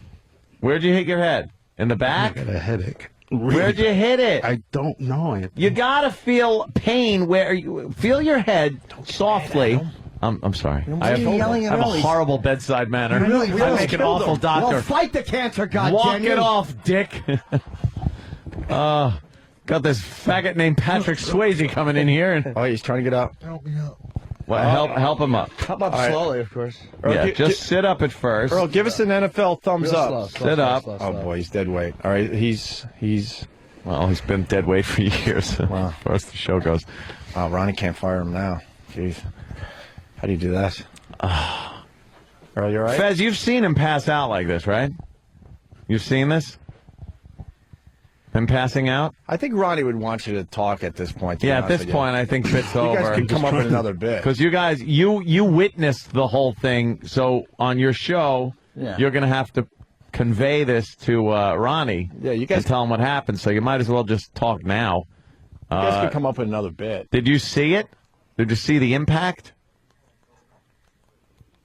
You right there, Earl? You feeling a little less fuzzy? You got I'm water in dizzy. your pocket if you want some water. Patty, what happened? Did you see anything? Yeah, Patty.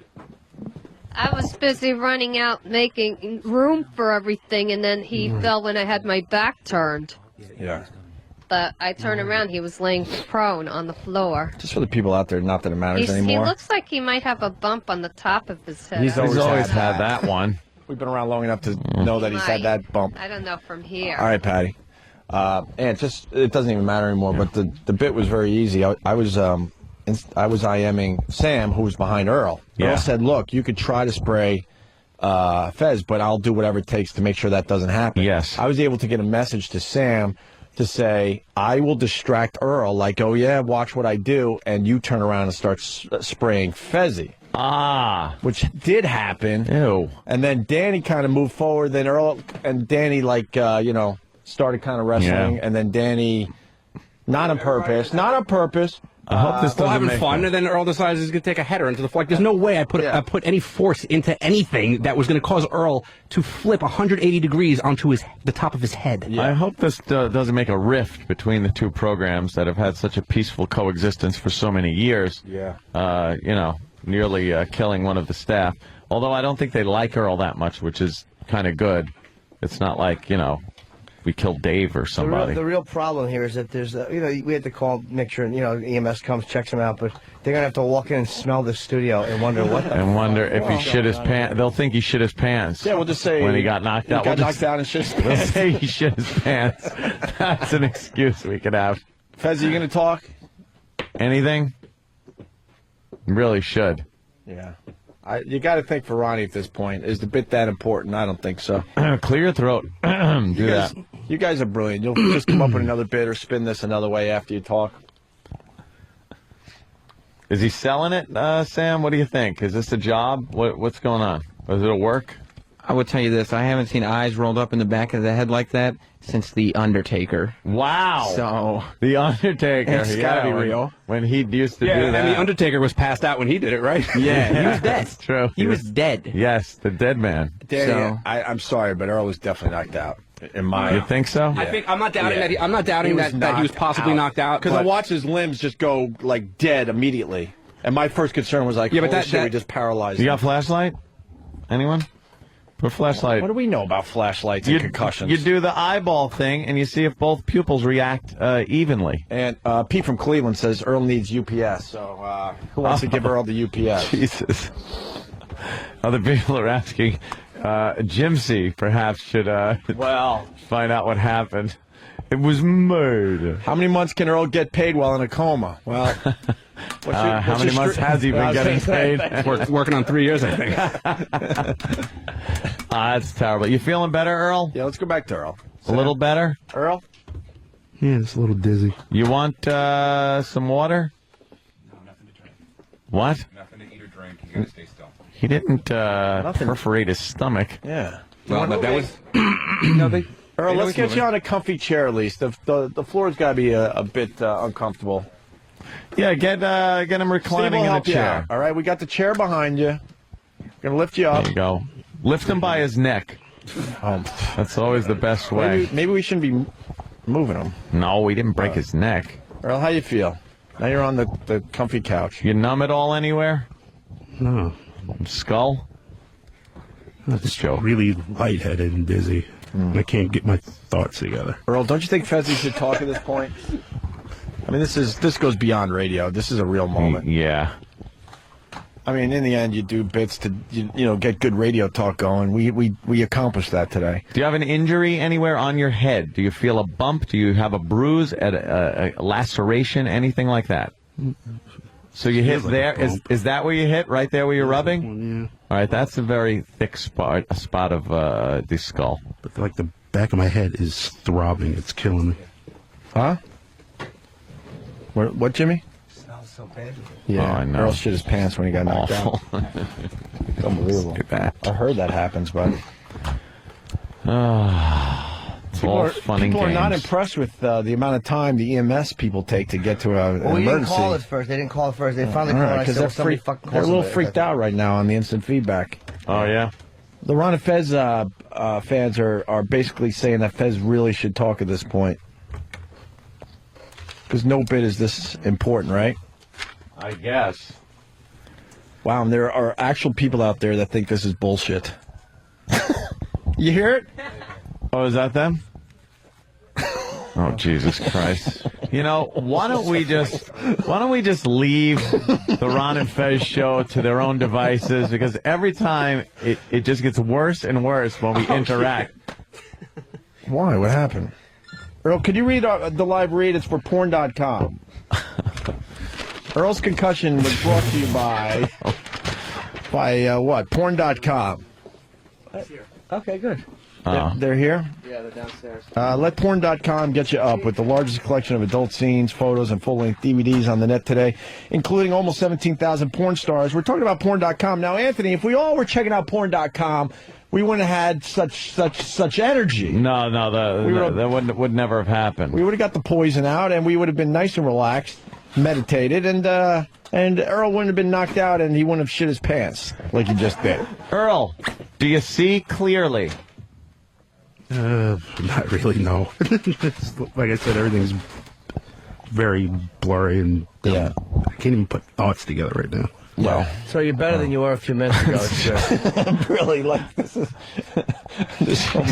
we're actually holding back on the jokes. Like, snap out of it. Porn.com, Anthony. Did you know it would take 15 years to watch everything they have on that website? This porn.com? No, I didn't know that. That means they have a big selection. There's a lot of porn. 45 different categories at porn.com. What's your favorite part of porn.com, Earl? I have no idea. It'd be funny if something just barbaric and honest flew out. The kids. What? Porn.com. They're calling it the king of all porn sites, Anthony. Oh. Wow. Yeah. And then what happens if you got a membership to porn.com, it sends you to 38 exclusive sites, I guess? Uh-huh. How does that work? Bundled with bonus access. So log on to porn.com. Wow, they're getting the best read of the day right here, huh? They certainly are. Right now you can save up to 80% off regular monthly rates. Go to porn.com for this special limited time offer. It's porn.com. Yes, Jim. Now, we'll be leaving shortly, and this has nothing to do with my January 18th tickets to Borgata. Who gives a turkey? This is about Earl. Yeah. I mean, you want to come down Right. and see me the night before, that's your business. I don't concern with that right now. Mm-hmm. I think that, when's the EMS coming in? Because they probably will react to the scent in here. Oh, I'm sure they will react to the smell. We just want to at least have some kind of ending, so we'll wait till they come into the studio, and then I'm sure I want to bail. report how Earl is doing to the people. I know they're probably worried. Spike W. from New Hampshire. Ronnie B's a saint. His partner is a deaf mute. The studio smells like ass, and his producer is out of commission. How hard do you have to make it for him? I know. This really is horrible. It just always somehow... Was he on camera knocked out? Yes. Yes. Yes. He was. It's every time we interact with that program. Yeah, we got. You know, I've been on the Ron and Fez show more times than I can count. I've never had a problem. Anytime one of their guys comes on our show, there's always something. Yeah. Sometimes literally. Everyone's saying don't move Earl. Earl, can you do jumping jacks just to make sure you're okay? Don't move Earl. He got up in the seat. He's just let him sit. Yeah. Are they here? Yeah, they're going to notice. Okay, that's fucking studio stinks. I think you could notice the shit smell. They're gonna. Gee, I don't know. It's over here. They're looking at our listeners, waiting to. Yeah, they're haul trying to them figure off. out which listener. Yeah, they They all think look the it's a same. group. To be made aware. It's a group lobotomy. Hey, sir, how are you? Hi, that's the guy right there. For real. Hey, he got knocked out. He fell and hit his head. Yeah, don't shove a mic in the guy's face. No, they got to do their job. We're getting working. So we got EMT guys in. They're asking Earl some questions. A little bit, yeah. I'm going to put you on the chair. Then we have to protect your privacy and ask you all kinds of personal questions. Yeah. We'll discuss everything outside, okay? Oh my God, they're taking Earl away. They're taking him in a little wheelie chair. Earl, it's for your bet. It's for your. Well, now Earl's not going to be allowed on the show anymore either. No, we we lost lost Dave, lost and Earl. Earl, you don't mind if we mess with Fezzi because now you can't protect him. There's water in his pocket there. There you go. Yeah. He can drink water, right? They're strapping him in. Yeah. They're strapping Earl in. They're strapping him in. Is he strapped in? Okay. Earl, we're just joking. They're taking you to Four Winds. Earl, any thoughts as you get wheeled out of the Opie and Anthony show? You'll be all right? I'll be okay. You're starting to think a little clearer? Yeah. All right. Let him just take you down, though, and... Well, let them check him out and make sure... You know. There's only one other thing to do, Anthony. Yeah, there he goes. Earl, Feel better, a Earl. valiant effort at...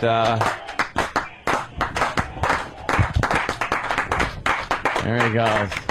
I don't know what the hell it is with this goddamn show. There you go. They just hauled him off. Oh, God. How do we explain this one to the boss? Who's right outside, by the way. If you hadn't noticed, I did. Didn't miss a heartbeat. I thought I was getting out of here at a reasonable time, but that looks like that's on the kibosh. I got my coat zipped up. Open that window, Ann. I think we can get down on the sidewalk. Yeah, shimmy down the side of the building. Oh, my God. I think if you noticed, and this is just, my personal observation, Earl started getting quite a bit better once they came in and we're wheeling him downstairs. Well, he's a phony. No. Oh, what? What, Jimmy? I'm sorry. He got a fucking clunk on that. I didn't see the clunking. I did. I saw it. You saw the clunk? It's hard to say that wasn't... Was it on the bare wood floor or was it on the rug? Remember. It was like you're watching a whole It was scene on at what? I could tell you. No, it was on the rug. It was definitely on the rug. It was on the rug. The rug is paper thin with no padding. You know what? It makes a huge difference. Rug, All right. wood floor, huge difference. All right, so instead of being paralyzed, we knocked him out. That's good. Well, I'll make sure I tell the yeah, boss that one. Thank that's a God big we had the rug. That's a big difference, though. Thank God we had the rug. The rug does make a difference, I think. They're going to impeach the governor of fucking Illinois. Then they? They're going to. Yeah. Uh-oh. Reverend Al's on TV. He's pissed about the Earl situation. Yeah. I just saw him. Oh, it is. Okay. No, it is. It's the impeaching thing. Wow, I got scared for a second. Yeah, well. But he was upset. Earl did say Ron Fez noon to 3, right? Because Ronnie would be very upset if. Did he say it as he was being wheeled out? No, actually, he said Scott Muni at noon with British biscuits. Come toward the light. That was Come toward the light, Earl. Sam, your thoughts? I guess God just needed someone useless.